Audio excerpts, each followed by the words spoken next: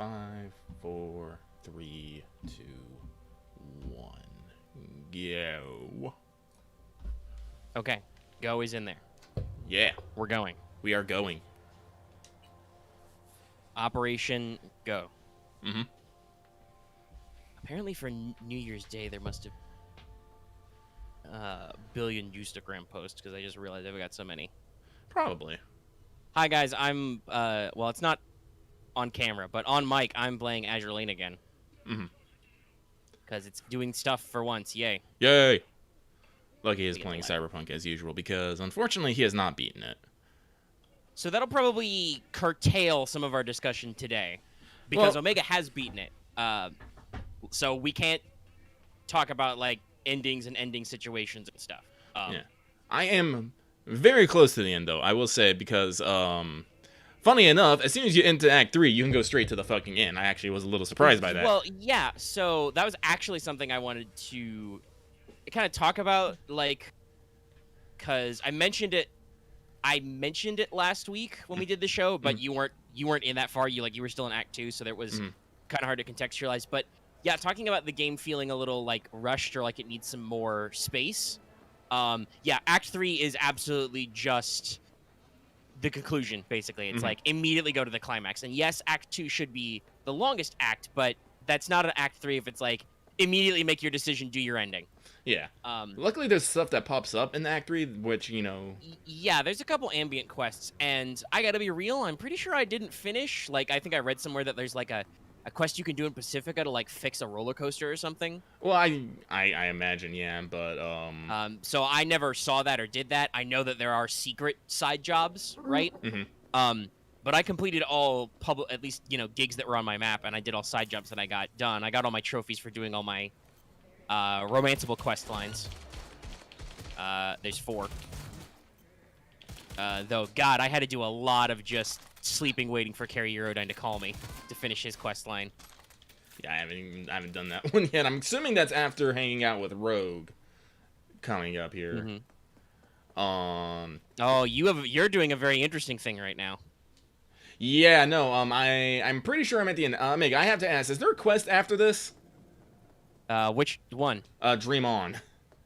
I don't know the context for that. Did you talk to Hanako? No. Okay, then yes, probably. If you're just doing Johnny stuff. No, this ain't Yes, I Johnny think stuff. This is the paralysis. Oh, the paralysis. Why are you Johnny then? Oh, you didn't know? Oh, hang on. Let me show you something interesting I found out. So you completed Trigger and whatnot and stuff. I mean, Trigger On and To be chips. honest, I don't know. If you're talking about don't give me quest names. I don't know what they're called. Like, what did you do? It's like, I did chipping in, which is a very fun thing. What's your... I can't see it because it's in the preview window. Hold on. What's your Johnny percentage? It's 40. Okay, so I got farther on that than you. Well, I'll show you where I am in the journal. I'm still in blistering love. I still haven't gone on the fucking Johnny date with Rogue yet. Okay, so yeah. But what is... Hold on, what's the quest text for Dream On? I'll show you. Well, it's basically the Dream On is the quest where it's after you do the investigate the mayor murder, and then Okay, it yeah, goes now I into remember that. Right, they got that complex thing. Yes, that complex thing. Okay, I'm right now. I'm mostly just wondering why currently you are silver-handed I'm outside not. of a quest. Oh, Like, then why do you have a shiny? are you gonna shiny let me arm? explain, or are you gonna keep asking questions? Well, you're taking forever to get to it. You keep talking about other shit. Well, then shut up and listen, okay? Fuck. So, at some point after completing those 2 Johnny quests, I went to my fucking backpack because I'm like, God, I have a lot of shit. Let me find it. I went into my, like, I'm scrolling through stuff. I'm going down. I was going down. I'm looking at the weird shit, and I realized I have this fucking hand just hanging out in my inventory. Turns out you can fucking equip it, and when you equip it, it turns your arm into Johnny Silverhand's arm. Wow. Okay. Jeez, where did you get that? I don't remember, because I don't remember. I think I remember seeing that object. I never realized you could equip it or anything, though. And it's not, as you can see, everybody can see on stream, it's not called Johnny Silverhand's hand or anything, right? Yeah, no, it was just I found it. I'm trying to figure out what the fuck it was, and I equipped it. And I'm like, okay, I equipped it. Now what? Because So, okay. oh wait, I'm trying to remember the timeline. You did the tanker mission with Rogue to find Adam Smasher first, right? That becomes before the date? yeah. Okay. And then after that, you go to the oil field to find Johnny's body. Yeah, I did that. Do you think you found it there? Because I don't remember there being an item box there. I There don't was know, just a soulful you might just want to conversation with check Johnny. your It might be one of those things. I might. I haven't booted up the game afterward because I want to give you a semi-technical spoiler. So remember how you said that you don't think how there can be an end state to the game after you do the finale? There isn't. Oh god. So Act 3 is whatever your entire final quest line is, including your epilogue, and it can be quite long that way. But it like I said, it immediately rolls into conclusion.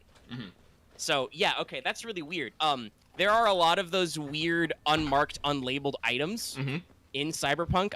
I think it might be like maybe it's a bad data bug where they originally were gonna have you because whatever that asshole's name is in that quest we're talking about, the tanker. He's like, I bet if you go down there, you could find his old shit-covered arm or something. And then I shot him in the face with Johnny's gun. A popular theme. But I don't remember picking up an arm because I was expecting that. So I don't know. Well, I don't think you actually have the arm because it looks a little funky. I think it's just your perception of the arm. Because if you go... Well, that's true. That's usually one of the two visual cues. And actually, I should have realized because I'm looking at your screen. Your text is currently red, which means you aren't Johnny mode. Yeah. Like on my regular body, you don't see it. But in my perception, it is. Because that's how... Those are the two ways that the game lets you know you're Johnny right now. Is if your text is blue... and it shows the fake projection of the silver hand. That's a big thing that starts in chipping in. So wow, weird. Okay. So this is what I mean by I did the game. I'm not quote unquote done with the game because I still have a lot of police gigs to do that I just didn't want to bother with. Yeah, so I was like I want to beat the game. And just like I said, there are a lot of hidden unmarked quests, which okay, cool, rewards exploration for 100% completion. Kind of a dick move, game. Well, the problem I'm having with the game right now here is, well, let me pull up some stats here. Well, let me pull up some character here, right? Yeah. So I'm level fucking 50, all right? Cool. Okay, so you actually ground out your levels. I only got to 48 before I was like, man, I really don't need those last 2 points. Now, yeah, but here's the thing, I'm problem. I've done let me see if I can pull up the fucking map here. Change the filter to open world. As you can tell, I've done just about every fucking police gig in this guy. Oh, there's one right down there. XP. Yep. And this is something I've noticed about the game. It's horrible about giving you a ways to gain experience for your skills and whatnot. Outside of these police gigs and whatnot, you literally have to go find random ass Joe Schmoes on the street corner, and you have no idea where those guys might be. And yeah. So I think we talked about this a little last week, more about money than EXP. But yeah, that's definitely a thing I realized is okay, so I will say this. Level 50, super giga overkill. Whatever your skills are at, you're fine. You'll beat the final boss and whatever, no problem. Much like I did. You'll probably have enough spare points that you can have some fucking fun with it, right? Yeah.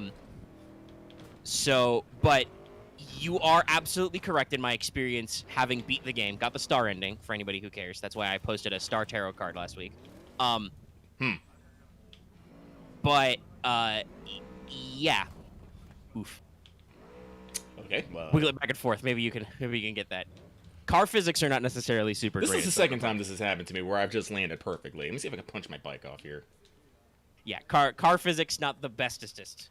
But yeah, so... Yeah, now it's super noticeable. Now it's definitely got gaps in... Goddamn. Where you can progress the game. And quite frankly, it's completely pointless as well. There are super ultra giga perks locked to skill level 20 that you will never ever reach because God, how would you? But there's definitely, like you said, those gaps, right? And I will tell you that it does. Going to the end of the game does not fix that. It really doesn't, and there is currently like that's actually why you talked about this last week. Like New Game Plus is going to be really interesting. I think I might need them to come out with that before I dive back in, because I have a manual save before I did the point of no return. I could go back and I could hunt for side quests or whatever, but like I don't know. I poured a shitload of hours into Cyberpunk. I'm not ready to immediately dive back in and be like, all right, let's do it again with a different build. Just because I know that it like I did my ending. It's very conclusive. It's very nice, actually. Did not have enough special Johnny Benny points to do the secret ending, but I found an ending that was satisfying for me, and my character build. Who's calling me? Who's doing it? Oh God. Oh yeah, that's right. You're doing Dream On. Yeah, this is a great quest line. I love this.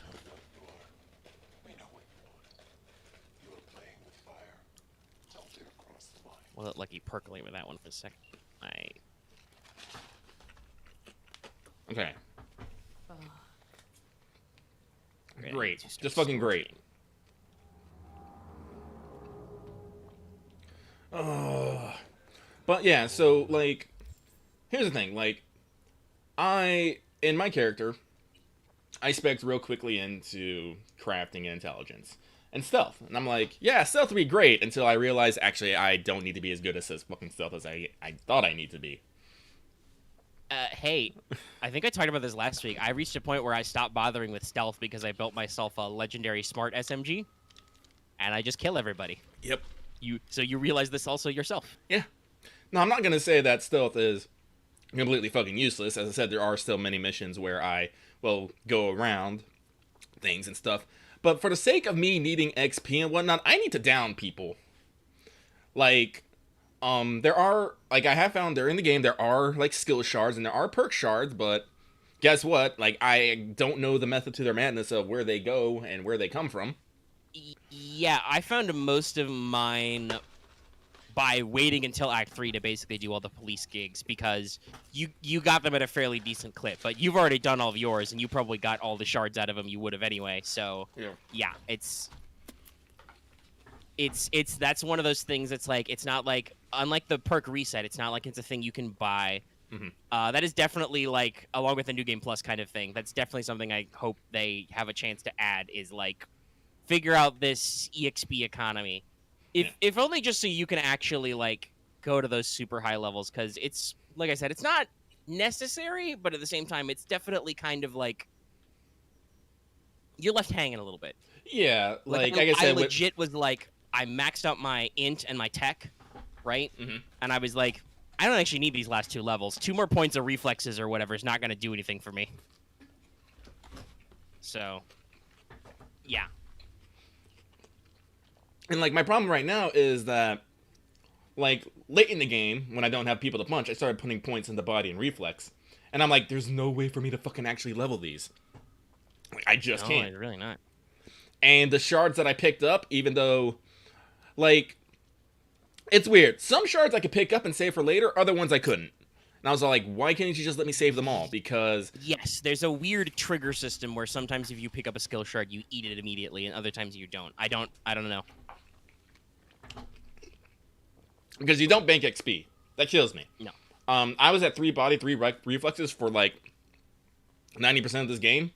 When I actually unlocked it, it's like, nope, you still gotta punch it up. I'm all like, God fucking damn it.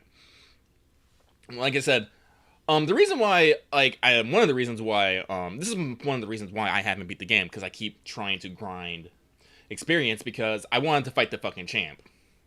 He annoyed I saw him, I'm like, I'm gonna beat you. But I mean, I'll tell you, I did this with, like, body 4 and no perks. Just legendary gorilla arms, thermal knuckles, and just turtle. Dodge a lot, actually. Dodge tank, don't turtle. That's another thing, by the way. Turtling sucks. You can't do it in the boxing games. Enemies just power punch you. Actually, I turtled pretty well. I mean, you've got a couple points in body. Did you get any body perks? Just some of these. Like, I got all the, I'm gonna, like, hit harder. Okay. There's only, like, 2 attacks that, like, only could break my attack, and as long as I was good for that. Yeah, I mean, it's just, there are definitely some enemies who are bigger about power attacks than others. I I developed my skill one by acquiring gorilla arms, which I've already seen you've got some. Though I did upgrade to legendary for the champ fight, and then like I said, thermal knuckles, so you can do damage over time, and then it's just kind of like circle turtle, power punch only. Never do anything but power punch. And yeah, my problem is I tried dodging and I would lose track of him way too fucking easily. That is definitely so. Hey, it's a first-person game. There's no lock-on. There is auto-aim, but that doesn't work in melee. I think I talked about this before in reference to melee. The melee combat's actually pretty, especially unarmed, it's actually pretty shoddy in terms of like specialty. Like, I'm sure have you tried that fight, right? You've actually like sat down and tried it and then reloaded after he kicks your butt or something. Oh yeah, I beat him eventually. Okay, yeah, you were grinding up to beat him. Okay, so you know that old conversation where Vic's like, punch him in the gut. How? Actually, I was able to punch him in the gut. It actually gives him like a damage over time. Oh, that's good. How did you get in there? Did you like crouch? No, I just aimed down and punched. Weird. Even whenever I try that, my punch is automatically like glued to his face. Like I couldn't get enough flexibility to actually hit him in the gut. Yeah, no, like I guess it gives him some like eternal bleeding or something. It gives him basically a damage over time, and I think it does actually more damage. I just set him on fire with my punches. It worked too. Yeah. I mean, whatever works. No, like that's a weird quest. Yeah. They'd expect a lot out of you. Yeah, but like I said, like I switched to gorilla arms because honestly, after using them, I was like, why do I like the mono wires again? I was like, oh yeah, because I thought they were gonna be cool and stealthy, and I'm like, oh wait, they're not.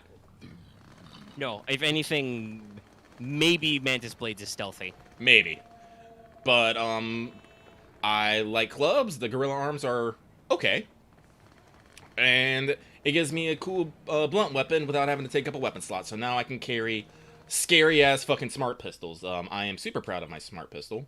I found me the Genjiro. You find that in the Takamaru quest when you're taking out the snipers in the parade. Nice.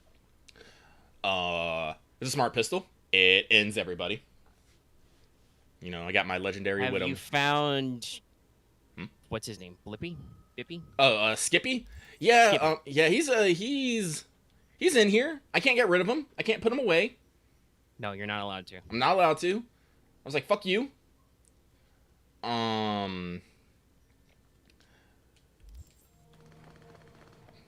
But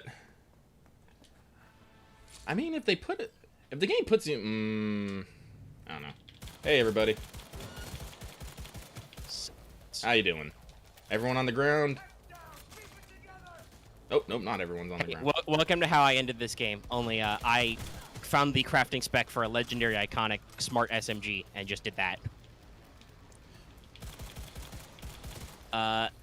Yeah, and I mean, a part of that is because we're playing characters who maximize damage with smart weapons.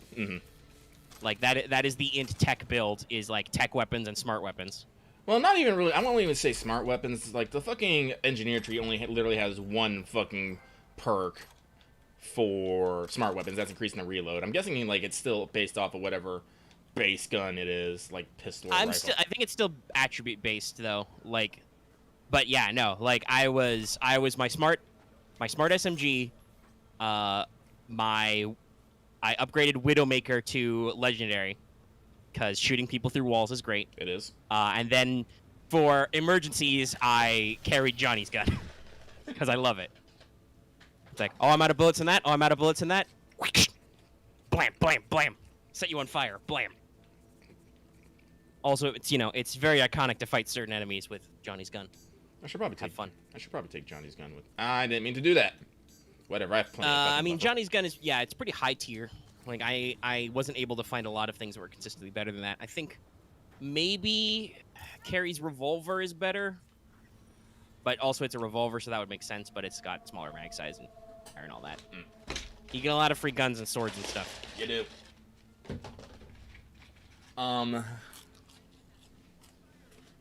But yeah, like I definitely, having beat the game, I can say that like, while overall I think it's a positive experience. I really like the game, like just mechanics wise and stuff. But there's definitely that last little layer of polish when you get to that third act and you're like, oh, I should complete my build. You realize that there's not a really big point to it, and it's not really easy. Like, geez, I don't I legitimately don't know how you're supposed to get those, like, level 20 perks for skills, other than maybe for hacking, because of, like, for breach protocol, because you can just keep breach protocoling. Yeah. Like, there's a shitload of access points. Yeah, let's see here. My crafting's at 18 because of obvious reasons. Stealth at 16. Well, so obviously it's there, but I did find crafting myself was a little. What do I want to? How do I want to say it? Like a little tedious to level, because, like, a lot of the stuff you commonly are crafting is like if you're upgrading gear or if you're making ammo, it's like fucking nothing for experience, even at low levels. Mm-hmm. So I had a hard time raising that, other than just like being like, oh, I can make this legendary item now. I guess I will. You know? Yeah, the best way to level it is literally through upgrading items, because every level on an item basically doubles the experience you got, so you can be getting like 1 to 2. Yeah, I probably should have upgraded my stuff. But there's even a limit with that. Like, shoot, I can't, like, there's some items I can't just upgrade anymore. They're like, no, you can't. I'm like, why? Yeah, you've reached whatever the cap is, because you're level 50 and you're at the maximum output for the item. And they're just all like, you can't do it. I was like, I wish you would have maybe explained this a little bit better. So Yeah, I think we mentioned that last week, that there are some subsystems that are just not explained. Like, that might have even been 2 weeks ago when we talked about how are cars different? Yes, cars are different. How are cars different? Other than literally doing a speed test, I don't know. Like, other than literally taking different cars on a straightaway, no idea. like I said, I have made myself a collector of cars. Mm-hmm. I did mean, buy there's a trophy for that. I bought all the Nomad cars because I like their aesthetic. Yeah, they're pretty sick. I said, and there's just a lot of fucking free cars out there. I did go and find the fucking Caliburn that you were talking about. I was all like, yeah, Merkman. I was like, yep, this is mine. I took Free El car. Caesar's car. I let him keep the money though. He had a kid on the way. I Did the same. I was like, no, I didn't hardly ever drive that car because it's gaudy as shit, but free car. I totally lied to him. He's like, yeah, I drive it all the time. Let's see here. I'm still working on Claire's because, here's another complaint I have. Game, please let me know when I have to reply to a text message to continue a quest, because sometimes I fucking forget. I keep trying. Yeah, they do leave you a little notification sign, but yeah, it's definitely, unless you tab over to that job, which I want to say, this is another thing that's slightly annoying, is the game has awful defaulting for missions and jobs and stuff. Every time I complete something, go meet Hanako, I'm like, I don't want to. So yeah, you have a hard time. Like, usually if you're on that quest, it'll tell you, oh, call blah blah blah or reply to blah blah blah's text, but you have to be like literally looking at it in the journal or in your phone. Yeah, no, I remember this. It just mine kept saying call Claire about the next race. I'm like, okay, I keep calling, she never picks up, and I'm like, wait, did I forget a fucking message? Turns out I did.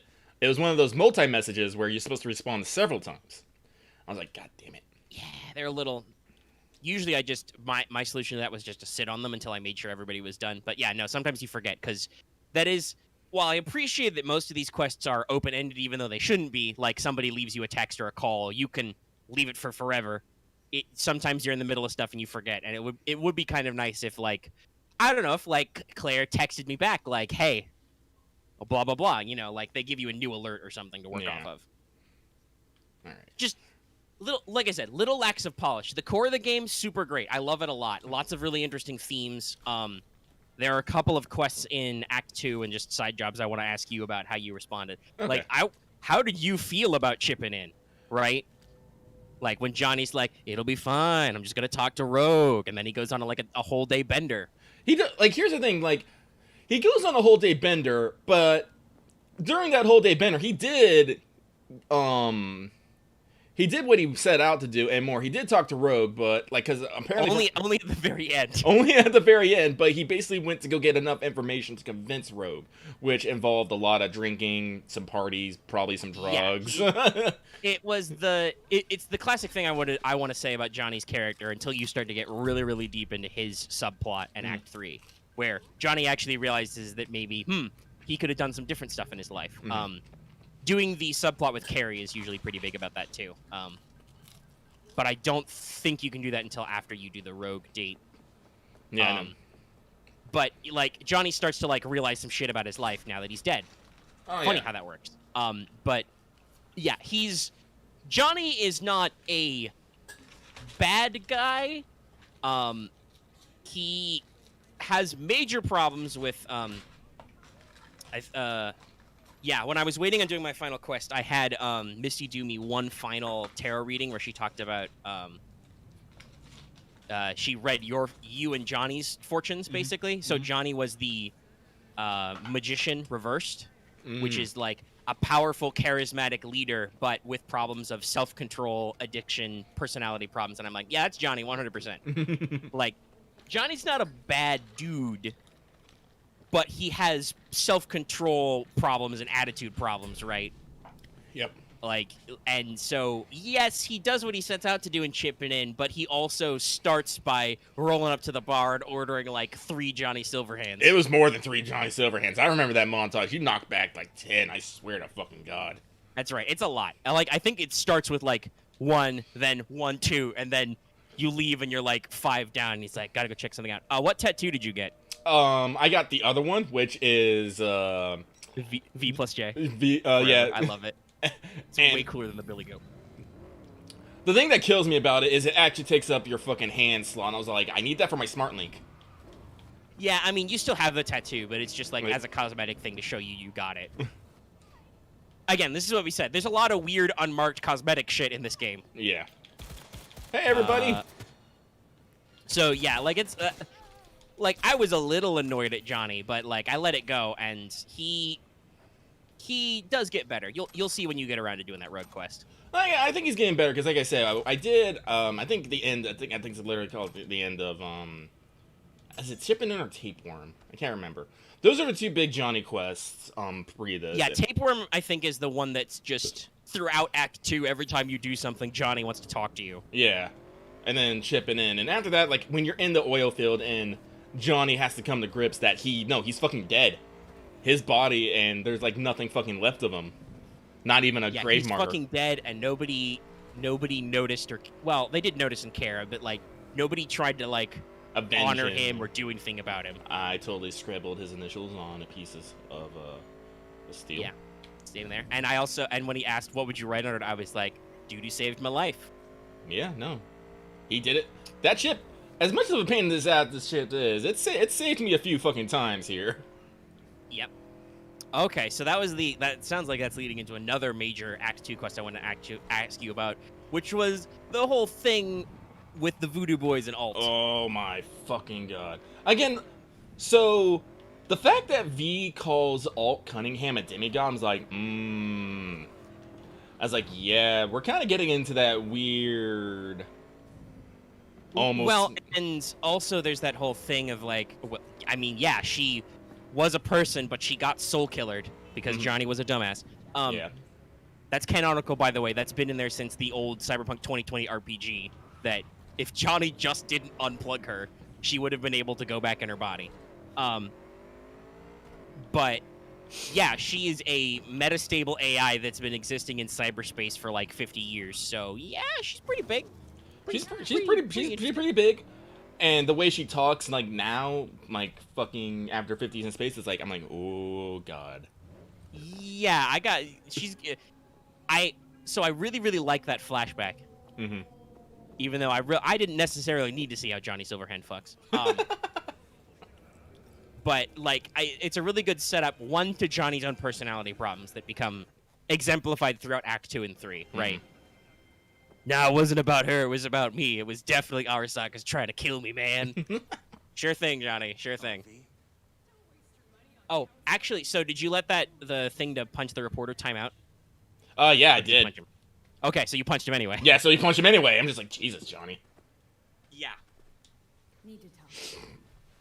So, yeah, that's a really interesting sequence. I'm glad there was a second Johnny flashback, right? Like, contextually, it made a lot of sense. It was cool. What did she tell you? Ooh, you got a very interesting decision to make. What are you going to tell him? Just that SSI was spying for that son of a bitch Holt. Guess you got more,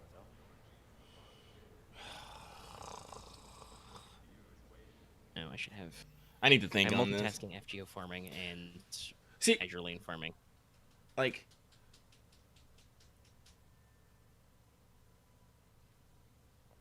actually, did you You did I this. completed all the major side quests. Yeah, I completed. Was there any side quests after this? For like related... No, this is the end of this arc. The only other time this comes back is semi-spoilers, but there's an ending montage where all your friends and family and people you met along the way call you about stuff. Hopefully, I don't know. There's probably some endings where they don't get to call you, but strange as it may sound. So yeah, this is the climax. I'm gonna keep him. I gotta keep him. I gotta keep him. Didn't find any hard Like, here's the thing. If One thing led to another. And like, here's the thing. Like, inspired. they're not. These guys. The paralysis seem to be a rarity in this fucking city of decent people in high positions of power. Managed Mhm. to squeeze one of They're And possibly this mysterious force is shaping them to do that. or Jack now. that. And the thing is if this is where this ends, I'm like, this is a big kind of fucking cliffhanger that I don't like already. It's like someone has tried to just fucking. Yeah. By the way, I will say that definitely feels like maybe like a DLC hook. Like, we couldn't finish this quest in time. Maybe we'll bring it back later. I'll find every last speck of dirt on It sounds like he's gonna fucking look into it anyway. Jefferson, no. Well then, good luck. You'll get your fees soon. Also, I mean, if you do this quest and you do the River Ward quest and everything, like, that deputy mayor dude has absolutely got something wrong with him. Like, Oh, yeah. there's some shenanigans afoot. People who were behind this. So aliens. Very funny. You're too young to Sup, Johnny? remember this, but not so long ago, people talked about. God damn it! I'm like, Johnny, I'm kind of gonna fucking miss you. I really am. So not a So that, I want to say, I don't know if I want to spoil too much about the context of the ending. You know what? Just like I don't want to put this off for another fucking week. I'll fucking deal with it. Okay. I won't, like, spoil any details, but also, you're entirely possibly going to do one or more different endings from me. Yeah. Because it's a big fork. Like, every ending leads to its own quest thing. But in Star, the way that's set up is you choose to assault... God, it starts with an M, but Mikoshi. There it is. Take me a Mikoshi. second. You want to assault Arasaka headquarters in Mikoshi. Because, spoilers, there's an access point under the tower. Who could have guessed? And I chose to do that by calling Pan Am and the Nomads. Because I'm a nomad. Oh, okay. The preface to this, because basically to have your conversation to set this up, you have one last big soulful Johnny Silverhand, what are we gonna do, pal, conversation. Mm-hmm. At which point there are several options. One of which is the gun Victor gave you. Oh God. Yeah, I didn't do that one. I think that sounds like a quote unquote bad end. Yeah. Oh yeah. But you can decide to end it all on your own terms. Mm-hmm. And I believe that's the secret ending, is if you're actually really, really tight with Johnny, you basically go like, we're going to end it on our terms, by which I mean we alone are going to assault Arasaka Tower. I kind of want to fucking do that now. But I think you have to have like 100% with Johnny or something. That's why it's a hidden thing. Like, you and Johnny have to be so trusting that he actually believes you and him can solo the tower dying, basically. Which is, it's cool, and I definitely want to work towards that ending at some point, but that's a lot of work. But so you have various choices to, like, work with people. Like, you can go back and you can call back and go to Hanako. I don't know what happens then, but I'm pretty sure Johnny's not going to be happy about that. That's probably but that. when you do... What was that? Oh, that's probably that. Make that deal with Arasaka bullshit. Yeah. What Johnny wants to do is he wants you to take it's actually very telling. It's a Matrix type thing. What Johnny wants you to do is take an orange pill, and he's going to call Rogue, and she and her dudes from Afterlife are going to assault Arasaka Tower. It's going to be the Arasaka Tower Raid 2.0. I did not do that one. I did Star. I take a blue pill, which unfortunately means there's no Johnny in the finale. Like, he takes a back seat, and I actually felt a little lonely. Like, I was with all my Nomad friends, but it was a little sad busting up this Arasaka Tower with no Johnny. Well, so I'm gonna ask this. Like I said, like, fuck it. Like, I'm being spoiled right now. I'll probably actually do a little bit of research into the end and see if I can actually do it. But, like, how did it actually, like, end for you? So after you do all that, you have one final choice. You go to cyberspace. You hook up to Mikoshi. Alt beams in. Alt takes over the building, by the way, and freaks out and kills a lot of people. It's kind of scary. You plug a shard in, and she immediately eats all of Arasaka computer security. Oh, that's terrifying. Yeah, no, it's a little intimidating. But she plugs you into cyberspace, and then she's like, okay, you have two choices. Basically, I can do what I promised to do. You can go back to your body. Johnny comes with me into the future of cyberspace, which is ultimately what I decided to do. There's one more choice, which is you can be like, nah, Johnny, take my body. You can go to cyberspace with Alt, and you can let Johnny have your body. And then after that, because I did Star, I get a specific epilogue. Yeah, you said you want to kind of... So the reason why Alt gives you this choice is because what she says is that even after, like, fixing the biochip and stuff, you're still on a limited clock anyway. Oh, Jesus. Like, the biochip has done so much extensive damage to your neurons that even if basically she re-downloads you to your body, you're going to have problems and probably going to die in, like, 6 months. But, like, what you can do is, like, what I did was I left Night City with my Nomad buddies. I climbed into the Panzer one more time. There's a lot of Panzer action, by the way, in the Star ending. It's pretty fun. Just blowing up Militech and Arasaka fools with a flying tank. But basically, you do an epilogue, right? You say your last goodbyes. I romance Judy, so Judy actually wants to come with me with the Nomads because she wants to leave this fucking city. We all pile in our cars and we hop the border. And the thought is basically you're gonna hop the border. Once you're over back in the new USA, all the Aldecados are gonna call their contacts. Saul gave me a fucking Aldecado jacket, so I'm in the clan now, and we're gonna try and get this shit solved. So that's my ending. It's like, it's not perfect, everything's better, but maybe we'll find a solution, and if not, at least, you know, V will die surrounded by friends and family, kind of a thing, right? It kind Like, of is. it's a kind stark of open-ended. That is a stark difference from how V started out. Yeah. So, and I'm gonna assume that different endings have different qualities. Like, Yeah. So I don't know for sure, but that was how my ending turned out, and like honestly, I like it a lot. You know, it ended with me as a nomad riding into Night City, finding a true friend. You know, and then it ended with me taking my few friends that I made in Night City and getting the fuck out. Because if you think about it, man, Night City sucks. Night City does suck. So yeah, that's the Star ending for me. And like I said, thematically, love it. Really cool, really interesting stuff. At the same time, it ends with me literally leaving Night City, never to come back. So, and that was probably, I want to say, another 2 or 3 hours of playtime from when I was like, I'm going to call Pan Am to actually roll credits. At which point, by the way, like I said, there's a montage of people calling you on the phone. Basically, depending on what quest you did, you know.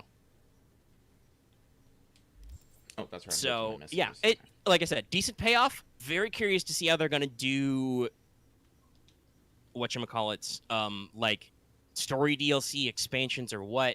Like, I could see a standalone story DLC, which is, like, the conclusion, at least to the Star ending, where, like, you hang out with the Aldecaldos and do a job to, like, try and unfuck your brain or whatever. And depending on... Because I don't know the details, I did a little, like you said, I did a little research myself about where the endings go. It sounds like, depending on what you do, like, there may be some more interesting jobs. As a result of picking the Nomad, like, several of the Aldecaldos did die. They did eat it. Oh, no. In the great big mission, which Johnny warns you against that. He's like, no, don't call those guys. You're gonna get some of them killed, and that's gonna suck. And I'm like, that's better than you calling Rogue, and she's gonna call some heavies, and they're gonna get killed. I don't know. I'm assuming there's probably a little bit of a body count no matter what you do, just because it's fucking Cyberpunk 2077, right? Well, I guess that's what's the fucking... Yeah, we're just gonna solo fucking Arasaka 1v1. Right, yeah, that's there's no body count but me, maybe. We're gonna do it kind of a thing. Like I said, I'm very curious to see how that one turns out. Yeah, I think I assume it's still gonna have the go back to your body or let Johnny take your body switch at the end. It's just gonna be, there's gonna be a lot less shenaniganery, because, like, there's a whole, like, multi-day, like, you have several forced naps when you pick the Star Path, right? Like, so it's several days of in-game time to basically plan the Great Arasaka Tower caper. And I assume that's going to be the same way if you... I don't know if you go with Arasaka what that'll be like, right? Like, I actually don't know. Like, will there be an actual quest where you... Because you meet with Hanako, right? And she asks you to basically, like, listen, we're going to have a big board meeting. All the factions are going to come in. I want you to come forth and accuse my brother publicly in the board meeting and we'll get him. We've got him. It's done. And then you're like, I gotta think about it, because Johnny's yelling in your ear, don't do it, man. Don't do it. And then you're like, I gotta leave, and then you pass out. Bleh. You go blat in the elevator. Johnny flexes you on you a little bit. He uses your arm to push the elevator stop button. To be like, hey, listen, I'm getting real close to being in charge here, Chief. You should listen to me. And I'm like, Johnny, not now, I'm dying. So you get hauled back off to Vix one more time. And that's when, like I said, you have this big soulful moment where you have a talk with Johnny about how you're going to fix this. I have a question. Do you have the big soulful talk at the place where the world is? Possibly. I'm trying to remember. Is that on top of a building? Yeah. Yes. That's yeah, that would be the right point. I forgot where the world was. But yeah, no. Yeah, no, the world is right next to Vic's place, but it's like at like a top of a elevator somewhere. Yes. Oh, yeah, no. Yeah, actually, yeah. Yeah. Misty tells you that was her and Jackie's cool spot. Jackie would go up there and think about stuff. Yeah. So she shows it to you, so you have a quiet, soulful moment with Johnny and talk about shit. Yeah, that's the world. Yep. Oh god, I love how well they incorporated the fucking tarot into this game. Oh yeah, no, the themes are great. Like, Misty explicitly points out that V is the fool. Like when she does your fortune. Mm-hmm. Well, yeah, no, and guess what's the fucking tarot right outside your goddamn apartment? Mm-hmm. So yeah, no, there's a lot of interesting themes. Have you found that Zen master yet? You've been doing your Zen meditation? Yeah, I did my Zen meditation. I found all 4. He is technologically spiritual. God, I love that. It's so in terms of actual like content, it's so meaningless. Like I don't think it does anything other than gives you a little tchotchke. But it was so refreshing to like break up my I'm dying of terminal nano cancer, murdering people in the street, solving serial killer crimes and stuff, right? Mm-hmm. With just, would you like a meditation? And I'm like, yes. I paid him every time, by the way. Same. Because I was like, listen, the situation V's in right now, it's absolutely worth it. Like, I'm pretty sure he doesn't care if you pay, but it was absolutely like a, Ready here? Ready and waiting. like, yo, listen, yeah, I'll do the meditation. And then at the end, he's like, yeah, you're dying. Your spirit's going to freak out, but it's okay. And I'm like, let's take these. So good. Time to Yeah, no. Actually, I like quite a few of these almost I want to call little nothing quests. Like There's a lot. Did you? You mentioned coin operated boy. You've been talking to Brendan? Yeah, I've been talking to Brendan. That's an interesting one, yeah. That one made me a bit sad. Basically, there's a quest line which outside the mega building where Clouds is situated, there's a fucking talking vending machine. And he seems a bit more talky and knowing than your average vending machine. Has a name. People like to chat to him. But turns out that some people don't like weirdly knowledgeable vending machines that might get under your skin a little bit. Mm-hmm. And so they send them off to get a factory reset. And you go and try to figure out what's up. He's like, oh no, I'm not actually an AI. I have a really, really good algorithm. Huh? Yeah, he's a very, very strong chatbot. Yeah. Which, if you have a high tech, you can literally figure out. You can be like, oh, I see. It's really fun being high-end, high-tech. You're a very big brain V. Yeah. So, like, there's... But yeah, let's see. What are some of the little nothing ones? Oh, I did the brain dance one. Not asking Mm-hmm. about just I was like, these fools forgot to take off my fucking arms. And so they got destroyed. Let's see. What are I do want to say with that question in general, there's a slight problem with, like, there's a very specific locker you can go to get back your shit. Mm-hmm. It's not marked very well. Mm-hmm. Kind of wish they didn't do that if you're going to steal my shit. This is why, well, as I said, I got real used just to scanning everything with the Kuroshis.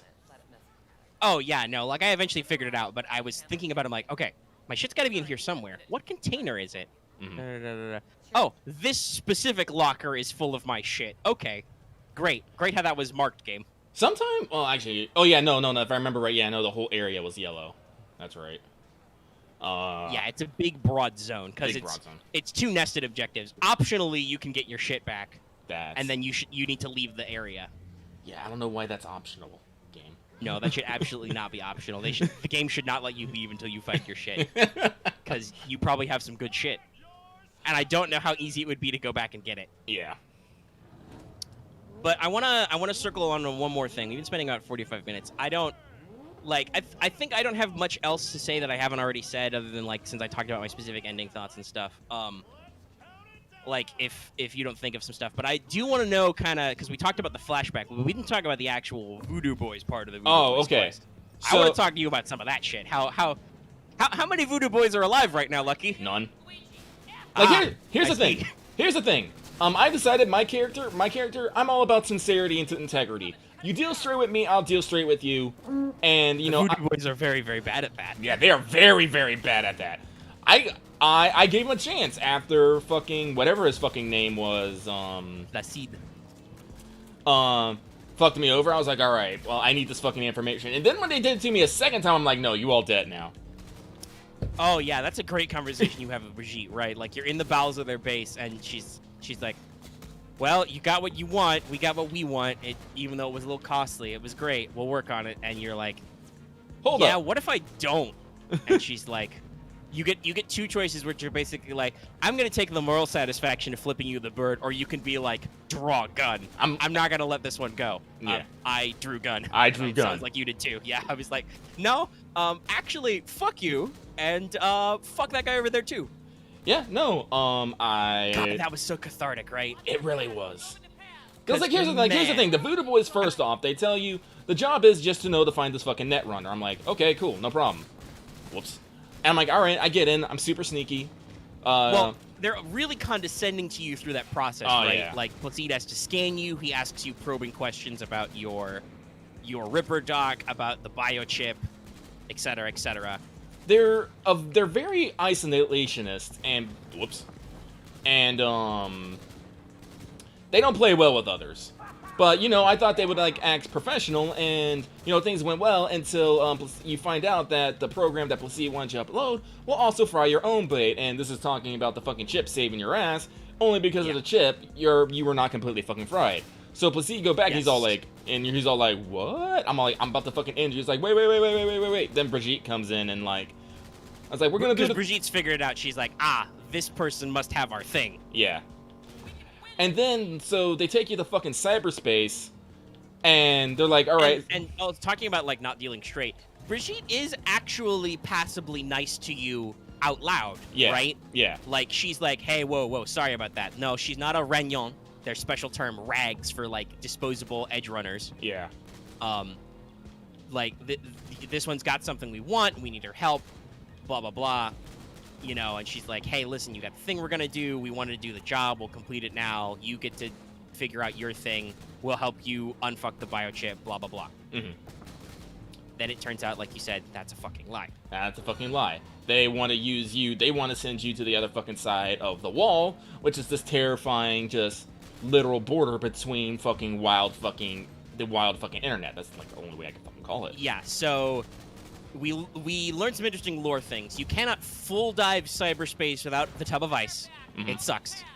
Expect this to come back up a couple of times, Lucky, probably. Mm-hmm. Because I had to crawl back in an ice tub to call Alt and let her know what the plan was. So I guess it has something to do with like maybe. it's because like I think it's because your cyber deck implants and your core temp like shoots up. You're processing so much. Oh yeah. You have to be water cooled. And I'm gonna assume that's probably how you kill people through cyberspace, right? Like how T-Bug got was you overload somebody's processing speed so they burn up basically. Yep. Hey, I remember this area. But yeah, so you go through all of that. You go through the black wall because That's what's called the black wall. wild internet is isolated because there's like crazy wild AIs out there, actual AIs, who might want to hurt you, Mhm. and the net in Night City is bordered off from them. So they're like, nah, you're gonna go through to the other side, man. And I'm like, I don't like this plan. And it's like, too bad. And you're like, fuck. This, by the way, right after, in order to find the data they need to contact Alt, they scan the chip and sync it, and you have that Johnny flashback we talked about. Yep. Which is very disconcerting for you, but entertaining, at least for the player. Mhm.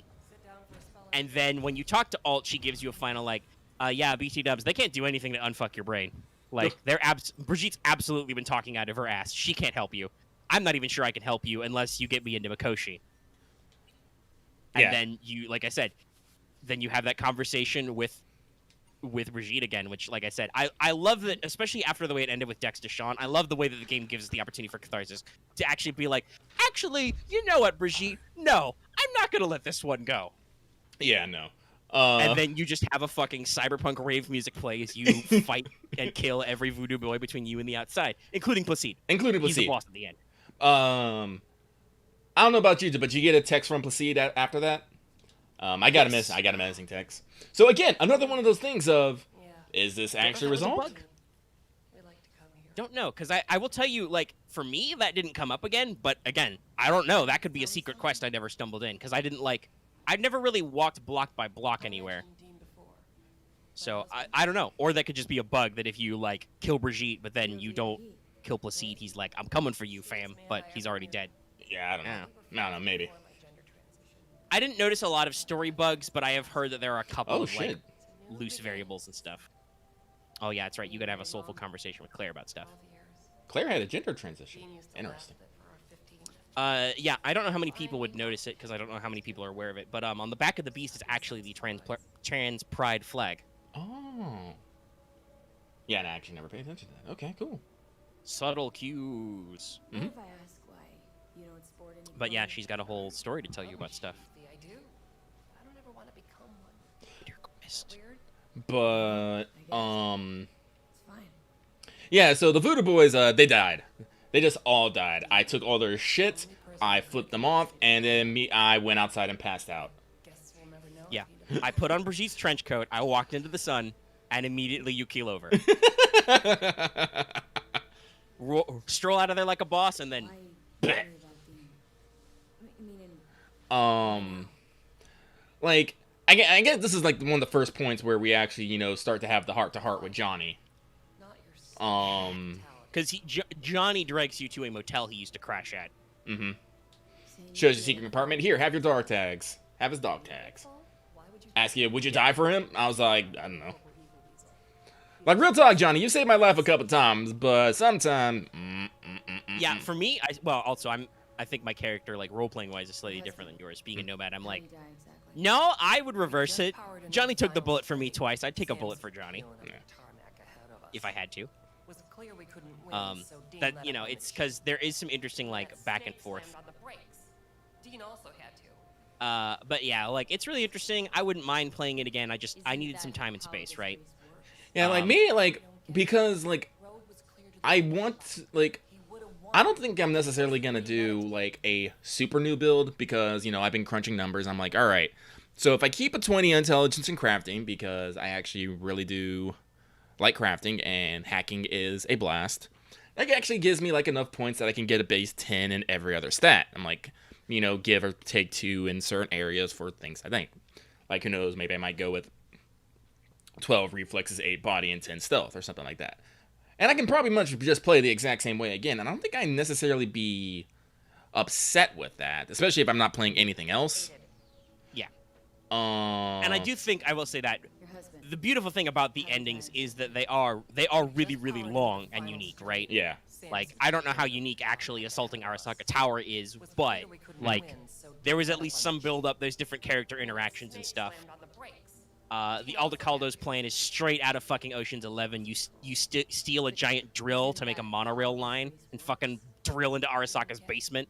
Road was clear to the finish line. Would've won. So, like, there are definitely some different options there. I could see that. I personally do, when I play, want to try and do a radically different build, just to see if it's different. But I don't know. Maybe it won't turn out that way. And so, like, I'm hoping, like, I don't know, like, here's the thing I've been wanting, like, I'm not shitting on CD Projekt Red. Like, they're having a shit time. They really are right about now. But what I think the thing I want most for them right now is a roadmap. I want to know where we're going in the future. We basically have almost weekly hot fixes. Basically, they used to come out basically every Friday. We didn't get one this week because holidays. I'm not going to fucking tell them to work over the New Year's. Also, to be honest, I think, they've already done like 6 hot fixes. I think the game is actually decently stable. Like, I still had a decent amount of crashes, but I noticed way less bugs as the hot fixes rolled in. I think the only other weird thing was occasionally, I think I talked about this my arms would break. As in, like, my arms would, like, freak out and get stuck in front of me. I, like, sat down for a coffee with Carrie Eurodyne, and I'm drinking it, like, 5 feet away from my face because my elbow's locked up. Cyberware error. I got some new arms in. So, yeah, but, like, for the most part, like, things got a lot better after a couple of hot fixes. But, yeah, I think I agree. I feel like they said, like, when the game first came out or a little before, they were planning on a regular update patch this month, right? Well, yeah, Like, they there had, was like... supposed to be a breath. We're supposed to have, from what I understand, we're supposed to have 2 major patches this month and next month. They said for January and February. And me. And so, I know those are happening, but, like, what I'm concerned about is, like, DLC. Like, I read an article talking about this, like, and they said something that actually, like, they might not be wrong. Because they're talking about, you know, the multiplayer... Mode, module, whatever. Yeah, thing. And they said, they're gonna try and make Grand Theft Auto Online and Cyberpunk, and I was like... I thought about it, I'm like, that could potentially work. I mean, if I was gonna do a multiplayer Cyberpunk, that would be the way to do it, right? Yeah. Because, Lucky, did you play any GTA Online? Yeah, I did. I liked it. It's just I don't have people. Right, cool. I didn't have people to play I with. Remember, I played a decent amount. I just haven't bought GTA 5 again since the PS3. But yeah, I actually played a decent amount on the PS3 era. No, it's pretty decently fun, and I think it's got the stuff you'd want out of Cyberpunk because it carries over the same things, right? Like and it does stuff that we would want to do in the base game. You can buy new apartments, you can buy new cars. Yeah, because that's the thing. Because talking about economy, you don't like. Let's see. I have quite a bit of money. I do not have enough to buy all the fucking cars in the game. And considering how the fucking game economy is, it's gonna take me a fucking eternity to actually make that much to do it. So I think what they're trying to get up is, hey, play Cyberpunk Online, do jobs, race. Oh, Claire, you just left me. Bye. Do jobs, do races, beat up punks in the street, maybe beat up like other fucking mercs on the street, have a good time, buy cars, buy apartments, and I'm like, okay, that sounds kind of fun. Like, I mean, I'd like to go like. Well, yeah, like court gameplay is good. I wouldn't mind because like as we've observed, Cyberpunk 2077 is really, really strongly like V and Johnny Silverhand's story. Like, yeah. It's a very focused narrative. You can make some little options, and they do matter, but it's very tightly focused on its themes, right? Mm-hmm. So yeah, it was like if I don't know if it'd be like you're V or you're just Merc in Night City or something and stuff. But like I want to know like what are your plans? Also like plans for actual like DLC or future content. Are we getting New Game Plus? Are we gonna ever figure out what the fuck this bottom thing is? What is this? Yeah, I still don't know. I beat the whole game. I never got anything out of that. That absolutely seems like that's a system or a DLC thing that's not added on. Like, yeah, like I would have thought is that like my secret Johnny Silverhand perk tree? But I never got it. Yeah, no. It's like, is it like gonna be like some PvP or online stat something? I don't know. Let me actually hold on. So, they did release Cyberpunk Red. We've talked about it before. Yeah, I was actually reading about that. I like how the creator said if Cyberpunk 2020 is A New Hope, then Red is Empire Strikes Back, and 77 is Return of the Jedi. That makes sense, yeah, because like Red has an almost post-apocalyptic feel because there have been some like major corporate wars. There have actually been some nukes dropped, kind of a stuff. Mm-hmm. Well, there was. I know in 2020 there was luck. Axe is asking if there was an edge type stat, which in Shadowrun Edge is your luck type, your probability modifying stat. Who dis? Oh, is this Cynthia? Is she finally fucking calling me? Oh, hi, it's Cynthia. Oh, it's Cynthia. Yeah. Yeah. Oh, yeah. This was a little know-nothing quest I did. You told him, but thanks. You go to Pepe at El Cojo and just like the bartender's like, I think my wife's cheating on me. I'm like, all right, I'll go figure it out. Yeah, what's it called? Like Dashiell Hammett Afternoon or something? Yeah. Johnny Johnny completely doing a fucking noir narration. And you're like, Johnny, please. And he does I'm not already stop. Dying. No, he doesn't stop. It's like, oh my god, it's the little things in those, but Yeah, like that whatever that weird stat is. Like, are we getting a new game plus? Are they gonna like rebalance quests? Are they gonna add like renewable quests? Because that's the thing. I need renewable quests. God damn it. Yeah, we need something. Like, and again, that would be what online would be a great source of, because there'd be no reason why you couldn't repeat just dumb basic bitch jobs or do multiplayer shit. Like, I'm sure you and I might not necessarily enjoy it, but there would be repeatable stuff like repeatable races, repeatable team deathmatch or whatever, last man standing. Yeah. Shit like that. Like, you can easily work that onto an online thing. Let's see here. So let me see if I can find what the stats in Cyberpunk Red are, or just in Cyberpunk in general. Because cool is one of them. Cool. Like, I think you got all the normal stats that we've got already. It's just there are some special ones. It might be the social stat is not represented in the video game because that's all just talking to people. If we're gonna talk social, the complaint about the crafting and the fashion choices, like, I do like playing dress up. As you can see, I have swapped out my cap and sweet vases for a fucking mempo and helmet to give me a terrifying biker motif because I like riding the Kusanagi. Oh, there's crime afoot. It is time to fight crime with more crime.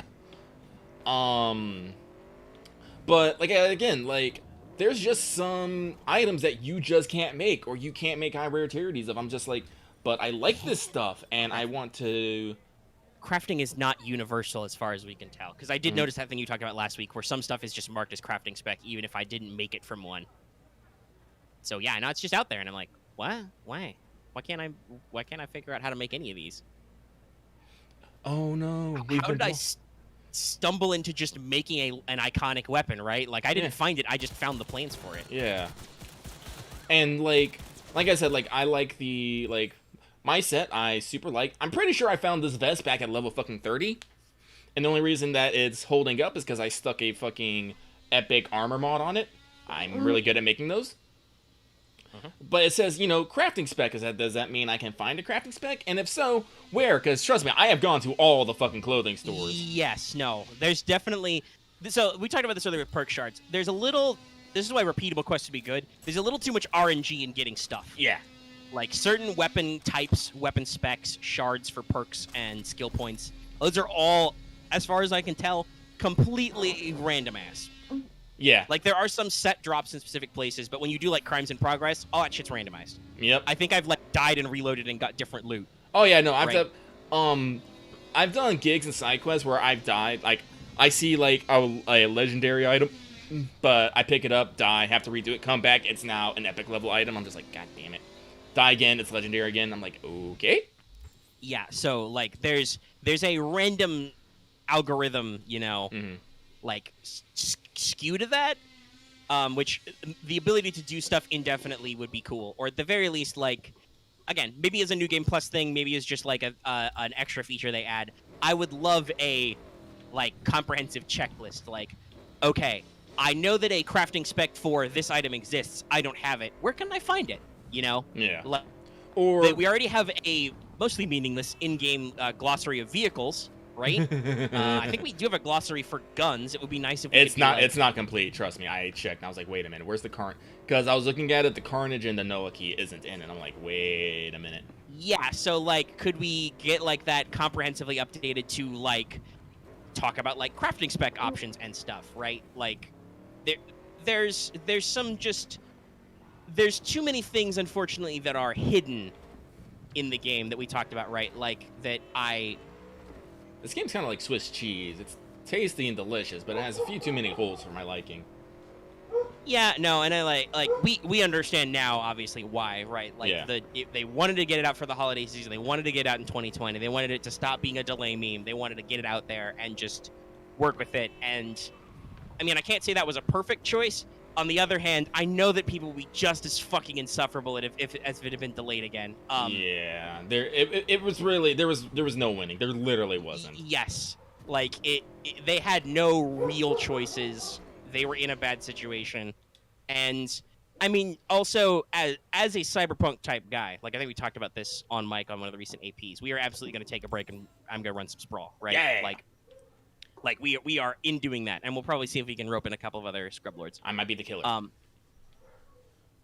So like, there's still something out there, I think, for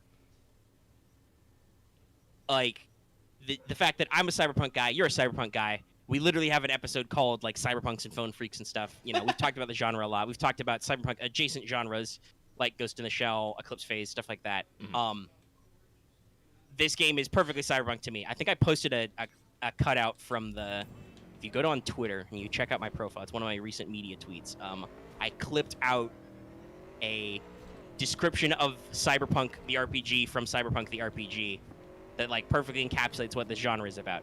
Some people like wanted this to be the future end-all be-all of video games. It's not. It's a cyberpunk game. It's very specifically cyberpunk. It's very, very much continuing the stuff from the old tabletop RPG, which a lot of mainstream people aren't going to understand. Like, there's this whole big, like in the RPG, there's a whole big meta plot thing to the Arasaka raid and like Johnny Silverhand dying or going missing, etc. Like all those other stuff. Mm-hmm. So like, yeah. Oh, so I'm literally scrolling through the red rulebook right now, trying to find like the core stats or something. It has a list right here, punch out. By Ripperjack, the rules. Number 1, style over substance. Number 2, attitude is everything. Number 3, live on the edge. Number 4, break the rules. Hi, welcome to Cyberpunk, guys. Yo. Like, yeah, no, like that's what we're dealing with. Like, you know, you got the stuff. Yeah, but like I said, so, yeah, so I won't, like, honestly, like, I'm still super invested in this game. Like I said, even as things are right now, I will probably start again. I probably just won't spend ridiculous amount of hours. Like I said, like, Lucky knew he wasn't close to beating this game. He wasn't sure how close, so he stayed up to like 4 a.m. Be like, oh god, let me get a bit further. Let me see if I can actually get to a point where because here's the thing, like, I'm not a perfectionist, but I am a collector and a little bit of a completionist. So it's hard for me to just go like, no, I'm just gonna go end it right now when I still know I have like unfinished other business to go. Yeah, I mean that's what I had to do. I had to like be like I had to remind myself of the game. It's like, yo, point of no return. I'm like, okay, you know what? No, I want to make sure I finish all of these out because I feel like the game is not gonna let me back in after I go down this hole. I need to at least set up my ending. Yeah. But there's a lot of, like we said, there's a lot of hidden shit. You probably haven't done it because I think the only way to start this quest is for you to go to a rando garage in 6th Street territory and like find a crime or something. Like there's a busted up bike there or something, and this leads you down this really complex side quest that doesn't have a lot of markers that I had to look up online. It's not very clear. And like, I think I talked about that before. That got me a Tiger Claw themed bike. Oh wow. But like, yeah, that's just I guess I'd call it a hidden side job, right? Like, yeah. There's no indication that this exists. You literally just walk around and you're like, oh, hey, I can open up this garage door. Boom, side job. And it's like, okay. Like, I'm sure there are probably a few more of those in this game. But I didn't see them, so that stuff I had to just be like, okay, I'm not going to crawl over every part of this. I need to, like, feel like I've got a conclusion to Cyberpunk. Because we're going to talk about this later. We've been going for about an hour.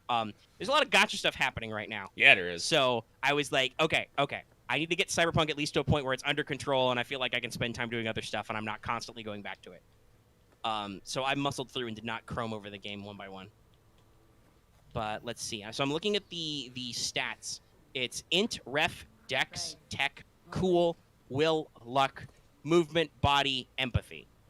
So I think they crammed ref and dexterity into one set. They took out luck and they took out empathy, it looks like. Actually, no, they took out will as well. So, like, there's a couple different 6 stats that could be, but it doesn't seem to go anywhere. And also, Cyberpunk Red still uses templates, so there are definitely some roles that are not represented in 2077, as it were. Which, again, if they did not as V, but like as an open-ended edge runner simulator, you might be able to, like, get characters who have the trappings of, like, being a lawman or whatever. Mm-hmm. because the way it is now is like you can represent being a nomad or being an executive, a corpo. You don't really get to do a lot with those because it's interesting how the game in the tabletop RPG, being an exec or a corpo and being a nomad are like you're defined by your extra ability to like call on your resources from your network, whatever that is, right? Yeah. Whereas in 2077, it goes out of its way to strip you of all those resources immediately, right? Yeah. Like when you start the corpo plotline, you get fucking kicked out and blackballed. When you start the nomad plotline, you are like, I am explicitly leaving my family. They have discontinued existence. I'm going on my own, right? So like you don't get access to any of those resources, but you still get the role-playing opportunity. Mm-hmm. Oh no, maybe Joss would be more help. Just did her bit. Just grab the damn spoon and start stirring. Axe is asking about Sprawl stuff. I think both those PDFs are the same thing I have, yeah, so I'll double check when we play that. It'll still be a couple weeks. You got to work through the Star Wars thing first. As a posting, I think that AP is very funny because I dug up a thumbnail from Fantasy Flight Game's Civilization game, which has a like railroad and a statue of Athena and stuff in it. But it works very well because we called that one. I've been working on the railroad, and it's a logistics and prep and walk up. You better stir that jambalaya. I'm stirring that jambalaya. But like there was a fair amount of logistics of like planning your railroad plan, getting it done, and then being like, okay, we're gonna do a briefing and we're gonna prep to go into the wilderness. And actually, we've had some off mic talk about some future thoughts about doing more for that. You were asking about like you got your logistics urban planner brain on, or like, okay, what about trade? Because I did mention on Mike the subcultures you're gonna run into in Sohelov's Arctic Circle don't really do credit. Yeah. They don't do currency. So you've been thinking over the week, how do we do trade goods? And I dug up some old tables for like, where can we find items of like a bulk to sell or trade? So, you know, we figured that out, and you're probably gonna work out some to actually have on stock, so you can offer to trade them, maybe, even if you can't do it right away. Asking if I kill him. We'll talk later, okay? So. Sure. All right, but do we have anything else we want to say about Cyberpunk? No, but again, I do enjoy the little things in this game. Like right now, you're stirring fucking jambalaya. Yeah, I know. I'm like, I gotta keep stirring it. Don't let it burn. Don't let it burn. You gotta stir. Like there's a lot of opportunities where you can casually drink stuff. Yeah. Mind grabbing the rice from the kitchen? Not just alcohol too, by the way. Like I said, I once did a subquest where, at the end of it, Carrie Eurodyne, one of the old members of Samurai, is like, hey, that was great. You want to get some coffee? Let's get some coffee. Meet me at the coffee place. And I'm like, okay, Carrie, geez, we'll get some coffee. And then it turns out that that at least is the same franchise. I don't know if it's the same building, but it's the same franchise, the same store name, where him and Johnny and the rest of Samurai used to get coffee after gigs and stuff. So I was like, that's cool. That's great. Yeah. No, but no, like, as I said, next week I'll have my final Cyberpunk guns. I guarantee. Like, I know I said it last week, but I wasn't fair, but it was we had like two back to back, because that was between like last show and this show, like was basically all the whole holiday end of the year week, right? Like there was stuff going on. We had multiple events procking and other stuff. You know, we did a couple of very long shows, right? So yeah, I understand. I'm not like, I just wanted to be like, I went out of my way to be like, I'm not gonna be the guy who's not done with Cyberpunk. Yeah, no, that's lucky. But yeah, next week I'll have more thoughts and I'll have my final thoughts and stuff. But so we can pivot to gacha, or one of the reasons why I wanted to finish Cyberpunk is because with Christmas monies I ordered a game that came, and I've been playing. So I don't know if you want me to talk about. Talk about it. Okay, so When can I visit again? it was a little underslung. Like I think it got announced earlier this year, but they made a Kingdom Hearts rhythm game, Melody of Memory. It came out, I think it came out December or late November. Basically, it was like I wanted it, but I knew I was getting into Cyberpunk right away, so I didn't get it right away. But with Christmas money, I was like, fuck it, I'll order it. It'll come. So I've been playing it a lot. Hey, guys, spoilers. It's a game about Kingdom Hearts music. I fucking love it. How's Randy? I mean, so one thing that's immediately interesting to me is you could absolutely tell which games I played a lot and loved a lot, and which games I did not, because I'm not great at those songs. Like 385 Days. I don't remember any of those. I own that game, by the way. I just never played it a lot because it was very tedious. Dream Drop Distance. Barely remember any of those. The boss themes were cool, I guess. And hey, shocker, the Hunchback of Notre Dame level had really good music that I remember. But compare that to like playing the classics of like Kingdom Hearts 1, Kingdom Hearts 2, even Birth by Sleep. Like I remember a lot of the themes from Birth by Sleep a lot. Like those are a lot more memorable to me. So it's a pretty basic rhythm game. There's basically 3 kinds of stages. You have what they call field battles, which is you and your team, whichever you pick. As far as I know, there are 4 teams. You can be Team Classic, Sora, Donald, Goofy. Bam! Throw that rice. You can be Team Days, Roxas, Shion, Axel. You can be Team 3D, Riku and 2 dumb Dream Eater mascots, R.I.P. Riku. Or you can be Team Sleep, which is Aqua Terra Ventus. With Aqua, by the way, is the team leader, which I appreciate. It's nice out here. Time for beer. I like Aqua a lot. So in the field battle, you basically have a series of different commands as enemies or boxes or whatever will pop up in front of you, hit them in time to the music. You do the whole usual rhythm game shit. I will say that this game is good in that if you miss a note, Still in a coma? you don't miss that note in the song, right? Like, the song keeps playing, so you, A, don't lose the rhythm, and also, B, you don't fuck up beautiful Kingdom Hearts music. But in a field battle, you do have an HP bar. If you miss enemies, they will clock you in the face, and if you miss too many enemies, you die. You die. You did. And you can use, like, items like potions and stuff to, like, recover HP if it gets low. There's an item to summon King Mickey to your team, and he will, like, give you bonus rhythm points and can heal you in a pinch and stuff like that. The other stage is boss battles, where they play like a big boss battle music, and you have to do basically the same sort of commands, but they also add what are called slide commands, where basically you flick the stick in a certain direction on time. And in addition to normal rhythm stuff, there will also be dark zones in the boss battle, where you have to hit the notes in rhythm to dodge a boss's big attack. Otherwise, they do like a lot of extra damage to you. Okay. So like there's some back and forth, and there's some interesting choreography because it's not like the field battles are literally like your team of 3 runs across the notes on a page in a scrolling tour of that world from whatever game that was, which is pretty neat to like review a lot of the scenery. But you know, there was a lot of fun stuff there. And then the last is a sequence that sometimes I'm kind of bad at. I don't know if it's just my reflexes or if I've got a little bit of lag. There is a lag adjuster, but I'm not sure what direction to take it in because it's like positive and negative. So I don't really fuck with it. But they're called memory dive sequences. These are like cutscenes to music that you fly through the air and hit notes in a certain timing sequence. It has a quote-unquote story mode, the World Tour, which is basically, as far as I can tell so far, because I'm not done with it yet, I'm only up to Kingdom Hearts 3 in terms of music, so I'm pretty far, but I'm not done yet. But basically it takes the form of Kairi having an extensive series of flashbacks or self-narrations about everything that has happened in Kingdom Hearts up to now. Which, believe it or not, is a fucking lot.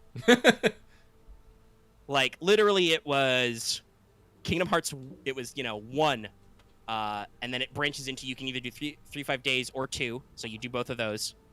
Interesting enough, Days dead ends, by the way. Like, it doesn't loop back on anything. Days is just its own separate area of music you can go to. You go through 2 forks into 3D and Birth by Sleep.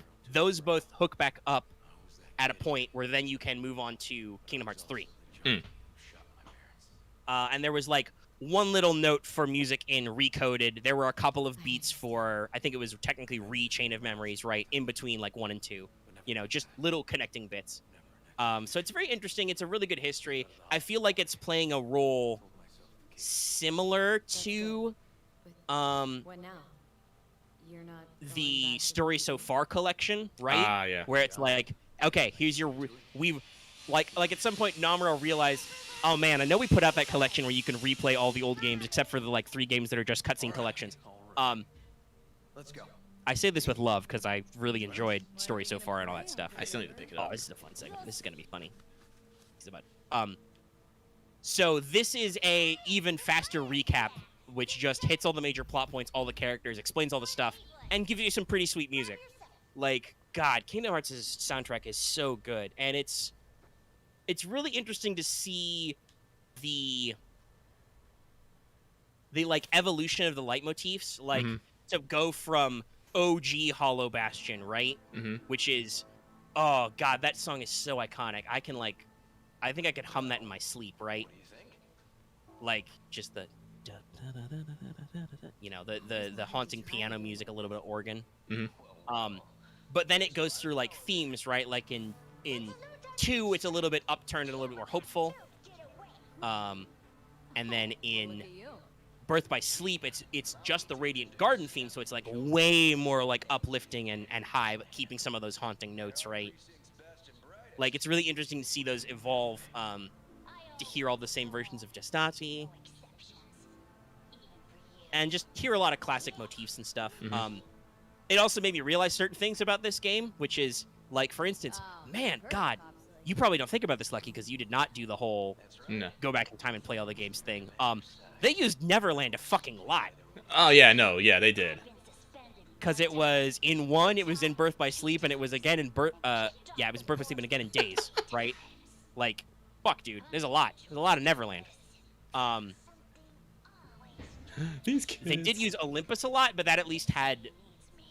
They used it in each of the 3 mainline games, and also again in Birth by Sleep. But at least they like all kind of flow. And if the music is the same between 2 worlds, for instance, they don't carry it over, right? Right.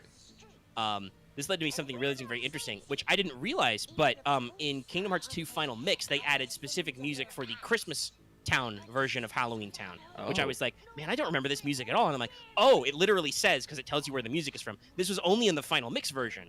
No wonder I don't remember it, because I only played that when I played the Story So Far collection. Though, yes, you do get to jam out to This Is Halloween. You know, a lot of the classics. And they've got some, in addition to the world map music, right, which has those things I talk about, there are some, like, major character themes are available in the free play mode, right? So you can play basically like a sequence that is like Riku's leitmotif, Sora's leitmotif, Naminé, etc., Roxas. You know, you can play all those standalone themes, usually as like memory dives. They have a lot of like piano collection music and other compilation stuff. They also just have some random Disney music in there. I unlocked the ability to play Circle of Life. Oh wow! In Melody of Memory, like legit, straight up. Like, what? Why? That was never actually in it. It's cool though, but it's a little weird. But yeah, so it's got all the typical music stuff that's neat and really interesting, and I like it, and I love it a lot. And man, it's really, I gotta see if I got time to do it right away. So I never actually bought the extra DLC and went all the way back through 3 again, because I knew I wasn't gonna have time for it. Playing all this sequence with Melody of Memory really makes me want to go and do that, though. Like, I'm like, man, I'm really jonesing for some Kingdom Hearts now, because the music is so phenomenal.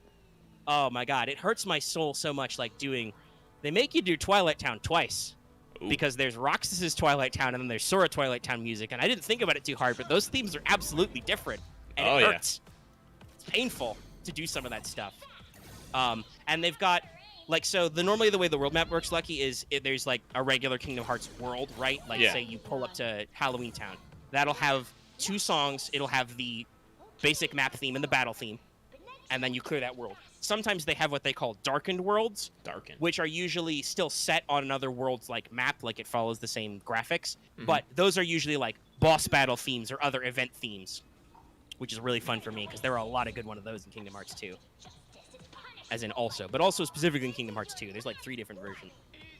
Even Figure, Shadow, like it's such a good feeling. Like it's so good for me because man, Kingdom Hearts is like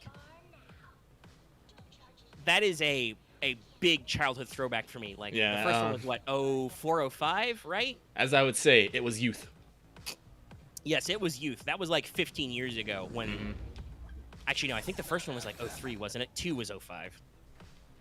So yeah, holy shit, that's like 18 years, right? Yeah. Yeah, no. So like that's a whole adult human's worth of time. Which would have mean that since I am now 28, I would have been about 10 when it came out. So yeah, that's basically my entire like preteen, teenage, young adult, you know, into regular grown-ass man phase, right? Mm-hmm. Has Kingdom Hearts has been there. So yeah, it's kind of a big deal. Mm-hmm. Now the interesting thing is, for Kingdom Hearts 3, it looks like most of the music for the worlds are all memory dives. So I'm wondering if that's a plot-related thing. Like, you don't run through those areas and hit enemies. It's like cutscenes. So I'm really wondering if that's, like, leading up to a conclusion. Because there is one, like, super big, like... Because it'll let you know when there's a movie or cutscene. After you do a world or whatever. Mm-hmm. So, like, there's one, like, really, really big thing right at the end, which I'm assuming is going to, like, tie into the very climax of everything in 3. So I'm very curious to see, like, if there's a reason why, specifically because, like I said, this appears to be Kairi remembering all this stuff or writing it down, telling it to somebody. I'm wondering if there's, like, a plot reason why 3 is different, or if it's just mechanically because 3 had bigger, better assets and stuff. Mm-mm. I don't know. We'll see. They start you off with your first available worlds with Toy Story are Rapunzel and with Kingdom Hearts 3 Rapunzel and Toy Story. So that's fun. You can play the rhythm game version of You Got a Friend in Me, the Kingdom Hearts version. So that'll be fun. That's as far as I am. That and police duty. And just like I said, it's just good, healthy, good boy vibes. I'm happy with it. I'm glad I made this purchase. The game's not there to break any ground. It's just for you to have a good fucking time. Yes, it's. And, like, I've been able to get pretty far in the story by just playing most maps on, like, beginner or standard. Honestly, having actually, like, kick it up to the full difficulty on a couple of songs for, like, some challenge.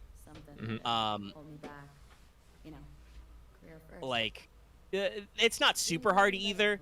What really matters is if you can get your rhythm timing down, right? Like, it's fairly spot on with, like, notes or hits. You hear a note in the song, you can go. Like, if it weren't for the fact that you, in world map anyway, when you're playing on your own in, like, free mode, you can set it to one button mode, which is cool.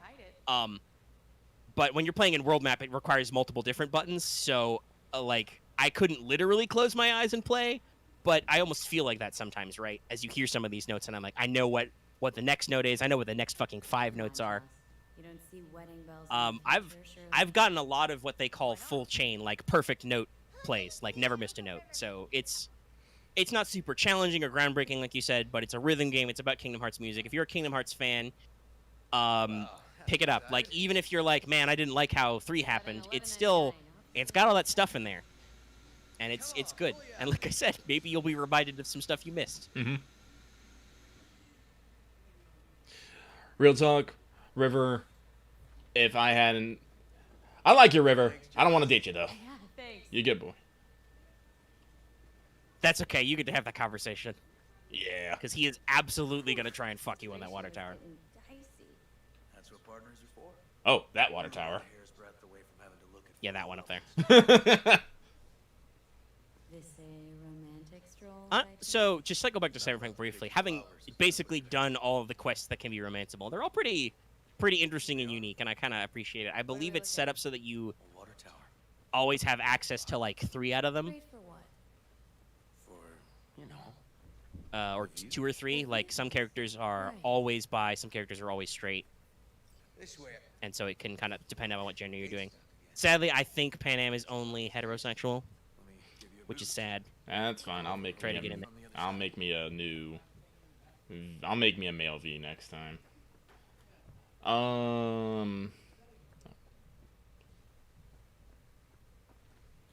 But yeah, no. Just go back to it to get a boost. Oh, get a boost. Jump the fence. He'll just pop you up over there Okay, good. with his huge arms. Look how huge he is. Those are some biceps, yo. Just push. Seems easier to open from that I side. appreciate, by the way, that you can do that no matter what your body stat is. Okay. You Yeah. can always pull yourself up over that fence, On our because way. depending on how noodly you are, I don't know if you actually could. Areas Pull-ups are tough, guys. They are. unlikely dazzle. You have robot hands, though. Yeah, so that's just my, like, Certainly no Corpo Plaza. 15, 20-minute review of Melody of Memory. I love it a lot. I'm excited to go back to it after we're done here and then do some free play stuff. Brady's God, problems just, with the law. again, the music is just so good, and it's True. while they do occasionally do like I said, like they add the final mix stuff, for the most part it is the orchestration that originally appeared in that game. Mhm. So like that is something I noticed in like I think they remastered the sound for the Story So Far version. Like there are some songs which have slightly different beats and stuff. I also do think that the way it feels with Field Battle, because they do the classic thing that when you download the OST, right, you'll get 2 loops. Mm-hmm. You do 2 loops in the stories, and I think they will emphasize different parts of the music at different points. So like when you go back through the same section of the song the second time, they will usually like emphasize different notes, because I don't think that Scrapers actually they're seem truly majestic. different, like they don't alter them for the second bit, Seeing what goes on but inside. there's definitely like times when I felt like, man, I feel like the second time around these notes are way more emphasized. Maybe it's just because those are the notes I'm, hitting the rhythm based on, but Somehow, still, it's interesting. I just don't miss it. And if you want to get really good at it, like in free play, there's an extra mode called, so like I said, there's that one button mode. There's also an extra mode called performer mode, which adds extra button presses you can do that are optional. Like you can do square and the triggers to hit extra targets The occasion. for like bonus points and to feel better about yourself. I haven't tried it, but I'm assuming it's for like if you're a hardcore rhythm game nerd and you want extra stuff. Mm-hmm. This thing holds too many memories. All right, so that's that. Let me do We should probably talk about gacha. All right, so I go into Battle on Azure Lane right now. Just promise you won't blow your foot off. Oddly specific request. Josh's husband did it. Drunk. His Look, he's having a conversation with River. He may be distracted. yeah, I know. I'm sorry. River's really cool. If I decide to actually play a gay character or bisexual, I'm like, no, River, we're gonna have a good time. But no, You know I'm all about that booty. So,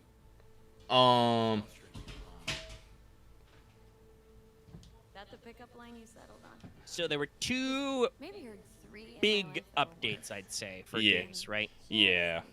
Because the Genshin one already happened. I'm also still not caught up on. Oh God, like, I want to, but I think I'm gonna treat Genshin like how I treat Arknights in general, which is just like I'll do it when I do it. If people don't try to like freak out on me, I can keep going. And this dog taps me on the Um, shoulder and says, "Here I am." And I don't really know if I do want to catch up on the story. I just, like I said, I got a new shiny game I want to try out. My second wish? That he would fuck off. But Arknights did their anniversary, right? Wished him a speedy recovery. And that big whole thing. There's not like a new event, but they're doing the anniversary. mm-hmm. Will you swallow? Yeah, this is a very funny I'm conversation. all right, I'm actually gonna. I think I gotta pause though because this is distracting. So, Genshin, Lucky's been a little bit on the warpath on it, specifically the event, because, Megan, what were you talking about specifically in Genshin? I was just mentioning that I think the update happened previously, and I myself have not been like going super ham. Yeah, no, it happened like a week and a half ago, 2 weeks ago. As I said, they opened up a new area, the Dragon Spine. They have an event, and I've only been really working on the event for the past week because along with a new 5-star, I don't know, I'm pretty sure he's limited because Genshin doesn't want to give you any more permanent 5 stars in their shitty rate. They also, their event gives you a free weapon. And, you have to do the event to get extra copies of it so you can get the max refinement level out of it, up to level 5. And I'm all like, oh no, my collection. I was like, ah! Luckily, Lucky didn't bake his brain cut to roll for Albedo because I have a feeling that Ganryu is coming in the future, and I definitely want her because I like chicks with horns. So, but the event is pretty simple. Usually, it's a lot of do these little things where you beat up a lot of enemies and try not to die of the cold. Oh, someone's actually saying he's after his banner. It's like, perfect. All right, awesome. I'll break my bank then.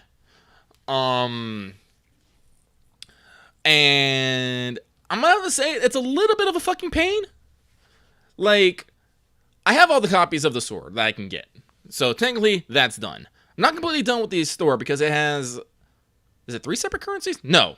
Yeah, no, it's 3 separate currencies.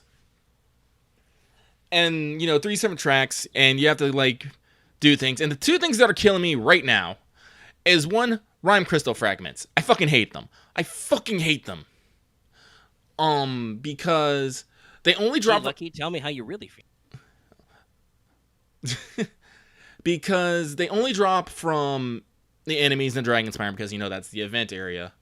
But the problem is when I'm in the area, I'm usually not, like, hunting enemies per se. I'm usually trying to do the event pieces, which is, there's 2 of them. Either you basically fight a bunch of dudes around some heat lamps and try not to, freeze to death, or you follow down I fucking don't remember it, but it's a fucking fire sealy, and, fight dudes and beat them to death. And when you beat those guys, they don't give you drops. They give you no drops, so you get no crystals.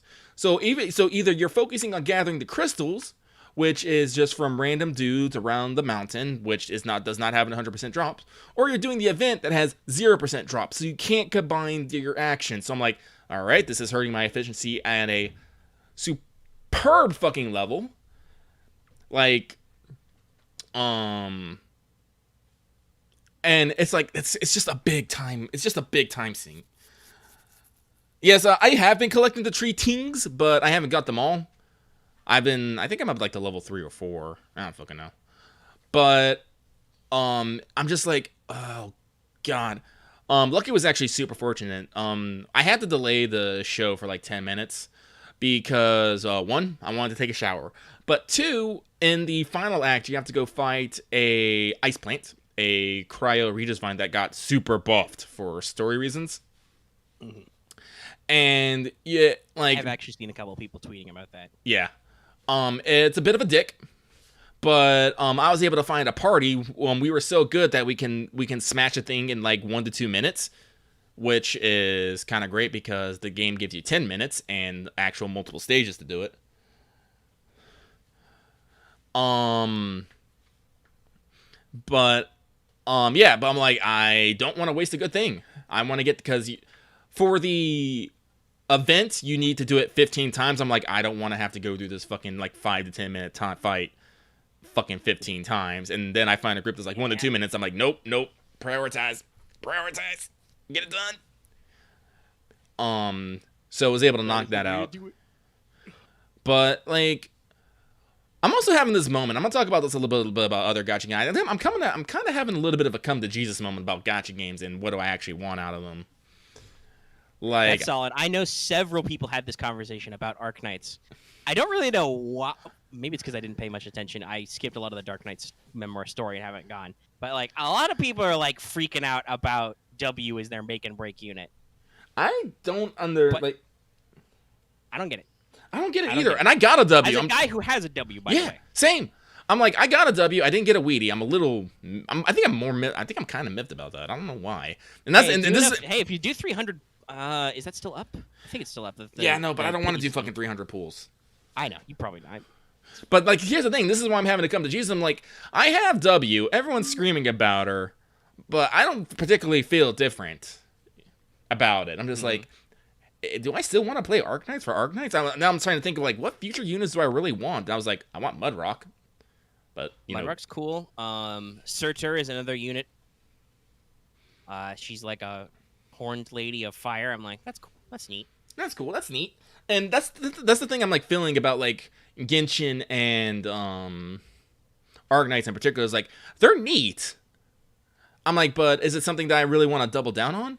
Like, Lucky you completely fine doubling down on FGO and Azure Lane. I mean, Azure Lane literally just came out with a new event with Ironblood. A new Ironblood event. Yeah, Lucky's a happy boy. Yeah, I'm a happy boy on that. And Destiny... I think Azure Lane keeps me going, one, because it's super, butt simple to play casually, right? And also because usually it's not mean to me. Yeah. Like I was actually flabbergasted with Arc Knights. I should tell my W story really quick, because I was lucky with that. Like, I did the free 10 pull they gave us, did a 10 spin with Originum that I had lying around, and then I was like, okay, I have some singles lying around, like from the cert store and stuff. I'll burn through all of these really quick, and on those random 1-pull 10 ofs, I got a W, and I'm like, Arknights, are you okay? Are you negging me right now? Are you trying to bait me? Because usually Arknights is very rude to me. We've talked about this. Like, I still didn't get a Neon. I still don't have a Chen after all these years. I think once our monthly Patreon bucks sort out, I might spend the 30 on that special anniversary pack, right? And get a Chen. You see, here's the thing. I bought, like, the monthly pass, because Lucky did get a W. He didn't break bank for it, was because I got my Scotty not too long ago. I actually got her in the initial 10 roll thing. So I was like, well, I don't need to see my fucking gold certs anymore, so I'll dump them for fucking permits and permits. I was actually able to clear out the whole thing. I had to spend them all. Then, I had to spend what I had saved up. I think I had to make a total of 70 rolls overall. I got another someone else. Oh, I got another Schwartz. I was like, that was random, but hey, I like AbsCat. I maximum potential my Lapland off this banner. Yeah. So I get 70. I only had to spend for the monthly headhunting pack. I haven't backed any of the other special packs. I'm like, okay, technically I feel good about this. But again, I'm at the point of like, okay, so I got W. There's other stuff happening, but right, you got it, because there's no new event for the anniversary really. Like they're doing right now, they've started. You can do a normal event, like do other random stuff. You get points. You can work towards Beagle's costume. Like that just came out today, I think. But there's not a new event. There's still the tail end of Dark Knight's Memoir, I think, with like EX stages and stuff. Yeah, no, I totally understand that, Lucky. Right, like you're having that conversation because that's the thing I had with Azure Lane, right? Where I was like, I'm gonna stop buying Lucky Bags so much, right? Yeah, no, you were like, no, I'm gonna keep buying Lucky Bags. I want those costumes. I was kind of like, middling.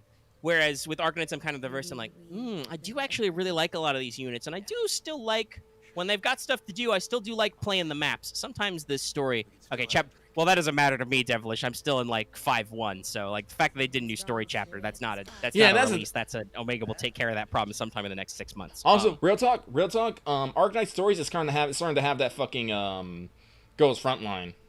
Well, yeah, that's what I was gonna say. Like, I was gonna say the only other thing is that I almost feel better skipping the story and just doing the maps because the story is still a little dark and tedious, and it's a little hard to like work through. Yeah, so I'm just like, oh god, everyone's lying to me. Everyone has fucking secrets. No one is fucking. And I'm like, I was like, this is one of those reasons why I like Arknights, is because a lot of their events is like, hey, we're just gonna be fucking hang out, be cute and shit. I'm like, okay, I'm behind this. Same with like FGO, like fuck. Yeah, FGO's policy is almost always, if it's an event, it's that Type Moon funny energy. Yeah, story, like actual story, yes. You might die a little inside, but everything leading up to that, you're about to have a good time. So I'm just like, with Arknights, like I said, I like the gameplay, I like the units. Well, and you and I have always been over. I mean, I don't know if it's trauma wank, but like you and I have both been over the grim darkness for the sake of grim darkness kind of thing, right? Like, yeah, no, it's got to be edgy and dark and serious, and I'm like, that's why. Like, if for 7 chapters it's the same thing of like, Reunion. I forgot their name for a second. Yeah. It's been a while since I played a main story. Like, Reunion keeps winning by killing people and chaos and blah blah blah, and Amiya keeps getting traumatized. Like, if it's that for the next 7 chapters, I'm just gonna give a fuck. I don't care what you tell me. It's not grimdarky. That's still grimdark shit. That's like what genre are we emulating? Yeah. We're supposed to be doctors. At some point in the medical melodrama, you fucking heal people. Yeah. Like, when will that happen? And if you can't tell me it happens, I'm like, I don't know if I actually care then. Like, character development is not just trauma. Like, even if it's not trauma wank, character development is more than just you get shit on and die. That's actually, I think that's a problem I've had and some people have had with Kingdom Hearts overall, for instance, is that, man, for an upbeat Disney-themed game, there's a lot of times where just people... poor Sora gets his stats reset every game for no goddamn reason. Yeah. Like, I mean, stuff still gets done, and we still do a lot of good, but there's definitely a little bit of an element of just like, gee, I guess we have to reset everything because it's a numbered game. Mm-hmm. I mean, with Birth by Sleep, it's a fucking prequel. You gotta, you know that's not gonna end well. That's setting up the conflict in one. Mm-hmm. Yeah, I don't know. I mean, I don't know what Arknights' like 5-year plan is, but I don't know. Like FGO's gone through multiple plot arcs. If it's just gonna continue to go down through the trauma hole, I'm not in a hurry to rush through this. If there's no like as one of our patrons is putting it right now, since we're on live stream. Yeah, a problem with Arknights is that like there's no payoff right now. If I'm like, if there's no actual payoff to the story, I'm not in a rush to power through it. Yeah. Like if there's like some really, really cool stuff going on, and like there is in the future, there will be a story where you can get an alternate Amiya. Like even if that's really sad, that sounds cool though. I might want that. Yeah, I know. Like I'm excited. Like when that comes out, I might be more excited for it. But like right now, I'm just like there was just pain and suffering. Yeah, there's no real reason to do story other than to meet characters I'll probably meet anyway and be sad about stuff, and also occasionally have janky boss fights. I'm looking at you, Frost Nova. But this is just frustrating. But it's still the core gameplay of Arknights, right? Much like Genshin Impact, right? Like I'm having this own conversation about how into Genshin am I right now. Yeah. Genshin has good core gameplay, right? Yeah. Currently, I'm a little bamboozled because when I got to AR 30, I think the world level automatically ranked up. So yeah, there are some enemies in some zones which are a little tough. I need to actually, do a little bit of work and not just cruise control and get some Ascension mats so I can put some people to like Ascension 2. But that's a me problem, right? I need to sit down and actually do some fucking dungeons and stuff. I've been really lazy with Genshin because it feels like a very laid back, relaxed game. And it is for the most part, but once you start progressing, the game is occasionally like, hey, asshole, you need to do some work, level some people, and I'm like, fine, Genshin, fine. But yeah, Azure Lane's doing a lot of really interesting stuff right now because there was the Operation Siren, which I haven't hardly touched at all. I didn't get time to before they were like, also new time-limited event, Ironblood. Bokdo Dishwasher made a ship. She has underboob, and I'm like, fuck. I'm in. I'm there. Let me in. I love that artist. Oh, Bokdo is great. I follow him on Twitter. Actually, I think actually, I don't fucking know, but I think Bokdo might be a woman. It could be, I guess. I've never heard them gender themselves. Could be a lady. No. Either way, I love their work. Yes, no, it's good. They do great fan ships, and they finally got an official ship, and it's great. Like I said, there's a lot. Oh, actually, I need to mention this. Apparently, the gods of Azure heard my fucking plea. We finally got Carrier Beta in as Peter Strasser. Yeah, they came up with a different name for it, but yeah, they added a. Is she a light carrier or a full carrier? I think she's a full carrier. She's a Graf Zeppelin class. Okay, yeah, so they went with that route. Yeah. So, yeah, no, because they added a whole bucket of new Ironblood ships. Yeah. Let me see if I can actually. I got all the build ones, but I'm still working on my points. I think I've clocked all the build ones except one of the elites. Though that might also be the store one. Like at first, I didn't have a lot of cubes. I was a little spookled, but after a couple days, cubes came out.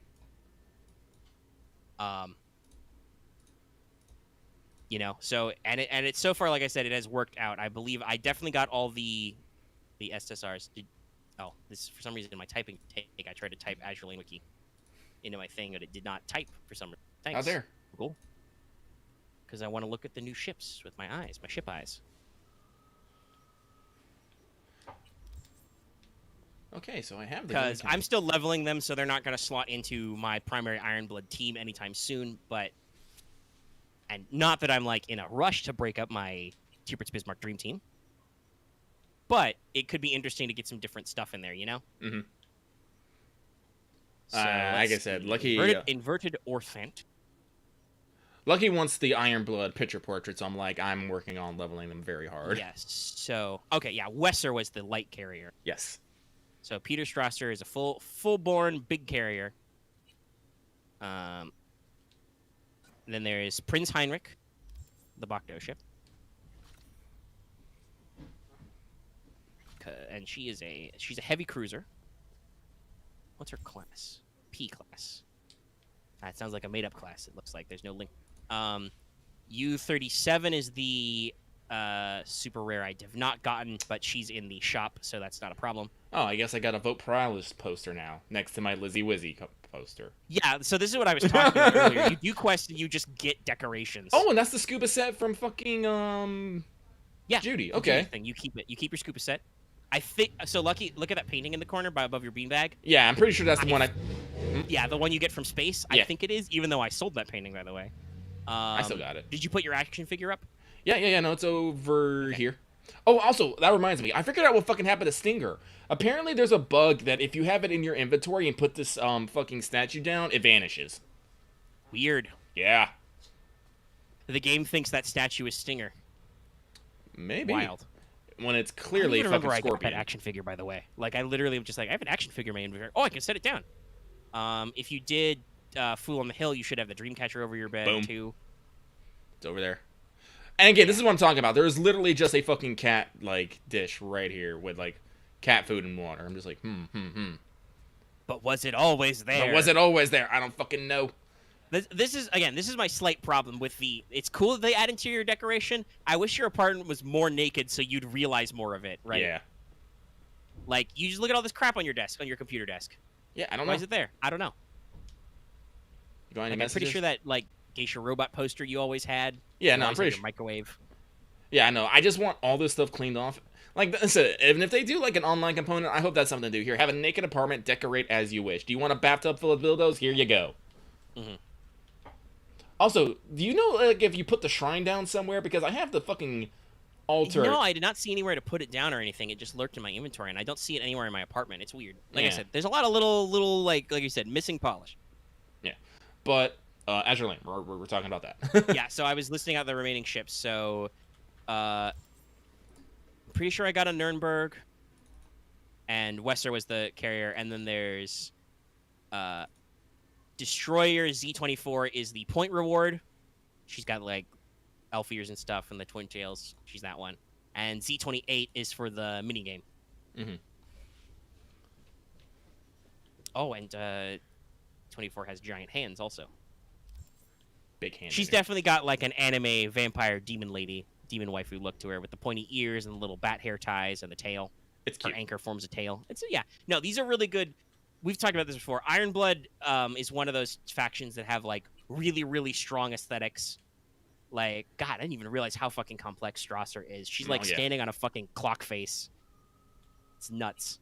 Because you see her sprite a lot in story, but it's lower down or upper body, so you don't see the clockwork stuff. Mm-hmm. And I talked about this with Heinrich, who just has her rigging like full blown behind her, and I'm like, is this attached to you in some way, or does it just float there? Do you just have a ship dragon that hangs out with you? It has a name, and she talks about it, so maybe.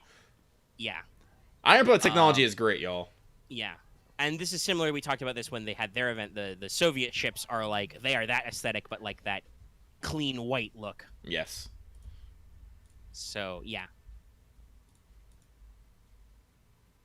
So no, this is a good update. This is one because, like, variety wise, you could have used some different units to do some different stuff. Like, not that I'm against Prinz Eugen, but I've been using her since I got her as one of my starting ships since I started playing the game. And yes, she is oathed, and I like her a lot. But like, the front end of my Ironblood fleet hasn't changed in literal years. So this will be cool. Like, maybe I'll slot Heinrich into a slot there just for the bigger stat cap and stuff. Try out some interesting things. You know, you can do some different combos now. Oh, yeah. Hell, it took them forever to let you have a full back row, so I'm so glad that I did get Bismarck and Tierpet. Yeah, no, Because they're a real powerhouse. Lucky's probably going to set up his third Ironblood fleet. Yeah, you've got enough ships for that. Yeah. I have my main and So my... yeah, and overall, the event is cool. It follows what I think is the usual format of, like, first your Ironblood girls doing stuff, and then it's, like, fighting people, and then it's like, sirens, oh no, the shit's on Ironblood... fire, In Azure Lane, everything always ends. In Map 2, everything's always on fire. Why? Yeah. I don't know. It's just how it works. Yep. And there's still that, like, Lucky and I mentioned this. I think it was still technically off mic, but we bitched a little back and forth about how we like the new expansion to Guild Menu, but also it's confusing as fuck. Yeah. It's good to have more stuff to do, but I try to make sure when I log in every day to check on it and like poke it, do my own personal like daily stuff, etc. Oh, I gotta send the message to Claire. You know. But there's a lot of stuff I'm still not 100% sure I understand. Yeah. We are, though, our guild, if you're in Avora, you can join the official StudiOmega Azure Lane Guild, and we are working on the research for more dock slots. Yes. I made sure to set that up. I don't know how fast it will progress, but it is progressing. We're doing it, kids. We're going to beat Magic Real Estate Man. Free real estate. Free real estate. Somebody play the Soviet national anthem in the back and put Soviet Ruska on here. It's a great meme. Yeah, I don't... Other than that, it's an Azure Lane event. It's going. We're doing stuff. It's great. Yep. There's some fun mini games for like New Year's in the event. You know, they're cool. I just don't feel like playing them forever. But you know, they're all right. Like the snowball mini game is funny. There's a little food mini game. You can do the usual New Year's thing and get blessings and whatnot. Running around with my gun. Fuck that dude. Yeah, that's what you do.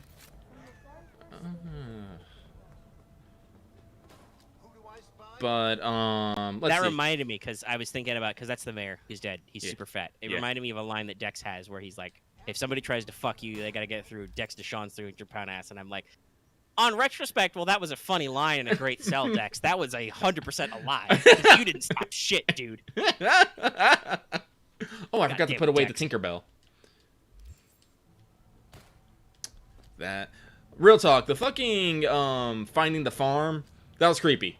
That was hella fucking creepy. Yeah, that was a weird one. Like I'm gonna keep cycling back to Cyberpunk randomly, but Cyberpunk quest design really super fucking good. I did not feel like I know a lot of people have talked about that. The side jobs, fucking the Delamain one with the AI cabs. Yep. And one of them is literally just Gladys. Yeah. No.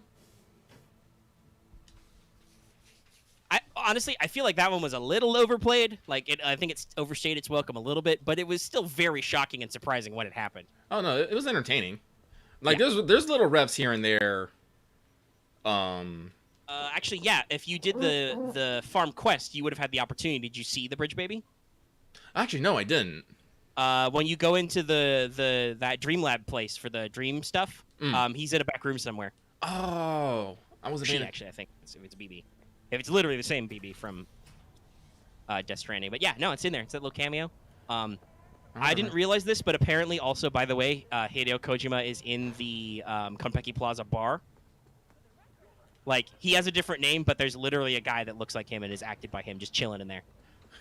Well, I do remember that there was a CD Projekt Red did put out that promotional material of Kojima on the fucking Kusanagi in some sweet threads. And Kojima was just like, yes, this is aesthetics. Kojima knows what's up. Honestly, now that I think about it, this game is a little Kojima-esque. Like, because as much as this game is about fucking, you know, being a badass motherfucking guy who carries, you know, who takes no shit and carries all the guns, there's a lot about, you know, life, death, and, like, what is left behind in here. Yeah. But, yeah, so Azure Lane is going good. Genshin is going okay. Arknights, going okay. Destiny Child, for Lucky Side, it's going okay as well. Nothing super spectacular. Heck. But I think that might be it for Gacha, unless there's one that I'm forgetting because I'm dumb. No, I think that's all our big core ones. Yeah. I mean, I know there's stuff is happening in Grand Blue as well because it's New Year's, but yeah, Lucky only literally logs into Grand Blues when those free rolls because I'm like, I like free shit. Yeah. Kojima straight up made a Blade Runner-esque game called Snatcher. It's great. Yeah, it's one of his first games, if I remember right. Yeah, it's on. God, what system was the Snatcher on? It was a Sega something. Was it a Sega CD game? No. It was before. I think it was before that. This was before fucking because this was before fucking Metal Gear, I think. Isn't it? Hang on. Google. 1988 for the MSX2 and the PC 8801. That's. Wait. fucking old. Actually, when was Metal Gear? I thought wasn't Metal Gear 87? It might have been after Metal Gear, but let's see. Yeah, no, first release Metal Gear, 1987. Okay, so this was right after Metal Gear. This was like his second project. Yeah. And it did get remastered onto CD-ROMs, which is probably what I was thinking of. But that was later in 1992. Yeah. Okay. So, yeah, no. But yeah, Snatcher shares a lot of its DNA with Metal Gear Solid. And the PC 8801 cover literally says Cyberpunk Adventure on it. Yeah, it was absolutely pretty solid, but it was immediately post the first Metal Gear. Yeah. I guess I have to go do. Like the only big things I really have to do is like Blistering Love and this Claire race and whatever the fuck is this person. I'm gonna have to look this up. Best ISIS? What? Is that one? The Best ISIS quest where you got a caller? Yeah. Spoilers again, but Best ISIS is the current name, and you probably did a gig from Rogue that would have referenced this. Best ISIS is actually Nancy, the drummer from Samurai. So you have to go do that Rogue date quest, and then Johnny will be like, yo, I need you to take me here so we can look in on Carrie Eurodyne, and then that'll do a whole reunion, and you'll meet her in person, then you get to do that job. Okay. Yes, the game is really, like, when it clicked to me, when they were like, oh yeah, Nancy goes by Best ISIS now. I'm like, wait, what? Like, Best ISIS is in that job I can't do yet? I was like, oh shit, game. But it's like that thing we talked about. The game doesn't tell you any of this. You just have to trust that eventually you'll keep doing side quests until she's available. Yeah, so. Oh yeah, no, a lot. There's a lot of references to fucking Snatcher. Fuck. Like, in Metal Gear Solid 4, the fucking thing that, the fucking little robot that Octocon liked to drive around, that was designed straight from Snatcher. Yeah, well, and that was kind of a back and forth thing, because he was Metal Gear in Snatcher. Yeah. And they even played the version of the theme, like one of the big Metal Gear leitmotifs when he appeared, because it was supposed to be like, oh, in the future, Metal Gear, it's still scary, but he's tiny, he's your buddy. And then Kojima directly referenced that, like you said, in 4 with Metal Gear 3. Yeah. Oh, man. Kojima, what you working on next, boy? Let me know. Assuming he's just sitting back and, like, laying in his Sony millions for now. But we'll see whatever his big brain does. Maybe he's waiting for Sony to buy Konami. Oh, man, Because there are still those rumors. They haven't gone anywhere yet, but I wouldn't be surprised if there wasn't an interest. I don't know. Like, Sony, like... Again, we don't talk about anime much, but Sony did fucking, like throw down for fucking Crunchyroll. We haven't really seen what has come of that, if there's been a big restructuring or whatnot. Yeah, we haven't seen where that's going yet. We know that happened. Yeah. I would not be surprised if Sony was like, hey, for Kojima Productions, we want to buy fucking Metal Gear and Silent Hill off you. Or license it route, right? Like, yeah, I wouldn't be shocked. Because Konami's not doing anything with it, literally. Well, and that is definitely a weird thing that happens with, like, video games. It happens sometimes with movie and TV, but especially with video games where, like, rights to make games and titles of games will move around, right? Oh, yeah. So it's pretty interesting. I expect what Kojima's probably doing right now, other than just relaxing and, like, fucking listening to music and watching movies and shit, right? Mm-hmm. Is he's probably doing research for his next game. Like, he's figuring out his tech and stuff and what he wants to do next.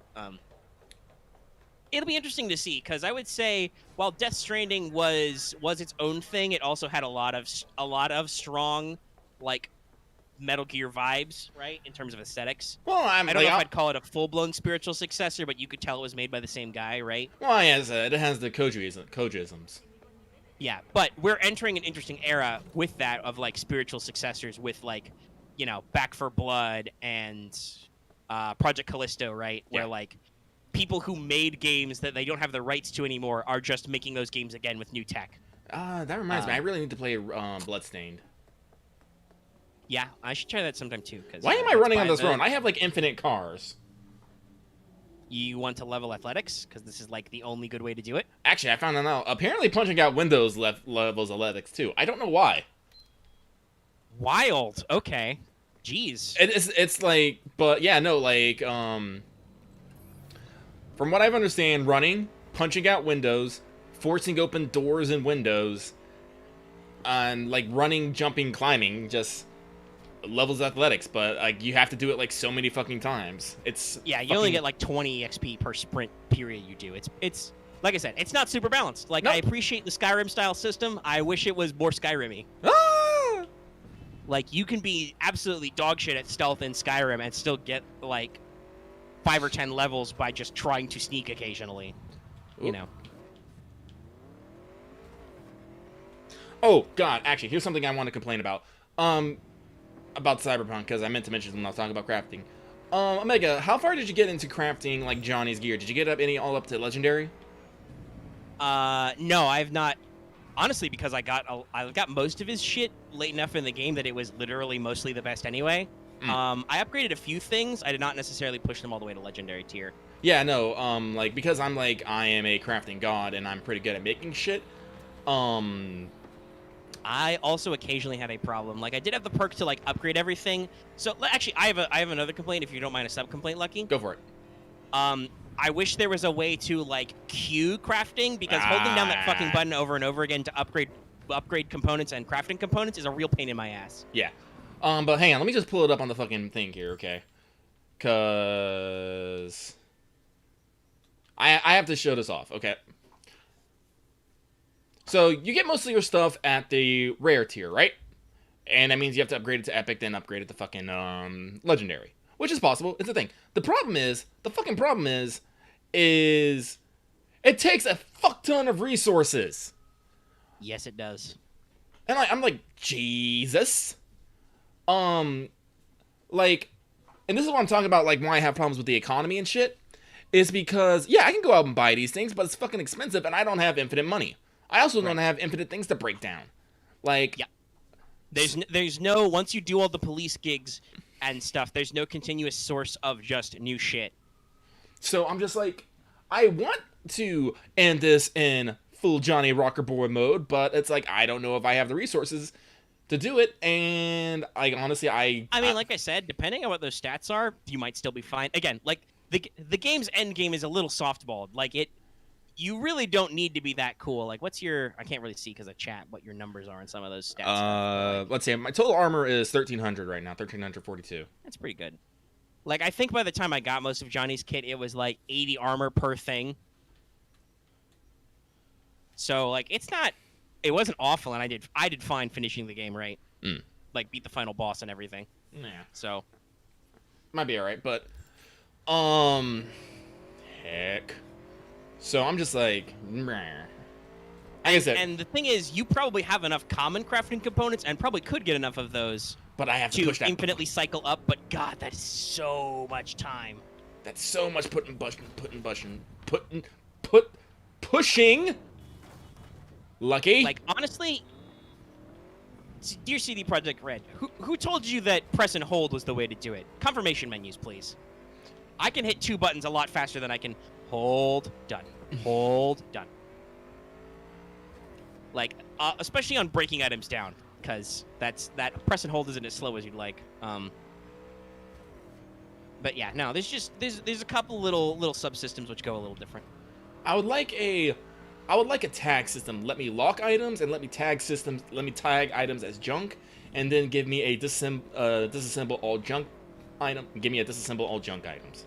That'd be great. Much like how you can sell all junk, let me disassemble all junk at once. That would be great. Yeah. Like, there's a lot of little quality of life shortcuts that hopefully are easy to implement, and hopefully, CD Projekt Red is fishing for those. Yeah. And I mean, I will say it is unfortunate the whole, blah blah blah release bad on base PS4 bug, whatever. That's probably gonna gum up the works a little bit on like bug reports and stuff, but hopefully people can figure out like some genuine critiques and like they can be like, okay, we can fine tune that, Oh shit! Time to run. That woman saw my front tire coming for her face, and she thought she shouldn't have got out of bed that day. Yeah, civilians in Night City are bad at that. Yep. Several times I have seen them dodge into my car. Because, let's be real, like, I've bought a lot of fancy cars. I bought the, like, Type 60, the Quadra Cthulhu, because it's cool.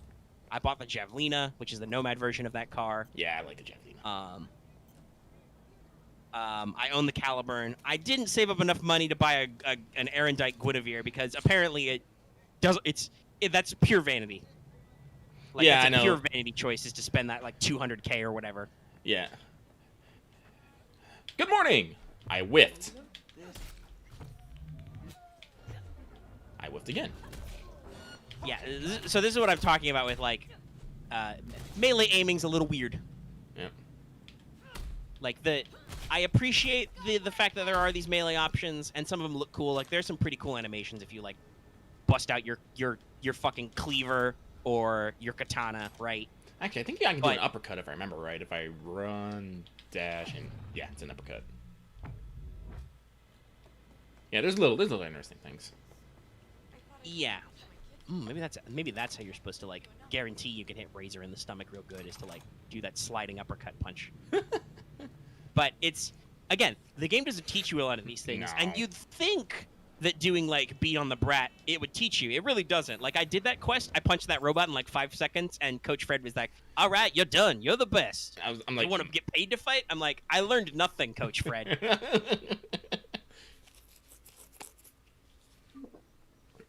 So yeah, it's just like that's I think I think our biggest complaint so far, if from listening to both of us, is just that there are subsystems are not detailed enough and they aren't clarified enough, right? Yeah. Like there are a lot of little things that aren't refined, and even if they are refined, they aren't explained fully to you. Mm-hmm. And I like a lot of like the little organic details and stuff, right? Mm-hmm. But I also, from a purely gameplay perspective, I'm like, also I wish you could just like, Oh! teach me this stuff.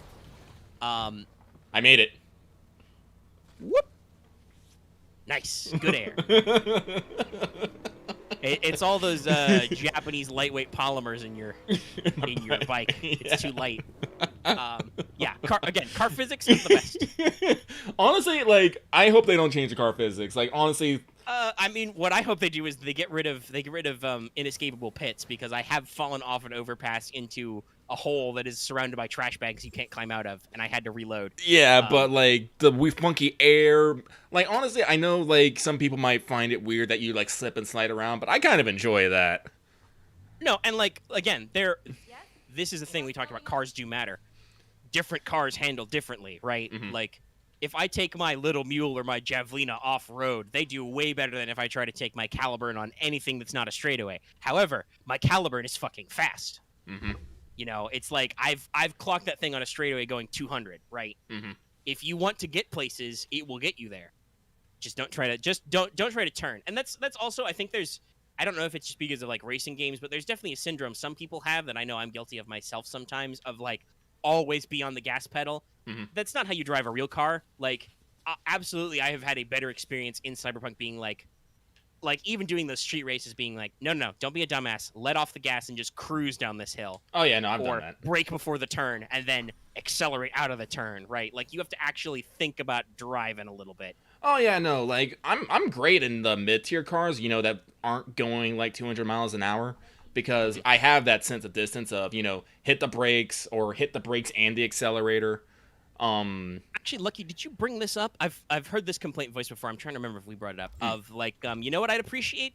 If the car map would zoom out. Yeah. No, actually, I haven't complained about this. No. Do you know what I wish the navigation fucking was like? I wish the navigation was like the fucking car races, where your direction is just on the road in front of you. Yeah, that should be like an AR feature just laid out, because or if the map zoomed out, because oftentimes when you're cruising down Main Street, Corpo Plaza, Night City, going 200 kilometers per hour in your jet black Caliburn hypercar, you can't see your fucking turn coming up. No, and you just go smash. Unlike a real navigation system, there's no like bing bong turn here. Again, auto nav is a feature that's really kind of dog shit in this. Like, actually, that's a good question. I don't think I talked to you at the end of the Delamain quest. Did you do the whole thing, right? I You're a did the tech whole guy. thing. You probably did the thing, right? Yeah, I set them free. Did you fuse them all together? No, I set them free. Ooh, interesting. Did you still get a Delamain cab? Yeah, it's the remaining. Okay. It's the remainder of the Excelsior package, and it's like, and I do like this. They actually say, "Hey, I'd like to help you out as soon as I remember how to drive." I'm like, oh, so this is how they're gonna spin it, Because Yes. apparently it's just been fragmented to the point that it can't remember actually what it's supposed to do, only it's supposed to stay with you as part of the Excelsior package. Interesting. Okay. So, if you do the thing Johnny suggests and fuse them all together, they become Super Delamain and they go into space. Like, he literally does, "Thank you, V, but I must go now. I leave you with my one true child." And you get a Delamain Jr., who is a little, like, confused about what he's supposed to do, but doesn't straight up go, like, "I don't remember how to drive." Yeah. It's the same thing, basically. Like, he's the uncorrupted original version of Delamain's AI. But again, But yes. seriously, like, I'd love to be able to casually talk with that Delamain, right? Yeah, or Or have him drive maybe. the fucking cab himself. Yeah, That could be a follow-up quest, right? Like, get Delamain his brains back so he can drive me places. Like, again, get his brain back so you can unlock the auto drive. Because sometimes I do just want to, here, just drive me to this point or something. But Well, especially because, like we said, sometimes navigating or steering yourself is a pain, right? Mhm. Like, just being able to be like, "Delamain, take me to my apartment." Because that's another thing is, fast travel, good, solid system. You have to find fast travel points to fast travel to them. Like, if you don't know a point and you haven't been near it, you can't go there. Like, I have literally, like, trucked my way out into the middle of nowhere and found a fast travel point so I could leave, but not go there to fast travel to start, right? Mhm. And the second is they're not actually universal, right? Like, they're not literally everywhere. No. They're at a lot of points of interest, but they're not everywhere. So there are some times when I'm just like, okay, cool. I can fast travel to right outside my apartment. That's neat. That's I useful. can fast travel to the Aldecados camp. Cool.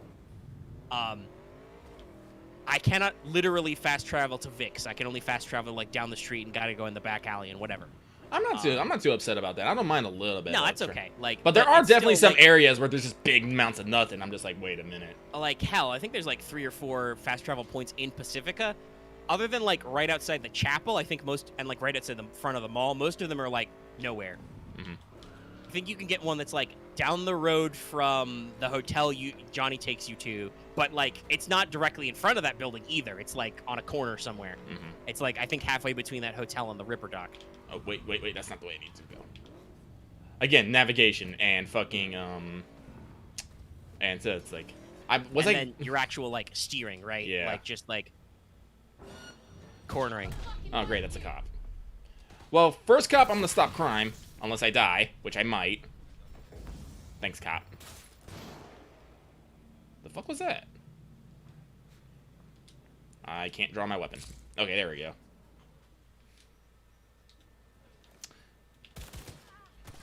Punch. Gun. Pop, pop, pop. Oh, hey, they're dead. Smart guns, everybody. I feel like smart weapons were really underwhelming, and then I got some fucking points in tech, and I got some really good ones, and I'm like, oh, this is cruise control mode. I love this. Yeah, no, I love my fucking... I point my gun vaguely in your direction, and you get 4 headshots. I love this. This is perfect. Some people complain that they feel the game's too easy. I'm like, it's okay for it to be easy, y'all. It really is. Jesus. Well, also, like, you're level 50, right? Yeah. Like, and you're specced out in crafting and, like, fine-tuning your own gear. No. Like, one, you're still pretty fragile, I think, because you're a medium body build, right? Yeah, not even. I'm still in the lower... Yeah, lower you're in the lower half of body, right? So, like, it's... Oops. And while you do have, like, good subdermal and shit! good armor, there are still a shit! decent amount of... Ooh, okay. Oh, hey, nobody's in that cop car. Steal it. No! Oh, shit. No, they teleported in. Oh, no, the picture popped. That was great. That's why I was yelling. That's why I was yelling. Oh shit! Well, yeah, I'm watching the stream preview, so I'm like a couple seconds behind you. It's still funny. Also, by the way, I'd love to be able to actually acquire. Like I think I talked about this last time. I'd love to be able to clean cars. I'd love to be able to acquire an NCPD car because, I don't know. I don't think the default handles as well. NCPD cruisers, they drive great. Like they're a real smooth ride. I think I've been here before, but I'm checking all the clothing to see if there's. I'm looking for some things. This clothes shop, but it's cool. Oh no, I do remember it now. It took me a second to like place. Yeah, it. this is where There's fucking. a fight under this with that Yeah. asshole scrublord. No, it doesn't look like it. Damn it. And you can ask her, "Are you selling or begging?" I remember that conversation. Yeah. Yeah, no, There's a fun side job where you talk to the noodle stand guy and he gets fucking accosted. Gator's trying to steal his bike because his sister got into a corp, and it's all like, yeah, we're gonna fuck you up because of her, and you're just all like, this guy, this makes literal no fucking sense. Yeah, I'm just like, guys, what the fuck? Yes, you're mad at the corpse, so you're gonna beat up the poor noodle owner. Now, admittedly, she was signed on with Zeta Tech, who, if I remember rightly, are pretty weird. They're corpos. They're all fucking weird. They are, but there are some corporations who, like, when you mention them by name, you're kind of like, ooh. Let's go. Yeah, let's go to Pacific. Fuck it, let's go buy Pacific Threads. Honestly, like, I will say though, aside like in Cyberpunks, I do kind of just enjoy driving around.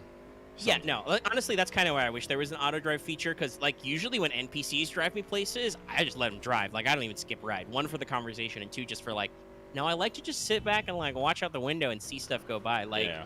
All the areas of Cyberpunk have really distinct aesthetics, you know? There's a lot Prime! of really unique looks. Like, you're rolling up into what looks like Corporal Plaza right now, I think. Like, with those big high-rise buildings and stuff. You know, you've got your own home neighborhood, right, in Watson with, like, Kabuki, right, you know, and the little China markets and stuff like that. Kind of those ultra-dense, low-rise cyberpunk layouts. North of you is the industrial sector of Night City with the dockyards and the rail yards and the fucking oil fields, right? Yeah, north side. Scary. Yeah. By the way, I love that they make you go out there for a quest, because there's literally nothing else out there. But also, that area is so, like, unique, right? If you go out and just go out into the fucking oil fields. Oh, are they building another fucking mega building there? Oh, looks like they are doing renovations and stuff. Like I said, when you do the star ending, you steal a drilling machine from Night Corp. They're using it to build new monorail tunnels. Oh, okay. Like again, like I said, like here's the thing, like. Man, we keep going back to Cyberpunk, but I mean, you're playing it though, and I'm okay with it. Like, I think we should be clear about how much we really, really like the game. It's just we've been playing it for like 3 weeks. We have some thoughts and feelings and a little bit of complaints. I almost beat myself on a traffic light. Actually, you know what? That's probably if that building you saw was in front of you. That's probably not a building they're working on. It's probably a building they didn't finish, because that's Pacifica. Oh yeah, no, this is Pacifica. Yeah, but that's the thing I was gonna say. It's like, it seems like the story of Night City and V's involvement in it isn't quite necessarily done, and that's what's getting me right now. I'm like, interesting. Yeah, because I wanted to go to this closed store because there's loose threads. Like, there's literally like a shadow organization that is that's doing like fucking brainwashing, and they're like, you can't change anything. And I think Johnny suggested they might be AIs, right? Yeah. Which is like, that's a big boogeyman. Like, the only like AI I think you meet in the game is Alt, who is slight concern. Also Delamain. Little concern. Oh yeah, and Delamain, that's right. Unfortunately, like I said, when you do that quest, Delamain leaves, which is kind of sad, because I like Delamain. Like, that's the thing I do kind of not like about some of these characters, is that, like, once you're done with their quests, it's hard to just hang out with them, right? Yeah. Like, with your fixers, you can go visit them anytime, right? Like, you can go chat with Regina and ask how she's doing. And whatnot. But, like, with Delamain, obviously, depending on how you resolve that, like, Delamain's not in any mood for conversation. Well, yeah, as I said, like, the first choice is the reset, and if I'm understanding, like, because like I said, they like sprinkling the flavor text. Resetting Delamain puts him back to his base factory state before he, like, became super aware and took over the fucking factory and literally bought it out from people. Yes, so, and that would kill all the AI fragments and basically reset his settings. Yeah. Then you free all the Delamains, and they literally fracture permanently, and you actually get a bunch of messages from different ones as they're doing weird shit, like, around the world. I don't know how they fucking did this in cars. Oh, hey, this guy just rolled up in a car, and now they're dead. Or unconscious. Dead conscious. Sometimes, even with non-lethal, sometimes they still die. Yeah, and then sometimes even with lethal, they die. Like, I think I figured out, I heard somewhere that for Cyber Psycho quests, unless you go out of your way to, like, pop them when they're down, it doesn't matter what weapon you use, they still don't die. Oh. Apparently. That's just something I heard, though. I never tested it, so I'm not sure. But I mean, I enjoyed going up against Cyber Psychos with my fists. Honestly, yeah, that's, like, the really, really long-form jobs, like the Delamain Cab one and the Cyber Psycho one, right? Like those, and Fool on the Hill. Like those side jobs that make you go to lots of different places, they're really neat because they let you like really explore Night City. Yeah. And do different shit. It's cool. Girl, I don't think your legs are Like supposed to do I know that. some people are like, "Oh, Night City's only like skin deep, man," but I'm like, "Nah, it's still like really big though. Like there's a lot to see here. There's a lot of detail in it." No, I don't think it's skin deep. It's just you have to do fucking reading and actually look at things instead of just moving on to your next fucking objective. Yeah, and to be fair to like a lot of reviewers who have that initial impression, like I'm sure that's like when you're trying to review the game in a timely manner, yeah, that's like not your number one concern to pop open the fucking codex and read. But I never got that feeling that some people said where they felt like Night City was like a shallow pond. Like it's really, really big, but there's not a lot of depth to it. I'm like, no, there's a lot of like little holes in the wall you can go. Like maybe you mean like shallow in the terms of like interactivity. Yeah, okay. I can't do a lot of stuff in these places, but they all exist and they're interesting and you can go in them at least, right? Yeah. Find lots of little nooks and crannies. It's like what did you like? What guys did you want to have like a selection of Joy's choice to pick from? It's like, come on. Well, and to be fair, there are actually, but you probably can't do that because I think you can only get into that one nightclub after you hang out with Carrie. At one point in Carrie Eurodyne's quest, he takes you to like a high-end music club. Oh, sweet. Right, for a performance and stuff to hang out with you. And I believe at the top you can choose to romance him or not. But I was just like, hey, Carrie, cool, I'm going home. Still dying, bye. Bah. But I later saw at that same location some Joy Toy markers, and yes, you can actually go upstairs and get some high-class loving. Oh, nice. But yeah, but the place where you meet Joy Toys normally is in Japantown, which is absolutely that place, though. Like, that is your bright red, your red lanterns, your fucking street markets, your pachinko parlors kind of a place, right? Wakako does run her business out of pachinko. I appreciate Wakako's professionalism, by the way. Like where she after you do the I don't think I mentioned it last week, but after you do the parade thing where she's like, "Hey, so that was a thing you guys did. I trust everybody will be professional, and if you don't mention me, I won't mention you. We're cool. Okay, thanks, bye." I like how she said it's like that, Wakako. I was like, I appreciate that, but I also find it's like Wakako was clearly I underestimated your determination. I was like, yeah, you did. I'm dying. Well, I don't think she knows that. Oh no, like, I don't even know if do any of your fixers know that. Probably not. No. No, you don't bring it up to them. No. I definitely feel like some fixers you have different relationships. Like, I like El Capitan. He's good. El Capitan's pretty fun. He's pretty cool. I like him. Padre is interesting too, right? Yeah. He's very, very spiritual, but he's also I am forgiving, but also I am hellfire. Yeah, no, he's that old school style, fire and brimstone type Padre, where he's like, I can already hear the suffering of this man in hell. Good job, V. Contract closed. And I'm like, yep. But like Regina obviously has a lot of characterization because of the Cyber Psycho quest you mentioned. Yeah, no, she's pretty friendly. Also, I'm pretty sure that Max that we rescue is the same Max that fucking Johnny punched in the face. So I'm kind of curious what happens if I do that quest after I pick up Johnny. Yeah, actually, that is a good question. I haven't double checked him. I know the names are the same, I believe. I don't think he looks old enough, but I mean, Carrie Eurodyne doesn't look super old either. I mean, fucking Rogue, Carrie. There's a lot of people still running around. Oh yeah, no. I mean, obviously with Carrie's rich. He's a rock star. He has a fucking house in Norfolk, aka fake Hollywood. That's, by the way, when Johnny calls you to do that quest, he calls you to meet him by the sign, by the Norfolk sign, which is pretty funny considering that he's not real. Like, you could meet him anywhere. But anyway, thanks, Johnny. I appreciate your devotion to aesthetics. Yeah, no, but Rogue actually looks really good considering she's got to be like 70 in her 70s. Yeah, minimum. Because the Arasaka Tower job was like 2022 or 2023. I don't remember. And we were 2077, so it's like 55 years later. Yeah, but also, actually, this reminded me though, talking about like plot hooks and like you talked about this, how like Night City story is very much not done in the cyberpunk thing. There are actually some interesting characters that aren't mentioned. Because I talked about this before. Where when they previously were gonna have the hero system before they swapped that to just Johnny because they like refocused on him when they got Keanu on board for good reason. Like he adds a lot to this game. Yeah.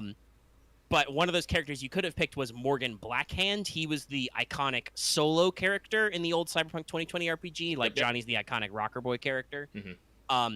He was supposed to be on the Arasaka Tower job and be part of that big showdown with Adam Smasher. He is name-checked when you do that flashback, but he doesn't appear. No.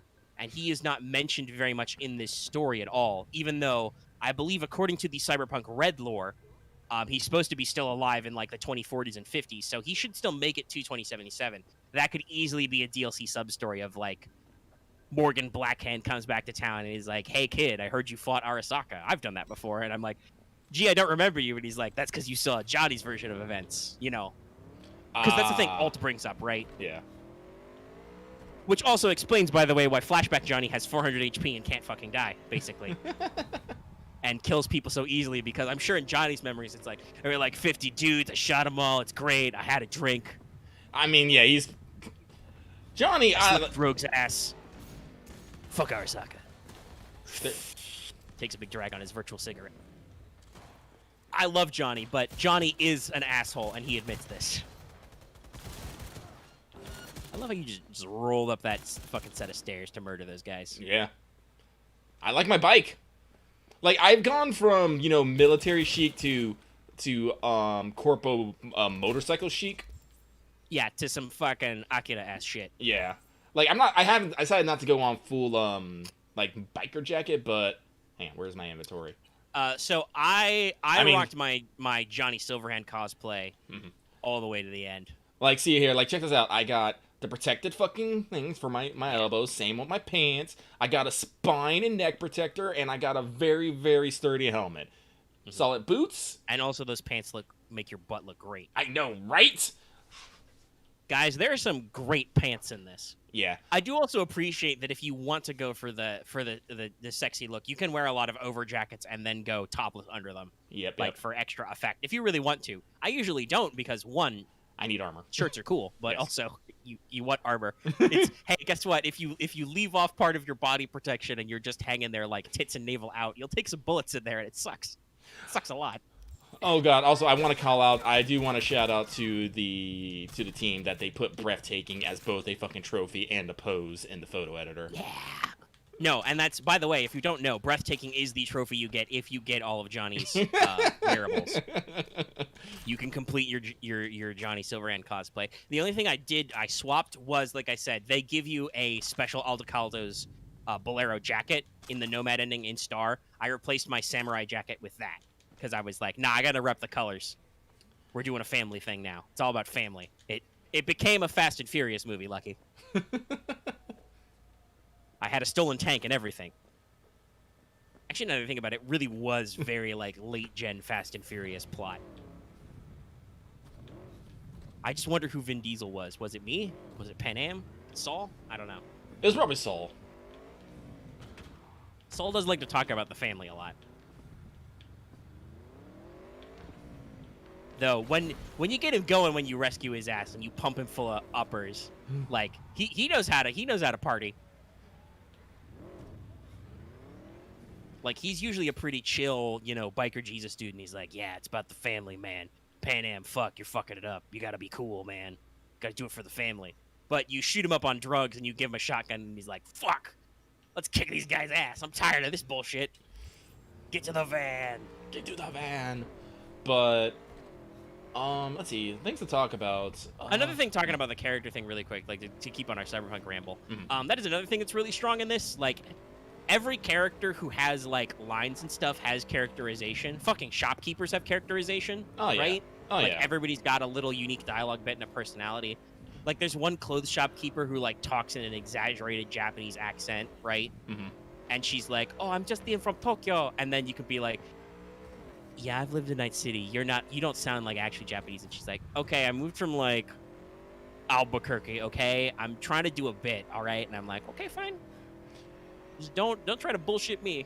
That reminds me, I need to go talk to fucking, what was his name? The proprietor of the Jingui in the Corpo Plaza. I went to go hang out with him for a bit, and a fucking cyber psycho attacked.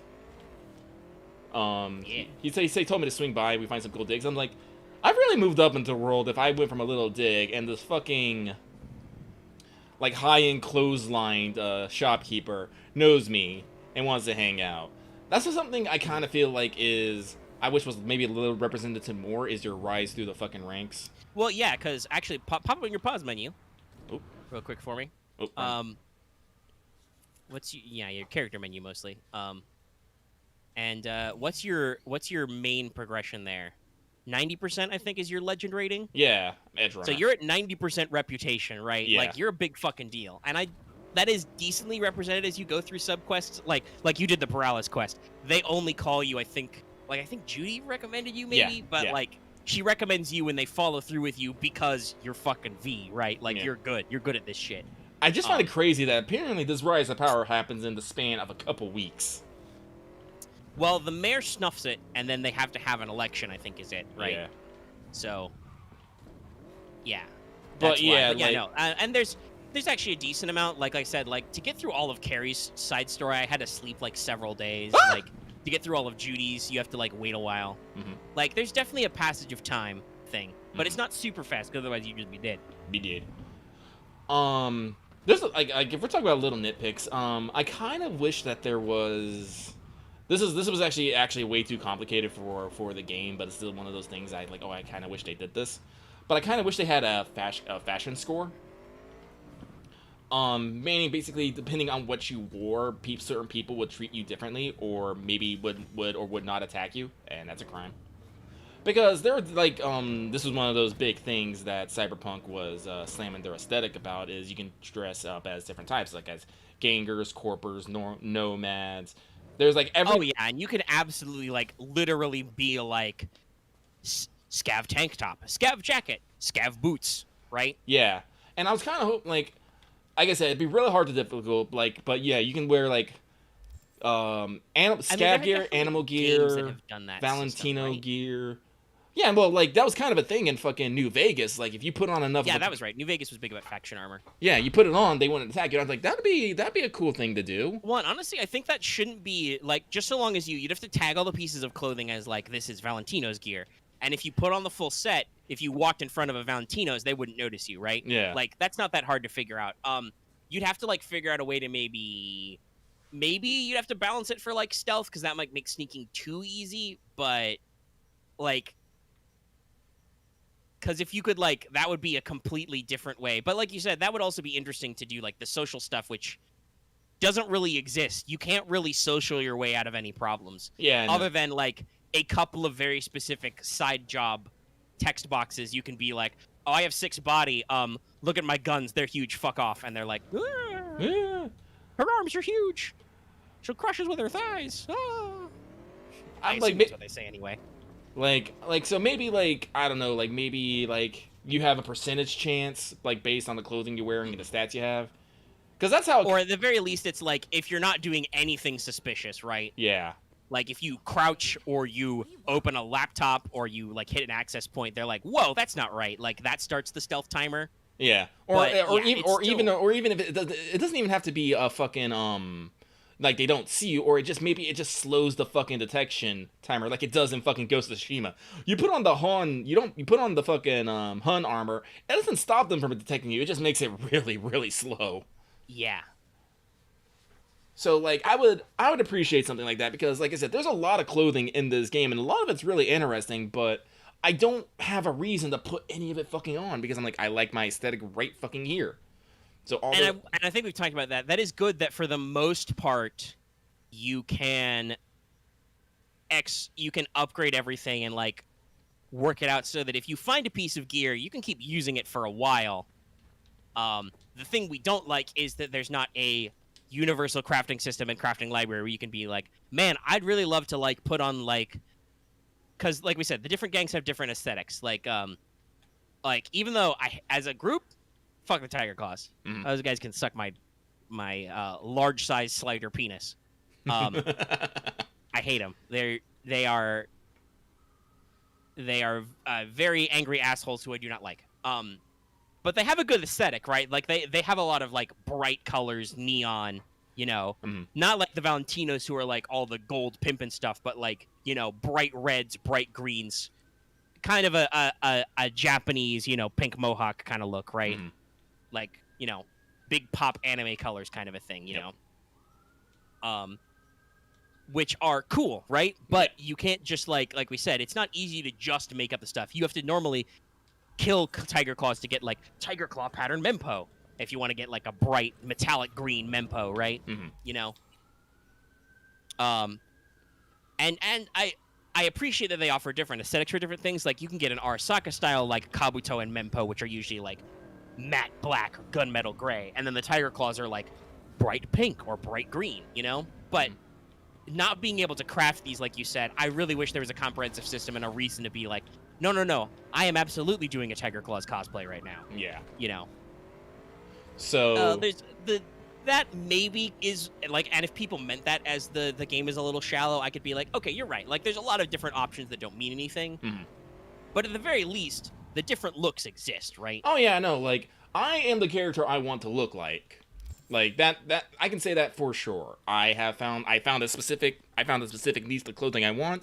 I'm this corpo / fucking biker / assassin. I'm like, it's great. It works. And like the ballistic vest you're wearing, there's like 50 billion of those, and I love it. Oh right? yeah. Like there's, you know, hot pink tiger punk style or mox style ones too. Like there's a mox one, there's a tiger claws one. Mox, by the way, that's another good look. You can occasionally find like I think I rocked it in some mox leather pants once for a while because of course those look good.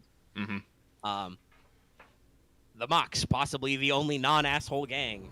Yeah, I don't think I've ever actually fought Mox. Yeah, like technically there's one Cyber Psycho who's a Mox, but you non-lethally ideally, you know, deal with her.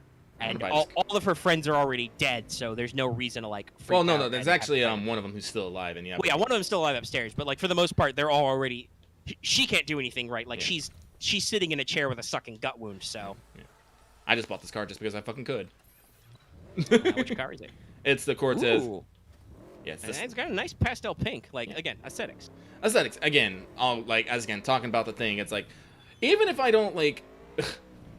Oh yeah, this is from Padre. What is it? Yeah, and like you could absolutely rock the like Pacifica or Haywood look, right? Yeah. Like get some pastel suits. You could be full corpo business wear, right? Etc. I was talking about the ballistic vest. There's like 5 different versions. Like there's one you see a lot is like NCPD or Border Guard version, which is like the olive drab, right? Yeah. Like there are a lot of aesthetic choices, and because you can upgrade, you can actually like find a look you like and kind of do it. Like I think I might want to. I very quickly fell into just burning through that Johnny quest and was like, I'm dressed like Johnny now. I like it. Keep going, you know? Just because I got that late enough in the game that it fit, but I definitely might try some different aesthetic looks. I'm assuming there's fucking Valentino's in there, considering this fucking truck. Yeah, that is absolutely a Valentino's truck. That's, Valentino's are gold and hot rod. And Saints on everything. Yeah. They're they're not universally Santa Muerte, but they're big into that. Yes. Don't die me. Oh, you're getting popped by a shotgun. Done. That said, I also crafted about 11 billion blue and purple, bounce backs and max stocks. So if I could actually get the game to heal me, because I will say that there's some weird like input delay and input lag stuff, right? Well, yeah. The thing about the heal is you actually have to wait a second before the heal actually kicks in as you do the animation, and sometimes that. Yes, but also sometimes I had trouble. I'm hitting the button. I'm like, do the animation now. No, don't do that. Don't do that other thing. Animation. Heal. I feel like that could be a setting where like that needs to be the #1 priority. Like, I should stop whatever I'm doing to heal when I hit the quick heal button, please. I should kill people with Widowmaker and get my assault up. But they're gonna die. Good. Widowmaker's great. I love that gun. It is great. Literally carried it to the final quest. I did upgrade that one to legendary. But so yeah. Yeah, no, again, I'm trying not to be too hard on Cyberpunk, but I keep playing the game and I'm like, I like this, but I also see what I wanted it to be as well, you know? Yeah, like there's that. We are not like a lot of people. We are 80% of the way there. Like overall, I think even 80% of our Cyberpunk experience is still, that's a net positive, right? Yeah. That's a really good B or A game. Yeah. Even. But I think because we like it so much, like I said earlier, we definitely notice those little shortcomings that last, 10 or 20% where it's just like, no, there was just, I really wanted you to go that one more step with this. And hopefully they can. We don't know what their plans are. I also myself like Googled Cyberpunk roadmap. They still have just said that there are planned to be 2 big patches this month, like or at least one a month in like January and February. So I don't know if they will announce patch notes ahead of time, but they have not actually talked about those. So maybe by the end of this week we'll get some more news because they would have had to take a holiday break, you know. I will forcefully derail us from the Cyberpunk talk. Do we want to talk about okay, I made it. Talk about tabletop at all? No, I think we already like aside mentioned it earlier because I did mention Sprawl briefly. Well, I do have a subtopic I get into. It's absolutely not related to like literally anything. It's funny because we had this conversation last week About? where you were like mentioned to me Sky of Hope again, and I was like, oh yeah, I haven't looked at that in a while. They've done some stuff, and I have been on a little bit of an editing tear. Yay! Once again, thanks to a casual lucky mention. Because I realized that I had to reformat it after that one weird time where Google like replaced all my Unicode squares with like emote squares, which are too huge. I remember that. So I had to fix all that stuff again, and then I just realized I'm like, oh yeah, like 3 or 4 source books have come out since I last wrote this, because I wrote my very specific mecha hack for Genesis. I do want to mention this because we've had this conversation. I love that I can do this. It is not a generic mecha splat. It is very specifically Omega's mecha splat. Omega's mecha anime. I'm just doing Burnout Donuts now. Don't mind me. But yeah, so there were a lot of source books that came out. So I think the only books that had come out was the core book, and then the fantasy splat came out, which gave me some inspiration for some talents to port over, but was not universal. So I went in and I like recollated all the talents that apply. I edited in some new talents based on some other stuff that like fit. And then I was just sitting down and like reading over the stuff and being like, okay, so edit this, edit that, like that's all pretty good. Add some new talents, make sure some new talents are good. I missed. And honestly, I was also kind of heavily influenced by the Android Genesis setting, which is their own cyberpunk-ish. Oh. Like it's definitely very cyberpunk inspired, but the Android setting for the Netrunner card game, which Fantasy Flight no longer makes, the original Netrunner card game was owned by like WotC and they licensed it, so Android Netrunner is gone, but Fantasy Flight and now Edge owns the rights to the Android setting. I think they've got like a novella out and they've got like a setting book, but it's a cyberpunk style setting they've been making since the like 2010, so it's really interesting, right? Because they've got like the different archetypes, you know, basically the equivalent of species in Star Wars, right? So in Android, you can play like normal human. You can play, I think they're called a loony, a human who has been living in lunar colonies, because they're like 2077's that far where there's like a Mars colony and lunar colonies. You just don't ever see them because you're stuck in Night City. That's ultra rich shit. But you could play a lunar colonist in Android. You can play a Bioroid, aka one of the titular androids, a freakishly humanoid robot. There are also clones. You can be a mass-produced human, basically. Like you're a biological human, but you're a mass-produced type of clone. So there are like I think one of the adversary examples is like the Henry series clones, who are heavy labor clones. Like they're just cloned to like do heavy lifting and work forklifts and shit. And you can also play a Gmod human who specializes in BioWare. That's something that 2077 really doesn't get into, though I know later editions of Shadowrun do, right? Like DNA-based modification. Yeah. So, like, that was really interesting to, like, see that different setting, and it inspired me to, like, think about some more different themes, because it really does talk about some different tech levels than lots of other Cyberpunk games do, because it's more modern. This is a conversation we're going to have when we do a session 0 for this brawl, which is like, okay, how cyberpunk and how cyber and how punk do you want this setting? Like, those are 3 different axes. What are we going for here? But that really, like, reading that book over in detail really inspired me to, like, take a crack at Sky of Hope, because it's set in the 2030s, but it's after we've had this whole, like, weird mecha future technology revolution with, like, exotic energy tech and stuff. So, hey, alt future. There are, and it's an alternate future technically because the split happened in 2012. No, that's what I say. Alt future. Yeah, alt future. Yeah, I was explaining why it is. So like there are cybernetic implants. I was able to like take a couple examples from the cyberpunk setting, the Android book, and be like, okay, we'll do those. We'll throw those in there. Something that they did also is in subsequent books they re-added the R restricted tag, two items, like the original core version of Genesis just be like, some stuff's black market stuff. So that let me simplify my tables, because originally I had like in the adversary section I had like, and here's some like illegal shit that your players probably shouldn't use, but NPCs can. I took all that out and I just put that all out in the core gear tables. I'm like, okay, some of these items, they're restricted, unless you have a black market connection or you have special permission. And I should probably design a specific talent for that, because there is one for that in the Android book of like special permission to buy stuff. But like, yeah, you probably can't just buy mines or heavy weapons if you're just a normal pilot dude, because that is the thing I talk about in the setting. Like, pilots are supposed to be young, right? Like late teens, early 20s, young, not like we're 10 years old and we're fighting aliens for our lives. That's an anime. That's a lot of anime, actually. But I was like, okay, I get why anime does that because of like target audiences and stuff, but a lot of those like 12-year-olds don't act like 12-year-olds. I'm gonna be like mid to late teens, maybe early 20s if you're far enough in the setting's future, because the setting has a couple of distinct periods I've thought of.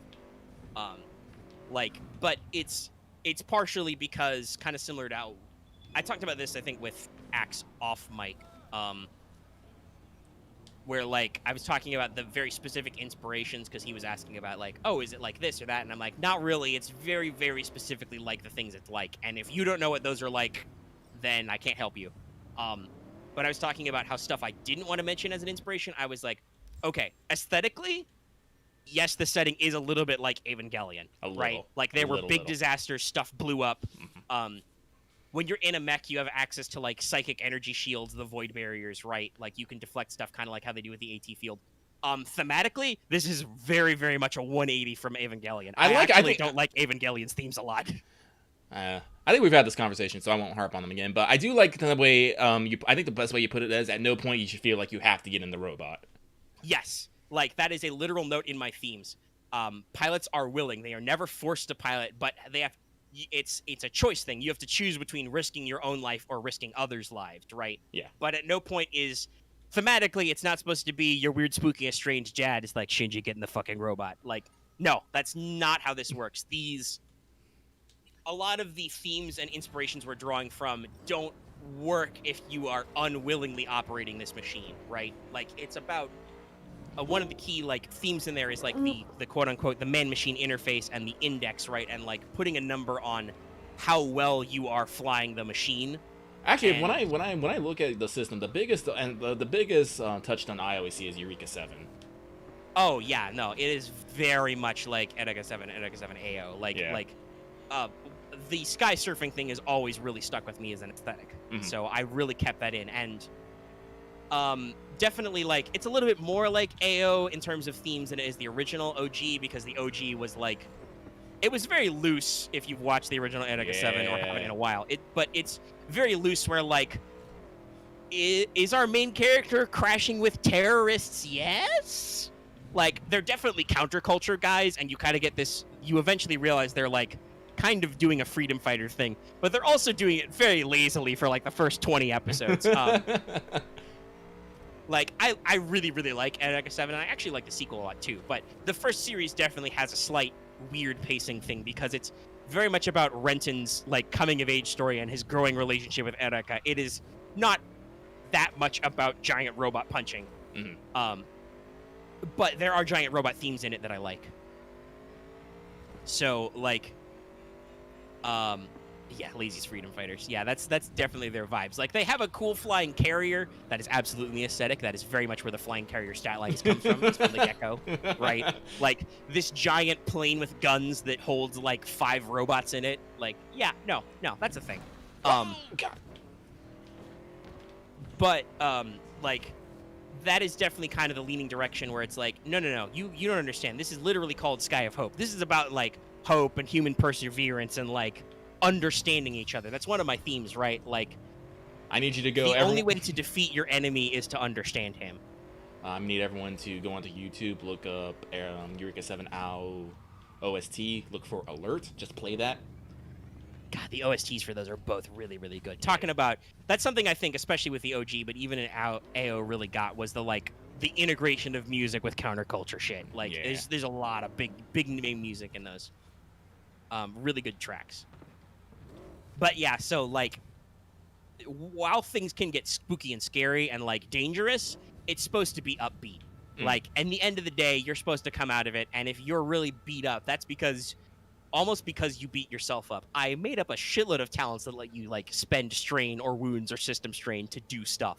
Like, it is absolutely a theme that this is.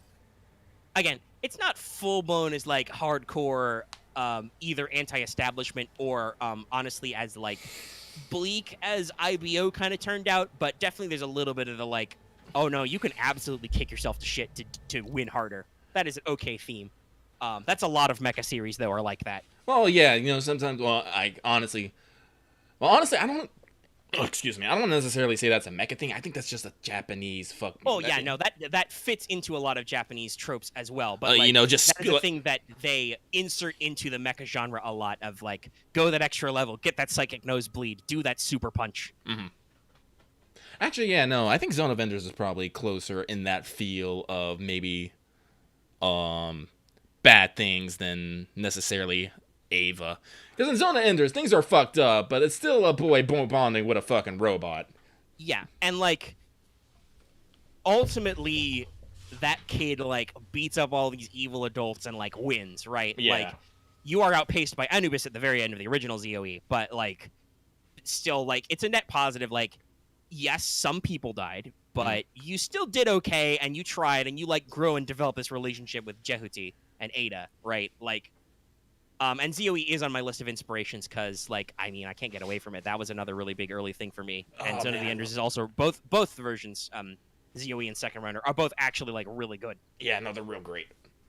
And that is a mech power you can buy. That's an install, not a talent, but you can zero shift, which is basically like spend a maneuver, teleport anywhere. So long as it is within a certain range of you, you just appear there. As opposed to like moving through things or jumping over stuff or fighting through people. You can absolutely teleport behind somebody and unsheath your mech katana. But yeah, so I was like, I took a lot of inspiration from some new talents and some new gear. Like, honestly, it helped me balance, because one of the things I did was software. Like, software was a thing you could buy, and I was like, I didn't know how to balance it other than just like, if you want to copy software you've already bought, that's like a hard check, but like, can you run unlimited softwares? So in Android, they have limits to like how much ice and icebreakers you can run on different pieces of computers. So I was like, oh, I'll steal that kind of system. So like on your wearable computer, right? Which that's the basic bitch. Everybody's version of a phone is called a wearable. It's a wearable computer. Using holograms or MMI controls, you basically wear something like the size of a wristwatch, or a necklace or something like a big necklace, and you can do all your normal bitch computer stuff. That holds like 2 pieces of software. And then if you want to buy an actual desktop, what's it actually? What is it actually? It's not the drone rig. That's specific. It's not the tough book. That's the. I should go remake Saburo's fucking katana and cut people up in the tower with him being all like, this is his revenge. Yes, yeah, okay, it is desktop. So, yeah, you can buy a desktop computer. Star Driver is so good. Oh, no, I'm talking about chat. Star Driver and fucking Captain Earth are really fucking good, but it's definitely less about the fucking mechs and more about the characters. Sorry, Meg, I cut you off there. Yeah.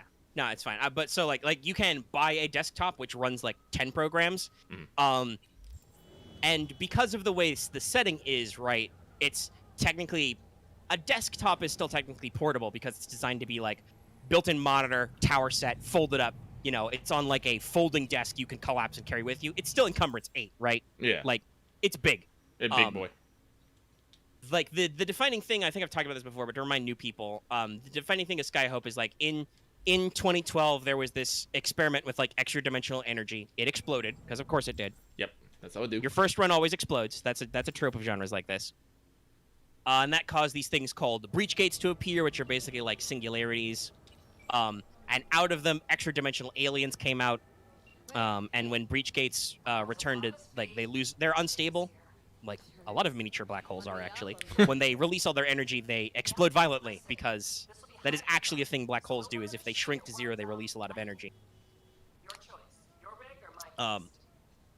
But these actually so these would cause huge scary detonations that at seemingly random that would blow up whole cities, or I have a very, very flowery way of describing it. It's they would dam rivers but make oceans, right? We're talking huge geological shifts possibly from these detonations. Again, aesthetically similar to Evangelion, thematically not like Evangelion. Bits and pieces, pick and choose. The antagonist's plan to fucking instrumentality everybody, that would be on theme. But also you should punch those people. They're bad. If you meet Gendo Ikari in Sky of Hope, punch him out of your flying aircraft carrier. Just get him out of here, yeet him.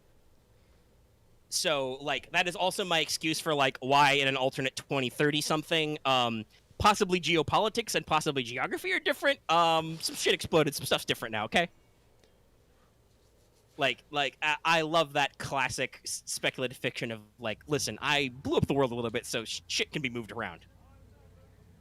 So, there's a lot of talk about there's a lot of generational themes in this that I really got into.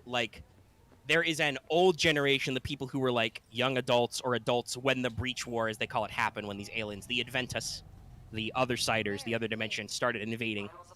Because it comes out later, they're not actually our enemies per se, but they were slightly confused about why our two dimensions were crossing and occasionally exploding. Yeah.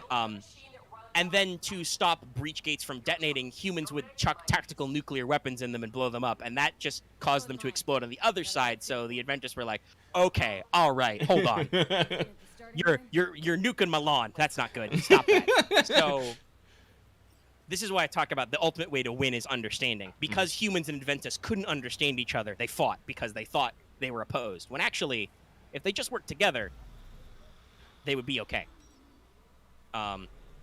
And yes, Adventists are actually secretly superhuman aliens. It's very anime. They are humans, but their hair is blue or whatever. Again, Erica 7 vibes. It's definitely anime inspired. So I'm not stretching my chops too much about alien design. And even then, they're still weird Adventists. Their technology is all biological based. So if you meet an Adventist ship, that's partially organic and is based on Adventist biology. So they are arguably related to that.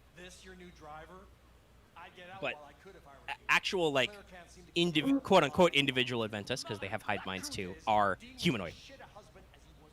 But yeah, so wait, do I have the van here? Generation. Oh wait, hang on, this is not right. I don't think I can win this race in the van. Hang on. Oh, did you say you'd do it in your ride? Yeah, and it popped out the fucking van. I'm like, okay, hang on. Fucking freight van. Yeah, you're gonna have to reset. Yeah. I had a feeling this might happen. That's why I loaded and saved. I was like, wait a minute. Because in the first time I did this, and it says you can pick my rig. I tried to. I couldn't get it to work. I was like, Yeah, it's a little... Because it's... I assume it defaults to whatever your current call car is. Yeah, I know, but my if you have a motorcycle on call, it probably doesn't do. Yeah, and then so it probably picked up the last vehicle that I had, which was I bought a van randomly. I'm just like, wait a minute. Because you can. It's pretty funny. Again, talking about you can buy a lot of shitbox cars, and they're really not worth driving, but they're hilarious to own. Yeah. Listen, I'm V. I am like a fucking Night City legend almost. I need to have a fuck ton of cars, and I really wish I can get a bigger apartment. Yeah. Well. Anyway, back to Sky Hope. Yeah. So the adults in the setting, usually the non-pilots, because their MMI index is too low. They weren't exposed to zero particles young enough. So they're not the best at, they can't operate the mecha, because operating a humanoid machine requires a very high man-machine interface index, because you're, mapping one-to-one movements. That's also why they're humanoid, because it's a man-machine interface thing. I thought about this a lot. I have a lot of excuses. They don't actually make sense, but they sound cool, so you just go with it, okay? I go with it. I made a character. It reminds me of actually Tenet, the Chris Nolan movie that I watched recently, the latest one. That movie is tangentially about time travel. It's actually about more complex stuff than that. I won't get into it to people that haven't watched it yet, because they might not have. But there are several points where the movie just goes this is just how it is. Don't think about it too hard. Go with it. And if you actually do that, you can actually follow the movie just fine and understand it, and it's cool. That's the kind of basic suspension of disbelief I'm asking for. Sorry, I'm trying to get my concurrent control. For some odd reason, I just ran straight into a person. Yeah, well, that happens sometimes in... Is that like a... Would you call it a sport car? Yeah, this is the fucking car that the fucking a guy gives you. Yeah. It's a very nice Quadra. Yeah.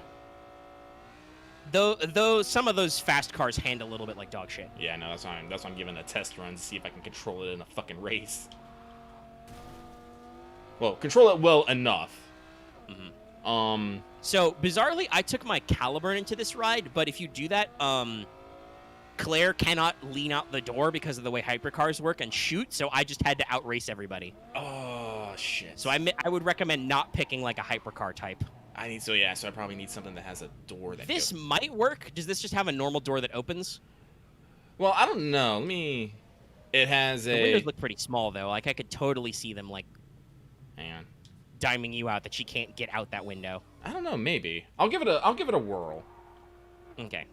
Yeah, that is a beautiful thing. You can make as many manual saves as you like, I think, at this point. Yeah. And I wish it auto saved more regularly, but it does auto save frequently. Like there have been times when I'm like, game, I like spent 5 minutes like starting a whole new conversation, a quest line. Why did you not save this? But whatever. It still auto saves frequently enough that it's not a huge problem that you can like test some shit out and just be like, no, that didn't work. Reset.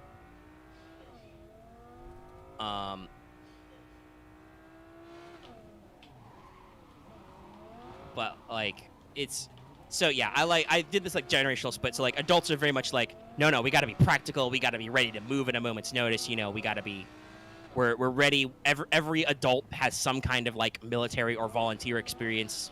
You know, right? It's that fucking cowboy generation you hear about. You know? Yeah, because they're like, no, you don't understand. We constantly had to run from our cities. You know, at a certain point, like infantry were basically completely useless except as distractions. Because the Adventists have like big alien geometric forms. Again, you know, very, you know, Eric 7 AO inspired. Not quite like Angel level. More like spooky alien ships kind of invasion thing. Maybe like the Noroi and Neuroi in Strike, which is also another good aesthetic cue for like what some Adventist ships are like. Okay. Especially because their primary weapons are just beams. Particle beams. What kind of particles? Don't know. Particles. Particle beams. The fire under lasers. Don't get hit with them, please. You will die. But yeah, so a guy with a generic submachine gun or an assault rifle is not that good against a Noroi, right? No. You need magic witch bullets. Or in this case, they used what are called interceptors, which were man-machine interface planes. So they were fast, super maneuverable, you know, moving at the speed of thought kind of stuff, and they could carry heavy enough weapons you could actually put a dent in some of their vehicles. And I spread out, like I added some new vehicle templates. There's now the Battle Wagon, which is the MMI APC. Which also now a lot of thing that happened is, hey, so there's a UN EDF, UN Earth Defense Force. That's right, I went there. I love my jokes. But basically, all the governments kind of combined all their military might into one thing so that they would not die. But now that they've not died, they're kind of like rolling that all back. So there are a lot of like governments and even private institutions who are like, oh yeah, we built like 50 of these man-machine interface APCs or tanks lying around. What do we do with them? So like hypothetically, you could run into a battle wagon stat line, which is like, oh no, this is a paddy wagon, right? This is a prisoner transport, or this is a armored fire truck. Kind of fun stuff. So there are a couple different ones, like there's the Defender, the tank. I made the MMI helicopter, the gunship, you know, like a variety of stuff. Player-facing stuff, I like actually because there were a lot of vehicles in the Android setting. There was also in the what's it called? The expanded players guide. That's right. Which is another really great supplement. Which, in addition to some more generic settings it offers for Genesis, it also has more guidelines on creating vehicles and using vehicles, and more guidelines on creating and using adversaries, both of which I found very helpful to this. Mm-hmm. So, like, again, that's talking about how, like, so many books came out. So, like, there are now, as a player, you could potentially buy or have stats for normal vehicles, like a cycle. Hey, a lot of people use cycles. bikes. There's, generic utilitarian four-wheeled vehicles, buggies. You can get a sky car, a flying car, tilt jets, as basically basic bitch planes kind of a thing. So I'm pretty sure Claire is shooting, but I'm not sure how. Phantom shoot. I'm pretty sure the gun is floating above the car. Oh yeah, I think I just saw her like. I saw her like. Yeah, she's just clipping out of the fucking car. But she can't, because of your geometry, she can't actually get out. But she's shooting anyway. That's hilarious. Cyberpunk 2077, everybody. There are some things they didn't plan for. But another thing that I decided to add, because there are a lot of these in the Android book, was drones. Ooh, drones. So like you can buy drones. Drones have a variety of stat lines. Oh, is he gaming? You can like use MMI to operate drones. And for the most part, most of them aren't useful in like a mech context. Though there is an experimental system where you can turn your mecha into a drone hub and like summon cool drones to do stuff for you. But for the most part, they're like pretty basic bitch stuff. But they make good for like one thing I really thought about when I was adding these updates over the past week was like, okay, but what do you do when you're not in the giant robot? Mm-hmm. That's right. That's important. So like I added more like normal vehicles. Like, hey, this was literally a plot in Ava. What if you're trapped out away from your giant robot and you have to get to it? What do you do? And I realized that like, oh, I don't have like I don't have stats for like normal cars and bikes and things. How do you get from there? Because you might have the skills to do that, right? Yeah.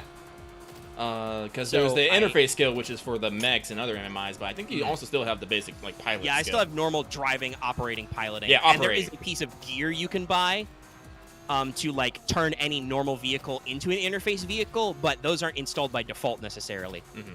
So if you go all in on interface, which is a driving skill that is willpower based, thematics, you can be like, hey, I'm gonna turn my cool electric street bike into a man-machine interface bike. Well, so technically, it's funny Loth said that he talked about taking your mech through the drive-thru. My mecha are variable types. They do switch forms, but it's Macross style. They switch between being a plane and being a human man robot. Mm-hmm. Again, because that made sense in the setting where they started as an offshoot of a jet fighter program that somebody was like, okay, but to get better man-machine interface, we need to design machines that are more man-like. Which is how you get, like, mecha pilots get really, really high performance because they're all kids who were born after the breach war started, so they were exposed to zero particles, our fantasy physics engine. So their MMI index is very high. And if you give them a humanoid machine to operate, they can do crazy mecha stunts and do all the fun talents and, like, tech stuff. Also, just thinking about it, it's really easy to, like, when you're talking about man-machine interface, it would be really easy for your brain to go, okay, I want to form a fist and punch somebody. You could figure that out pretty easily, right? Mm-hmm. Like, it's all the same brain signal. Another thing I've been doing is I've been refining adversaries. So there were already flying drones. I made ideas for, like, on-land combat drones, the Tarantula. Mm-hmm. Actually, no, it's not Tarantula. It's Myrmidon. That's right. It's 6 legs. I went back and forth because whether it would be called Tarantula or Myrmidon. I went with Myrmidon because Myrmidon is from the same root as ant, and it's 6-legged. Mm-hmm. So, like, a Myrmidon, it's, like, got hull threshold 4, right? Mm-hmm. System threshold 4. So it's, like, it's not a serious fight if you're in your mech, but obviously that's, like, way too big if you're on foot, right? Mm-hmm. And if you had to fight like half dozen of them, there might be enough of them that they could actually do some damage to your giant robot and make you concerned, right? I can't get out of my car.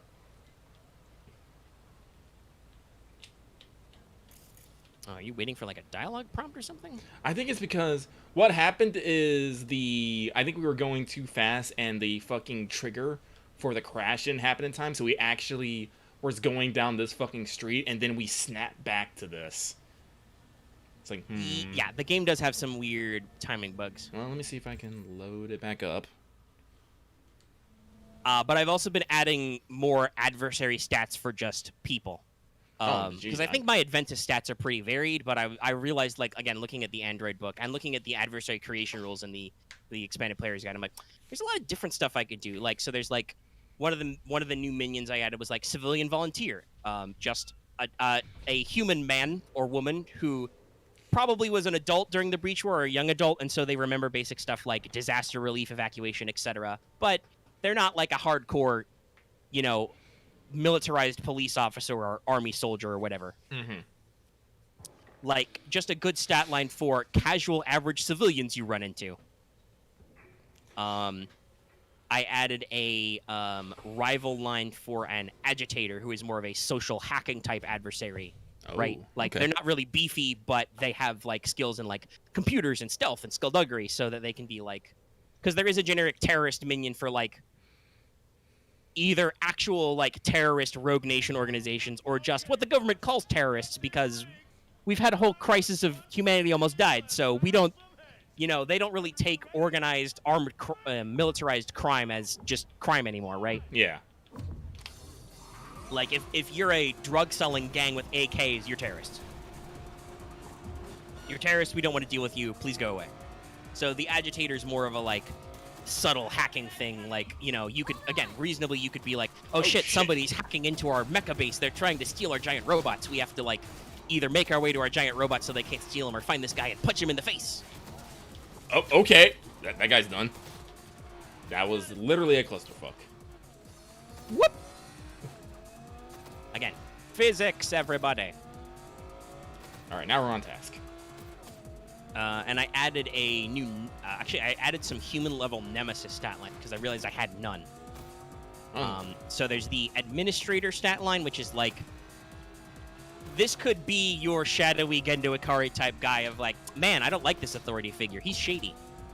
Maybe there or are it people. Could be a good guy adversary, like your good boss character, because that's the thing that's noted is that like because pilots are usually young adults, they have adults to supervise, so you have supervisors. That is actually a plot point, is that these children are not necessarily unsupervised. I think. Oh no, even in Voltron, they were technically supervised. Technically. Yeah. Technically. So, like, this is not necessarily free-range mecha pilot kids. That would be a slightly different setting. So, there's that. There's also, I just had fun with this because it was designed off some stats and options that are in the Android book. The quote-unquote cyber ninja, the basically urban legend, like, hey, there's a lot of, like, cybernetics and weird tech shit. You know, maybe there's, like, government black budget or corporate secret projects of a hitman, you know, a human who has been upgraded and augmented so they could fight an Adventus hand-to-hand, right? Mm-hmm. Which, hypothetically, could make an interesting out-of-mech encounter where it's like, okay, this guy's a fucking literal ninja assassin. He's got robot arms and robot eyes and psychic powers upgraded into him. You're probably not going to beat him unless you're all playing out-of-mech combat characters, right? Yeah. But he's still a human. He's only got 25 wounds. That's 2 hit points at planetary scale. If you get in your giant robot, you can literally squish him. But until you get in your giant robot, he's really fucking scary. Like, that was some thoughts I had about NPC design, right? Yeah. That was actually a very good recovery, me. Yeah. No, I'm glad that you went back and like I'm probably have to go back and redo my girl and just make sure everything's on the up and up. Look at some different talents, and I've got some ideas maybe for some other stuff. Again, talking about like vehicle design, I added some big human vehicles like missile destroyers and vanilla aircraft carriers, right? Because they would exist, and I'm like, you know, either me or a future GM, if I like did this in the normal thing and like formatted it and published it, because Genesis does have a Foundry system, I could turn this onto a PDF and release it open source, right? Like, a future person may want to be like, hey, what if they have to fight a giant boat, whether it's a stolen giant boat or like, you could take it a more pure Erotica 7 or even kind of how like Zone of the Enders second runner kind of goes, where you're like rebelling against majority governments and be like, no, the normal government doesn't understand. We gotta go our own way, man. We gotta fight the power. Because like I said, the default setting leans more into the NSM AO like NGO superpower type thing. Like, mechs are designed and mostly produced by a corporation, but the corporation was made as kind of a skeleton for like the big good characters of the setting to get some work done, right? So like, but obviously you could take it so that they get like subverted or they were actually evil, whatever, you know. I didn't crawl so far up my own ass in my own setting to be like, no, this is the only way to go. Giant corporations are good, actually. No, that was just like that's a thematic thing in a lot of mecha things. Is like actually sometimes it's like weird private organizations or subgroups or mercenaries who get shit done, right? Like Yeah. that's just a thing that happens in some mecha stories. You know. There we go. Well, no, if you want a giant space armada, because that's the thing. Space is not. This is a very atmospheric mecha game. There's almost no space. You can install a space kit. It's very fucky though because the way you fly is zero particles. Like. That's actually a thing that I think about a lot with mecha shows. Is if you think about it, like, how do humanoid robots fly forever, right? Mm-hmm. How do they do that? A lot of them don't, actually. But when they can fly, you got to come up with some, like, weird, justifications for how they can fly forever, right? So the way mechs fly in Sky of Hope is there's a system called zero particles. It is absolutely the light particles from Etika 7. Again, I know where my inspirations came from, okay, guys? And, I mean, so there's a TV trope called Minovsky particle, which is like, this is kind of that system where there is fake physics, but there's supposed to be very consistent physics. Though I would argue they're not they're not always consistent, because there's a little bit of the anime willpower bullshit in here. Like, zero particles are said to be drawn and influenced by the human heart, so sometimes shit just happens because you believe hard enough, because that's cool. I love it. But the way that mechas fly is they have lifting boards, right? They have sky boards, they have sky surfboards, and they ride currents of like the zero particles, the invisible weather as it's called. So you surf in the sky to fly in your humanoid form. That's why your alternate form is basically a jet fighter, so that you have an excuse to fly. Right. And actually that flows into how they've done some improvements to vehicle rules in Genesis, Lucky. Oh, really? Yeah, they did some tweaks to like how the system works over Star Wars that I like. Like there are a couple of talents and generic actions you can take which are a little bit better. They simplified some stuff. There's no like whole you've probably seen this, but I don't know if you remember it off the top of your head because we haven't gotten into Genesis rules, but they did away with the whole like planetary range bands. Mm-hmm. Planetary damage is still scaled up, but range bands are not. There's just an extra range band called strategic now. I think we've Why talked is about the this before. bees? Oh, she probably just called it. Let's get out of here, Lee. Yeah. Oh yeah, you're right. There it is. She's gonna right have there. a conversation with you. Yep. But yeah, so like that you will not normally be going to space, Yeah. because zero particles exist in the atmosphere. So if you want to fly, like I said, there is a mod you can buy for mecha if you wanted to do some space stuff. It's called the Space Kit. It basically gives you extra power supply and extra thrusters so you can operate in vacuum. Because again, hypothetically, if you get any kind of thrust, it still matters in zero G. But the mechs are still very awkward in vacuum, and you would probably not have access to certain abilities because there would be no zero particles to push off of. Like, the experimental systems are like the really cool super weapons you can get, right? Mm-hmm. Like one of them's the breach cannon, the do your big super beam attack thing from, think of the Gawain from Code Geass. Aesthetically, there's a little bit of Code Geass in here. So you can do like your big Gawain's type beam, or this is also actually something that Nirvash does in the climax of Etika 7, is it gets a big beam and blows up like 1,000,000 dudes in a circle. So like that's one of your big scary system options you can pick is the breach cannon. But because that works by compressing down zero particles, that probably doesn't work in a vacuum. Oh, though, speaking of which, I was thinking about this because we were talking about stuff. I did add a new experimental system. Oh. What did I call it? I think it's the Void Saber, right? Because there were no beam sabers until now, and I'm like, that's pretty iconic. I'll make it a weird thing. I do make sure to explain how it's really, really dumb and you shouldn't do it, but it's fun. Literally, the line is the Void Saber, an incredibly impractical and overpowered weapon, but also every nerd's wet dream. That's one way to put it. Everybody loves energy swords, but the way it works is it basically Oh. forms a miniaturized breach gate and then shapes it into a sword shape. Oh yeah, So that sounds super dangerous. You're hitting people with black holes. It's really effective. Like it's like a mech scale lightsaber, right? Like shitloads of damage, extra breach, defensive, deflection, sunder, all that fun stuff. Ignores defense straight up. Your opponent doesn't get to add their defense dice because you've got a magic sword thing. I don't know what else is adding at me. But also, I don't know what that one is. I've mentioned this before to some people. I am a mecha neophyte. Yeah, no, that's from. I've watched one Gundam. I was about to say that's G Gundam. It's the fucking combo attack. Oh yeah, no, they posted a link. Yeah, I'll look at it later, maybe. It's funny. It's combo attacks hilarious. are a thing I need to work on. They literally saved the day by the power of love. It's great. That is absolutely on theme. But yeah, so the thing with the Void Saber is if it gets damaged, you have to make a check or it explodes. Oh god. So like these are experimental systems. Be careful. Yes, you can acquire, not necessarily buy, but acquire a Stampede module, aka Beast Mode. You can switch to a beast form of your mech. You're not an animal, so you will take extra strain when you do this. Husband, what was he like? But you get some extra functions, right? Mhm. Like you can literally be like, I'm going to switch to beast mode. I get extra speed, and you get extra damage when you make unarmed mech attacks, but it hurts your strain. There's also modules for Twin Link. You can do double pilots. You all right? That's stressful. That is the thing I talk about is mental contamination. Linking your brain to another person's brain via MMI leads to weirdness. You got to be careful you don't accidentally like confuse who's who. Okay. It'll get better.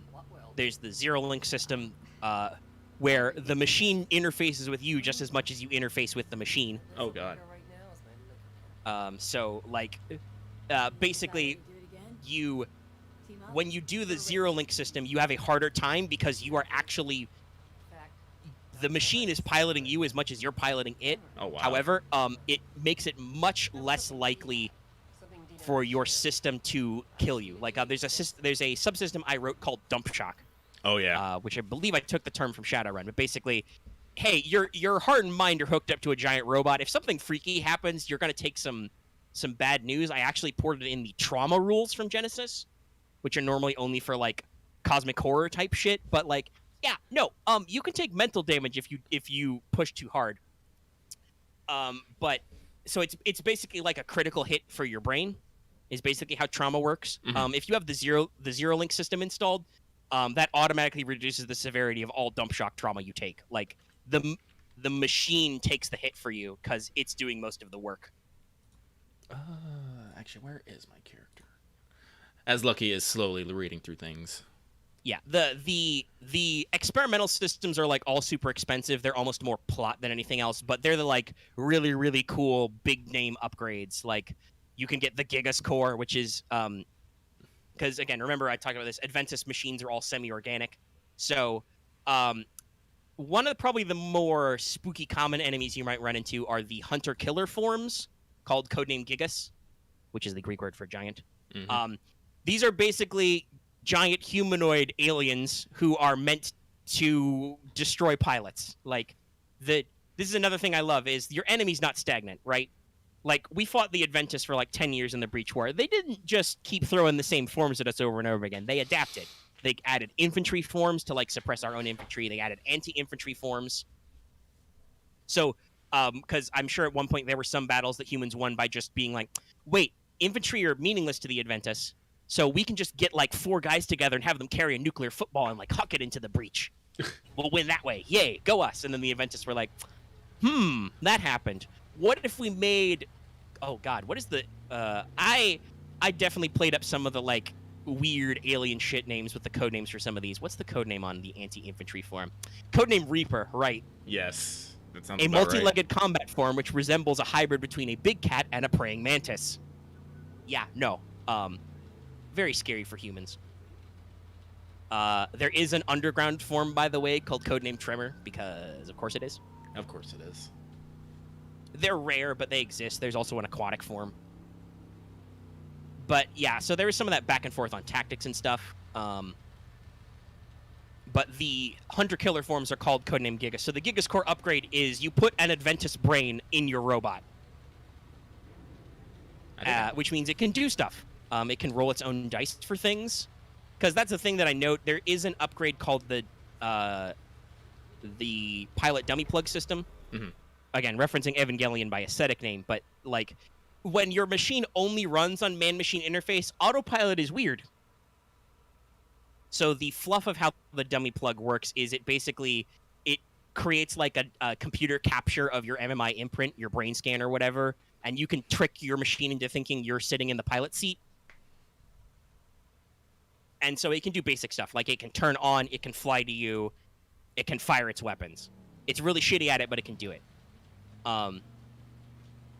The Gigas Core means the AD can operate on its own without you.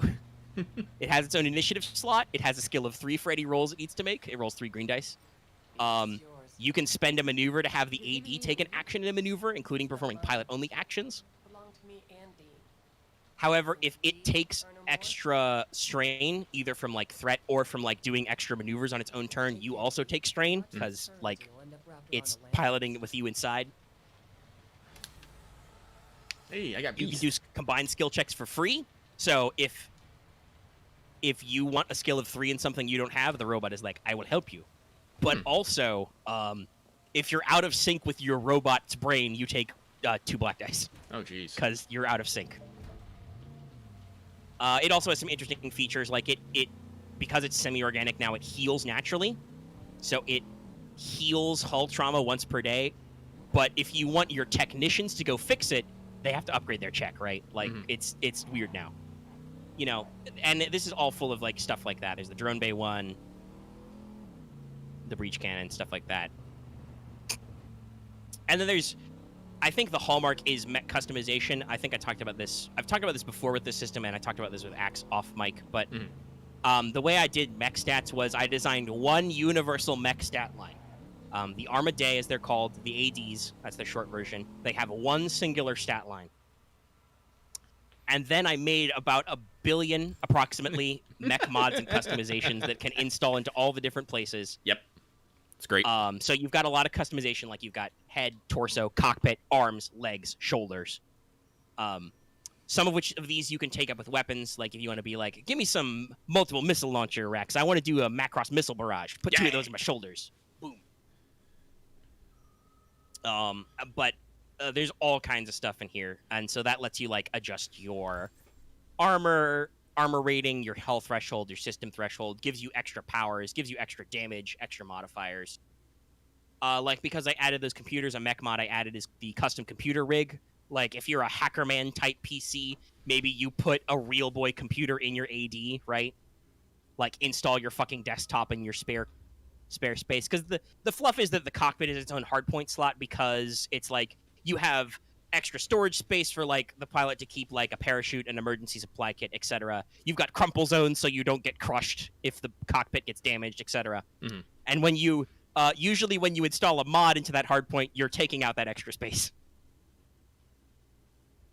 So you can put your own cool boy computer in there. There's some flavor text there. Browsing the internet while in the cockpit is frowned while in the combat zone. Lucky's talked about this. You love flavor text. I love flavor text. Yes, I love to just tuck this little shit in there. Yeah, that's great. Because it's one of those things where you think about this stuff, right? Where like, okay, if you're a tech head, which you can absolutely play that character, and you're in a robot because we're playing a campaign where we're all in robots, how do you still do Hackerman things while being in the robot? Oh, you just installed your own computer hardware in your robot. And some of the vanilla mech mods are affordable theoretically, like they're priced normally for Genesis economies, right? And we've talked about this before. We had some back and forth when I first wrote this about how affordable and solo your own customizations are, right? Yeah.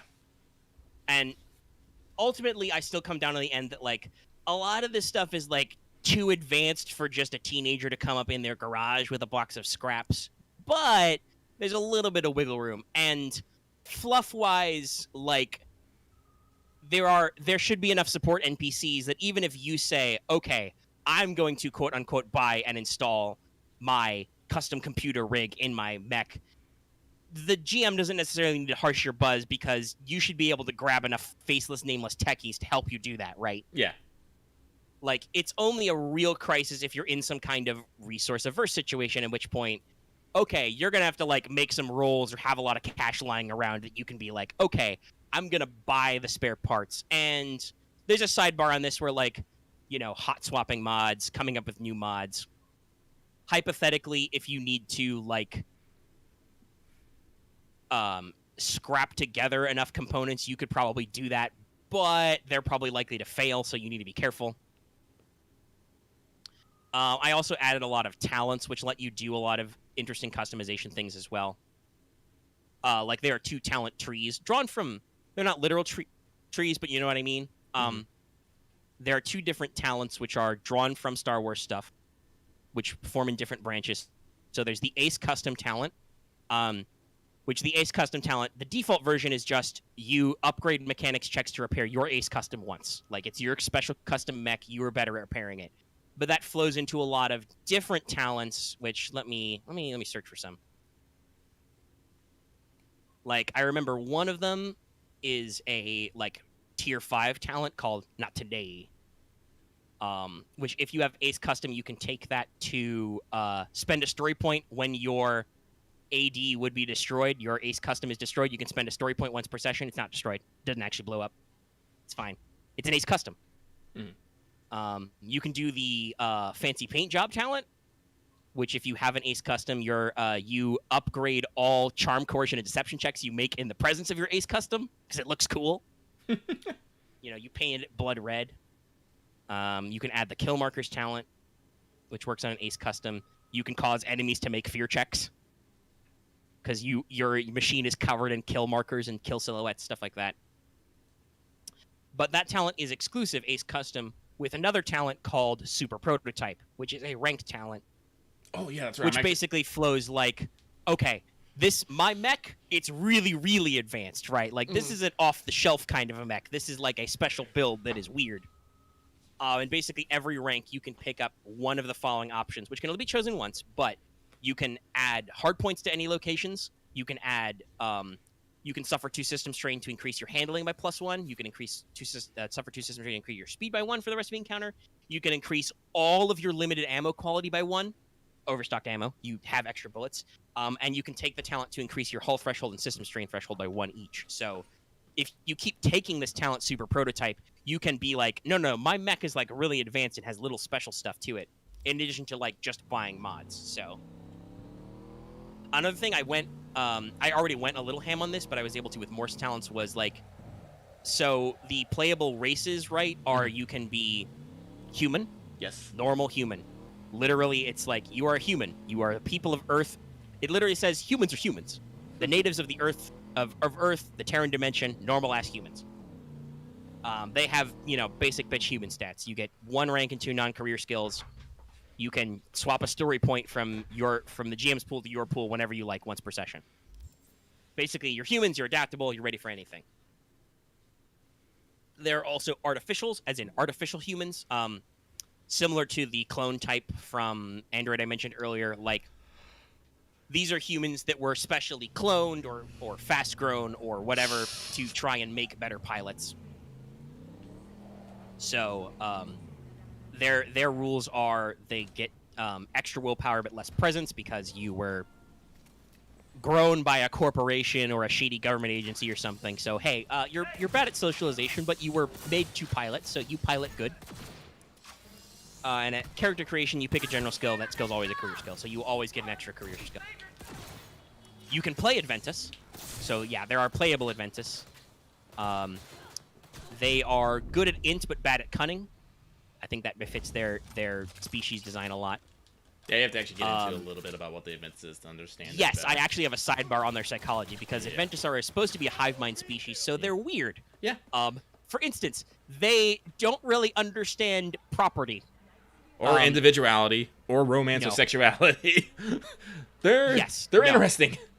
It kind of makes it interesting. I mentioned this before. Adventus are a hive mind. They have their word for her translates to "she who is everything." Amnara is the best way that humans can pronounce that in English or other human languages.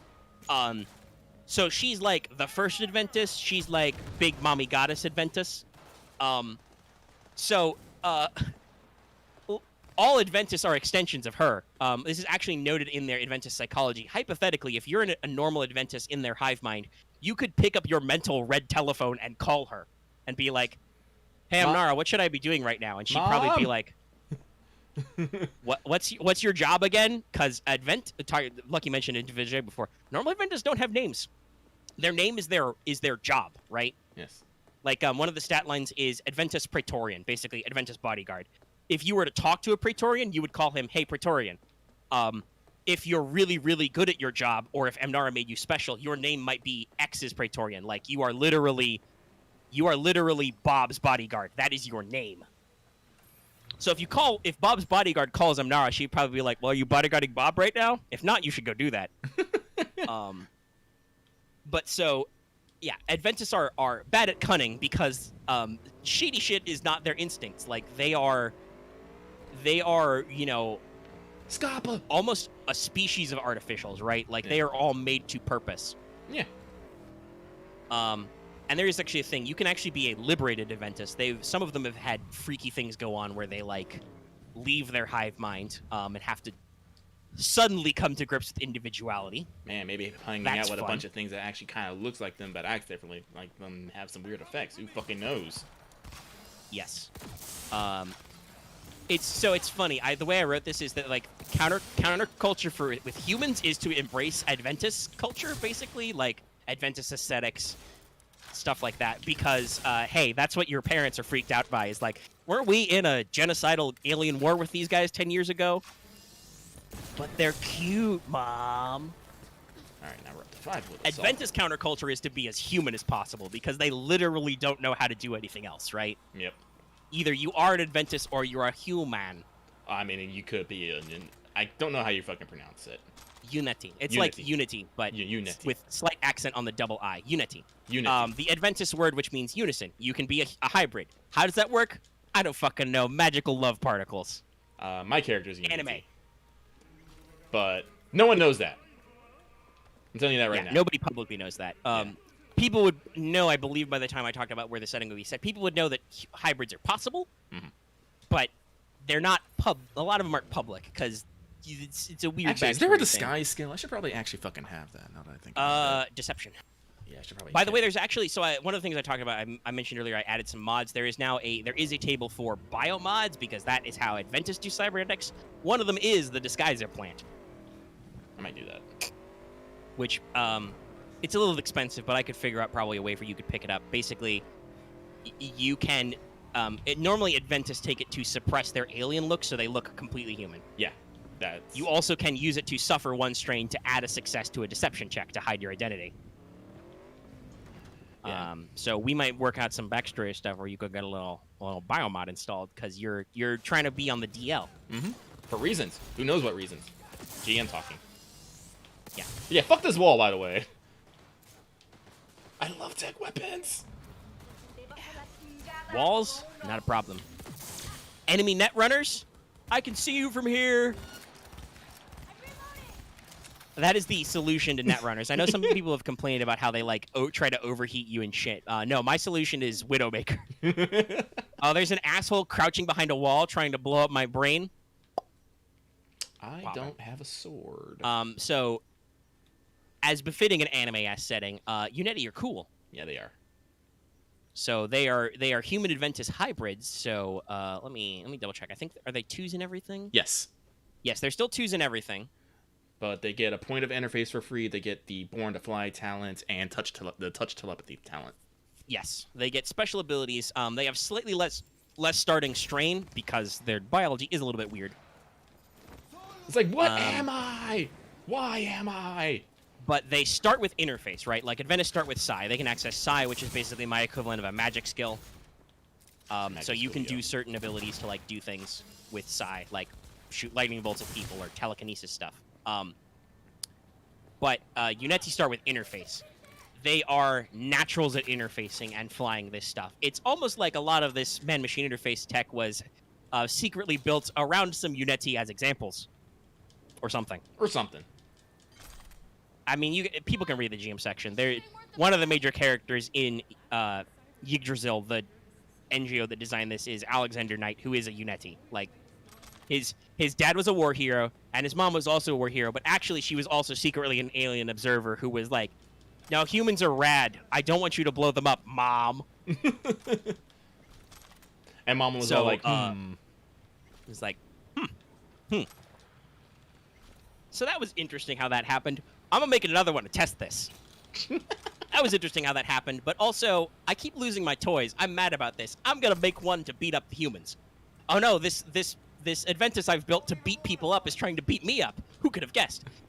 It's a running theme with Amnara that because she's existed for like 10,000 years, she's not good at thinking things through the way humans do.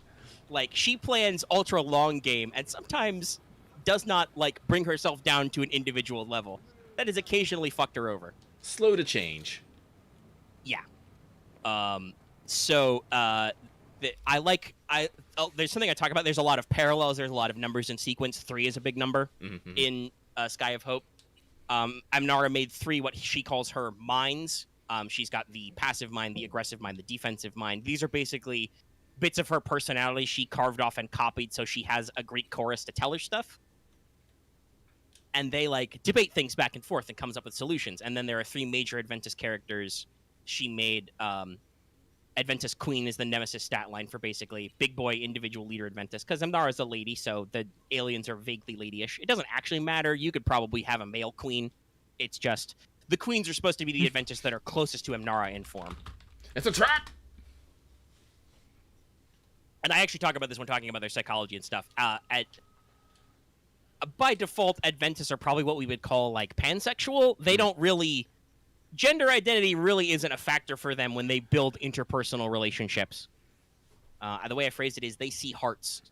So, again, Adventus are a little wiggly about romance and stuff.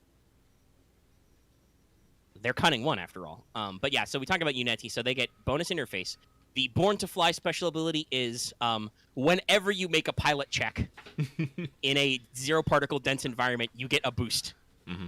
You are born to fly. It is a major... also, you can't see zero particles, but you can feel them. That's a thing. Without visualizing goggles or other tech, humans cannot perceive zero particles, ZPAR, without tech, basically. Mm-hmm. Adventus literally sees zero particles, and Uneti can feel it most of the time. And then they have touch telepathy, which is basically you can interface with other living beings at engaged range and basically do man-man interface psychically with skin-to-skin contact. You can share thoughts and stuff. Mm-hmm. Adventus, by the way, have not touch telepathy, but straight-up telepathy. Yep. They can telepathically communicate with Adventus or Uneti at short range. And all creatures at engaged range. But they do have to have a line of sight. They also get a pretty standard archetype ability. They remove two black from checks for low light because they can see zero particles. The word zero and void happen a lot. Energy shields, void barriers. I mean, I think your knowledge skill is literally called void science. Yes, there are 4 knowledge skills. There's because normally Genesis has 1 knowledge skill, but almost every setting book they put out splits out a couple. There's 4. There's life sciences and physical sciences for normal science shit, right? Like yes. Life sciences for biology and stuff, physical science, physics, social science for any kind of like culture, psychology, etc. Social sciences. And then, Lucky mentioned it earlier, the weird one, void science. Void! Which is basically understanding weird shit and mad science tech. Like, if you wanna eyeball the breach gate and be like, that's gonna explode, void science. If you want to build a railgun, that's probably void science. That might just be physical science, though. If you want to like diagnose a disease, that's life science. And for psychic powers, because they run on the magic system rules, anytime they call for knowledge, they're based on your knowledge void science. I need to pick up some void sciences too. Fuck. I mean, it's Genesis. The skills are pretty odd. There's actually where is it? There's a talent for that actually, because there are talents that are add career skills. Oh yeah, no. What did I call it? Oh yeah, this is the one that the system uses the tier talent systems, right? Yeah, I did not make this into, and I don't think I will make this into spec trees. I like the freeform selection. I do too, but like if I remember correctly, you have to pick 2 5s to be able to pick 110, and then you have to have 4 5s to get like 115 or something like that. I forgot how that works. Not four fives. It's. I don't. Oh wait, no, it's a necessarily think pyramid. It's a pyramid. That's right. It's a pyramid. So it's just you have to have one more on the bottom layer than you have on the above layer. That's what it is. Yeah. So it's 3, 2, 1. So okay. Yeah. If you want a tier 3 talent, you have to have at least 2 tier 2 talents, and if you want to have 2 tier 2 talents, you had to have at least 3 tier 1s, etc. Okay. Now, occasionally, by the way, the Genesis game designers are animals and are like, ranked tier 5 talents. I'm like, you'll never buy a second rank of a 5th tier talent. So I've tried to avoid that with my own talents. But Void Training, that's right. Void Training, it's a tier 2 talent. It's passive. It makes interface, knowledge, void science, and psi all career skills for your character. Is psi a career skill for me? So you can immediately buy a talent and be like, I know void stuff. Me, I'm void. I might... maybe I'll get rid of computer But speaking of character creation, so I use the loose career system to get starting equipment, right? Yeah. I added one more. Oh. Because I was thinking about this with the Cyberpunk tile book. So I added the Street Kid persona. This is your orphan shifty man skill. So you get stuff like skullduggery and stealth, because I realized there wasn't any career that got stealth. Or actually, no, there wasn't any career that got skullduggery. I think the soldier gets stealth, but like... No, they don't. Okay, they don't. So, I don't think anybody gets stealth or skullduggery. So I was like, yeah, this makes perfect sense. So this is your, like, maybe you're an orphan or you have no adult supervision normally. But, again, classic mecha tropes. You stumbled into the cockpit. Yeah, that happens a lot in mecha. So, and this is the thing that's in the fluff.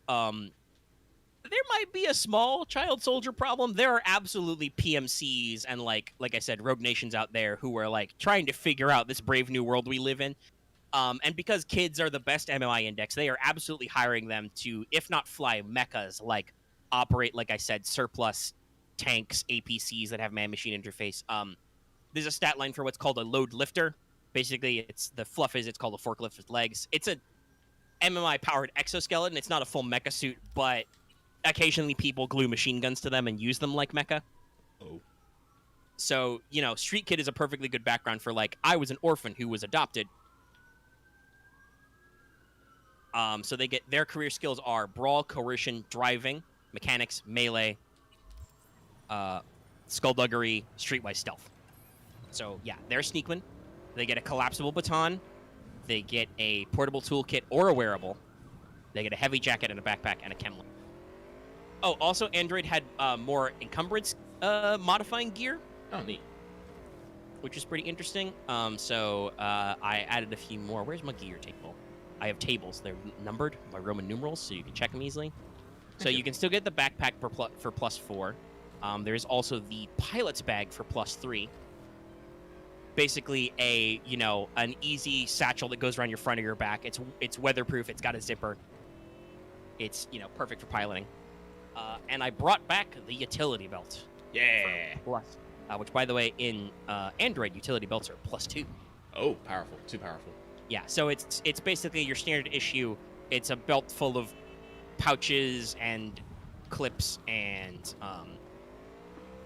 other stuff you can do. And in addition to the pilot's bag, there's also the tack harness for +3, but that's specifically like a tactical harness. I believe it also has some of the military belt pouch type, like... Yes, you can retrieve items of 0 encumbrance worn on the harness as an incidental once per round. So it has different rules than the pilot's. Also, again, faction fluff. Like, you might actually be carrying the pilot's bag as like a little thing. Let me find the description. Where is it? Pilot's bag. An amorphous universal carry-all bag favored by interceptor and AD pilots, as well as skyboarders and some military personnel. They're water and weatherproof, lightweight, and coated in a light refracting film to prevent damage from zero particles. Usually worn slung across the back or front of the body. Wearing a pilot's bag increases the character's encumbrance by 3. Because you can totally buy a skyboard. It's like the only thing you get if you're the athlete career in your gear types, because they're really expensive.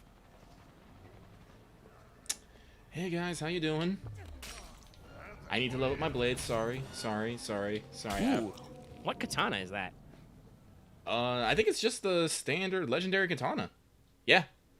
Okay, it's the standard legendary one. Okay, because it's got a crazy hilt, I'm noticing, with the runes and stuff. Well, yeah, that's the thing. Again, Cyberpunk. Let me pick my fucking skin. Weapon Yeah, skin. weapons have multiple skins. So, and like just to put a cap on the talk, because we've been, much like how Lucky goaded me into writing all this stuff, it was very easy to get me to talk about all of it. So we've been going for like an extra hour about this, and I need to step down and get some wood, I think. Yeah, there has been decapitation happening in here. Guys, I'm going to live my cyberpunk best life. I'm going to go make some instant noodles after this. Some ramen. And talk about, like, yes, vaguely a shallow detail, but also, damn, I love how there's all this food and drink and shit. I just wish it was easier. I'm a Chromanticore guy, but also I drink some Spunky Monkey and some coffee, obviously. Cyberpunk coffee. I think I mentioned this. I'm Nicola, mostly. But I enjoy occasional Spunky I also Monkey. like Nicola. And I'm totally a burrito man. I love burritos. Also, I think a burrito is, I mean, we know there's beef, right? So, like, Yeah, you know, I a get that. standard issue beef burrito. Beef cheese, probably? If you have cows, you have dairy. You have some kind of bean, if you need some beans in there. Yep. I don't know what it is, but you can get some kind of vegetable or legume protein in there. Yep, and then on that you just need some sauce. And some spice. Well, and there's no more Food and Drug Administration, so you can put all the MSG you want in those sweet sauces, you know. Mm-hmm. Use different sweeteners, whatever you want. All right, let's switch But to I just wanted to Mantis put a Blades. point on, like, if people are thinking about this, and I can put the link in Patreon chat for people if they want to read it. I don't want to say that we're doing this, you know, like right now, but Lucky was like, oh, if I did a mecha thing, I'd want to do this. And I'm like, oh, yeah, I haven't looked at that in literally like a year. So I did some stuff. It's possible to play an all-mech game, or you could do a game where all the pilots are NPCs and you are the poor adults who have to run the circus, right? Even though Lucky's a Unity, she's a mechanic, so I'm just saying that starting that. Yeah, like, I mean, it's no spoiler to say that the idea of the plot I was going to run for a short-run campaign of this, which never got off the ground. We had technical problems with some of our players and couldn't get it together, and we switched to other stuff. But you can actually listen to the semi-AP that's like an hour long. I don't recommend it, though. Oh yeah, isn't that the one where Ron was bad. like literally could not get in the call or something? Ron couldn't hear me, which actually makes sense based on... It's kind of funny because I have that problem with Axe sometimes and a couple other people where I can't hear them and I have to like log out and log back in. But he consistently had that problem. So where he could not hear me. So it was very hard to run the game when one of the players could not hear me as the GM. Funny how that works. But yeah, so like you have piloting abilities, obviously, but you are the what would it be? Technician. Technician, yeah, that's the correct. Yeah, you're looking at it probably. Yeah. So yeah, like I don't think it's a spoiler to say that the intent would be that you would end up in a cockpit probably, but your character is more focused on the mechanics of fixing things, maintaining things, modding things.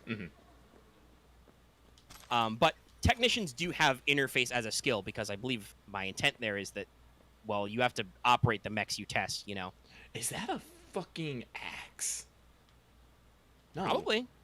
Oh, but I can't pick Or is it a up. machete? Oh, it is a fire axe, but it's not an item. I am offended. I'm pretty sure. I feel like I have seen a fire axe as a obtainable weapon. No, I'm pretty sure you either saw a hammer or the fucking tomahawk. Possibly. But that is absolutely a fucking fire axe model. Just buried in this guy's back. Is this a cyber psycho attack? Nah, it was just random crime. Okay. A lot of cyber psycho attacks look like shit like this. Do I just want... Nah, I'll get back in my bike. But yeah, so like there's a lot of different options. Like you could totally be a soldier who is also a pilot. One of the advantage of playing the Unity archetype or playing a human archetype, actually hell, piloting is general skill. So basically everybody but Adventus, you can immediately be like, but also I have interface, right? Like there's a lot of different ways you can be like, you can either get free ranks as a human if it's not a career skill. As a artificial, you can say interface is always a career skill for you. As in a Unity, you get a free rank in it, you know. So, like, I made it so that it's not too hard to get the skill that lets you fly robots. But, you know, there's You can be an athlete because there are like free runners, skyboarders, etc. People who do a lot of fun stuff. So they have natural interface skills, but not a lot of other stuff. They're more social, I would say. Mm. They do have a couple of physical career skills like athletics and resilience and coordination, but they're like mostly their stuff like charm, cool. You know, there is the literal diplomatic stat, the envoy. Oh shit! You can be a medic, you can be an officer, you can be an operator, who are big machine operators, right? Like they're supposed to like be support staff running consoles or operating flying carriers and stuff, but they also have access to interface because they might be operating a giant flying carrier, you know.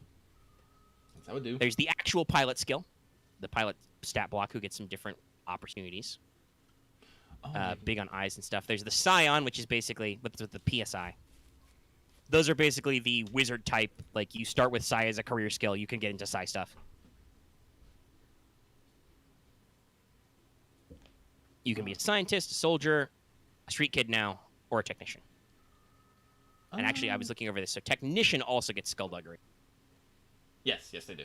Also, void training is tier 2, so I need to figure out another tier 1 talents real quick. Because that's the power of being a technician, is you're good at scrounging. Mm-hmm.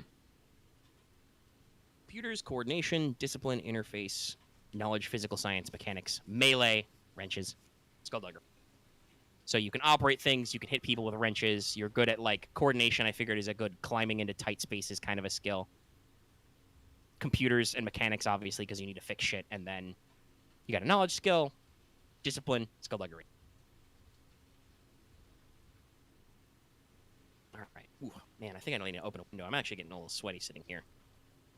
But I think we're going to wrap up because, like I said, I'm super hungry. The only other thing I want to talk about, like, vaguely is working on projects for the next year, right? Yeah. I had some ideas for some stuff I might mention.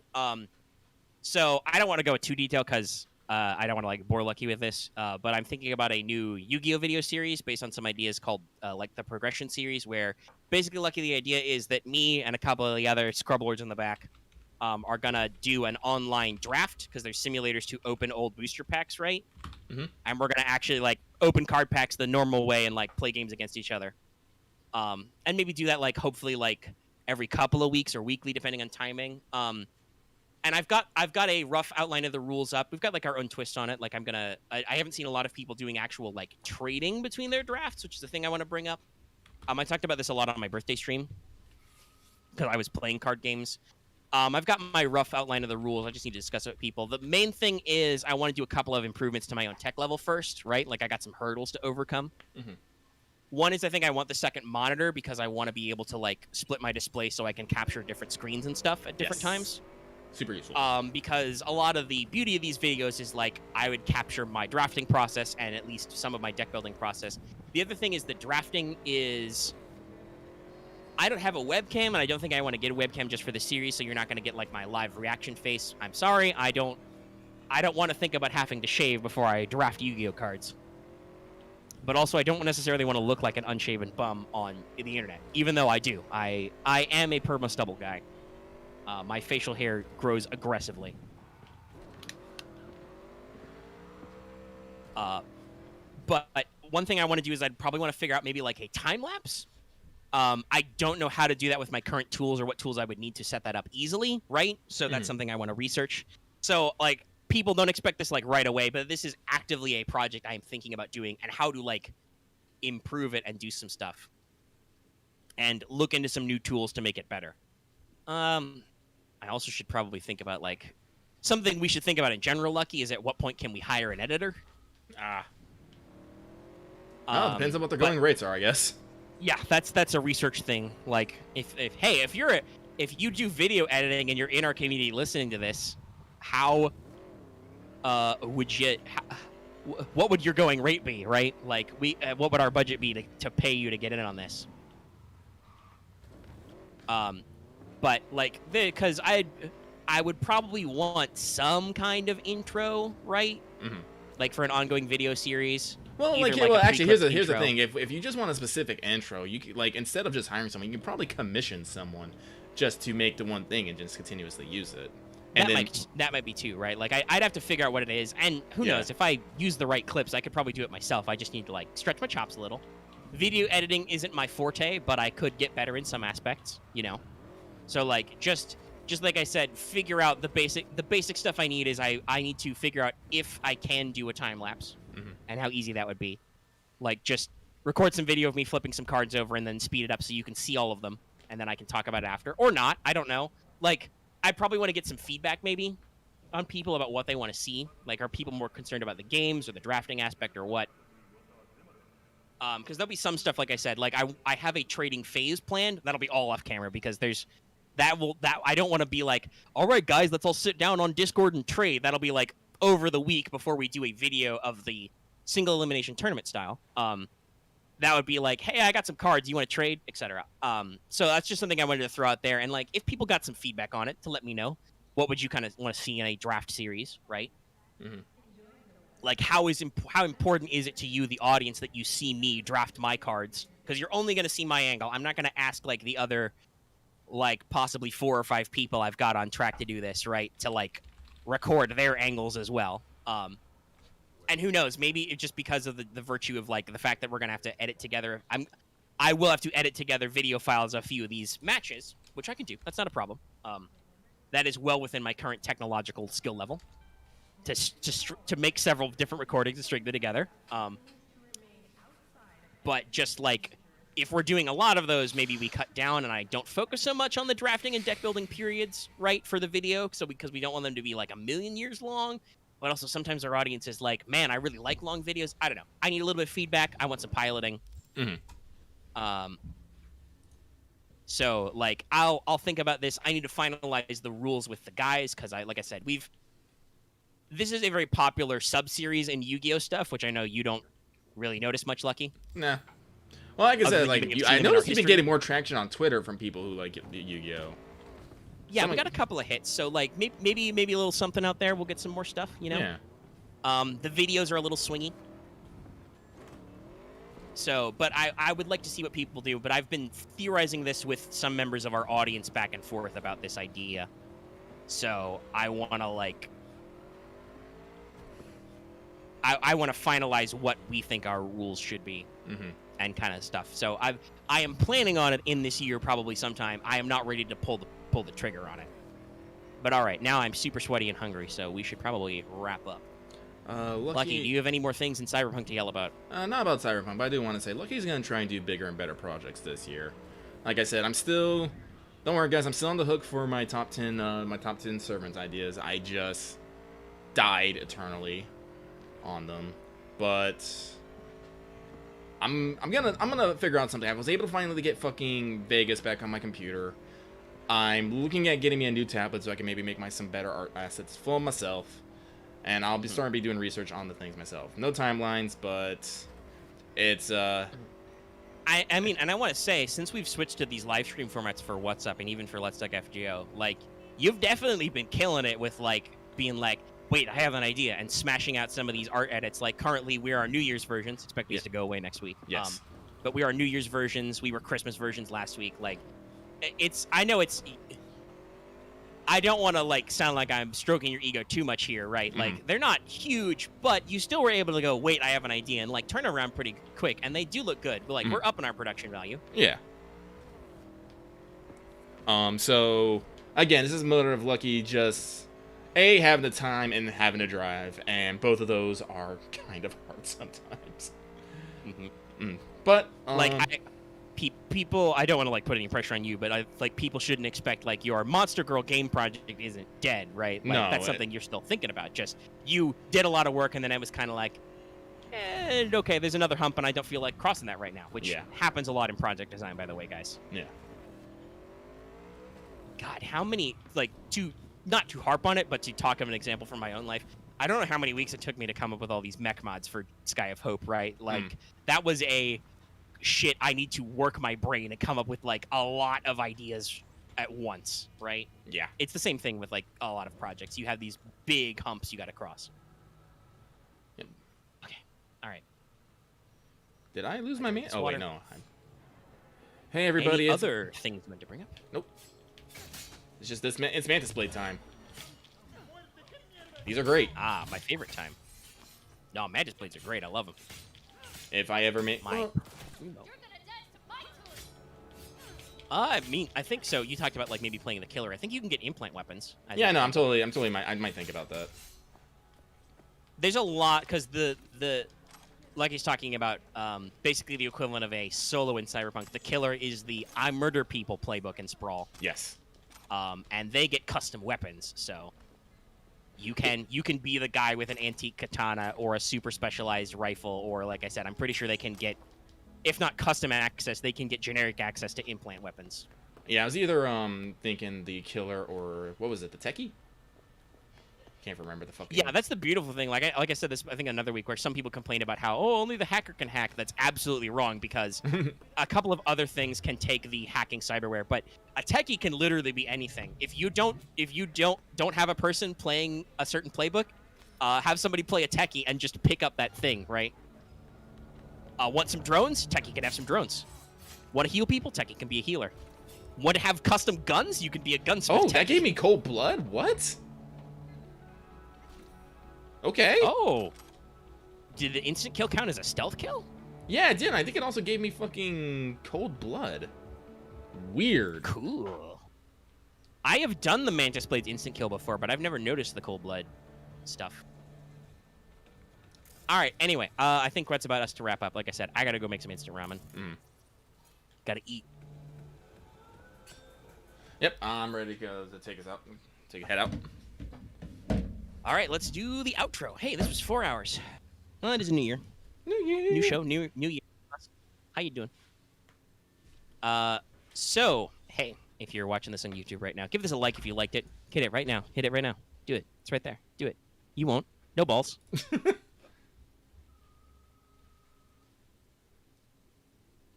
But you can also leave a comment after the live stream is done in the comment section down below. We love our comments. You can hit those up. If you're new here and haven't already, please subscribe to the channel to get more of our lovely episodes. Sorry, I was tabbing over to Azure Lane really quick, and I've noticed a small problem where we have stopped letting me immediately go to my dock to clear out junk ships. Oh, no.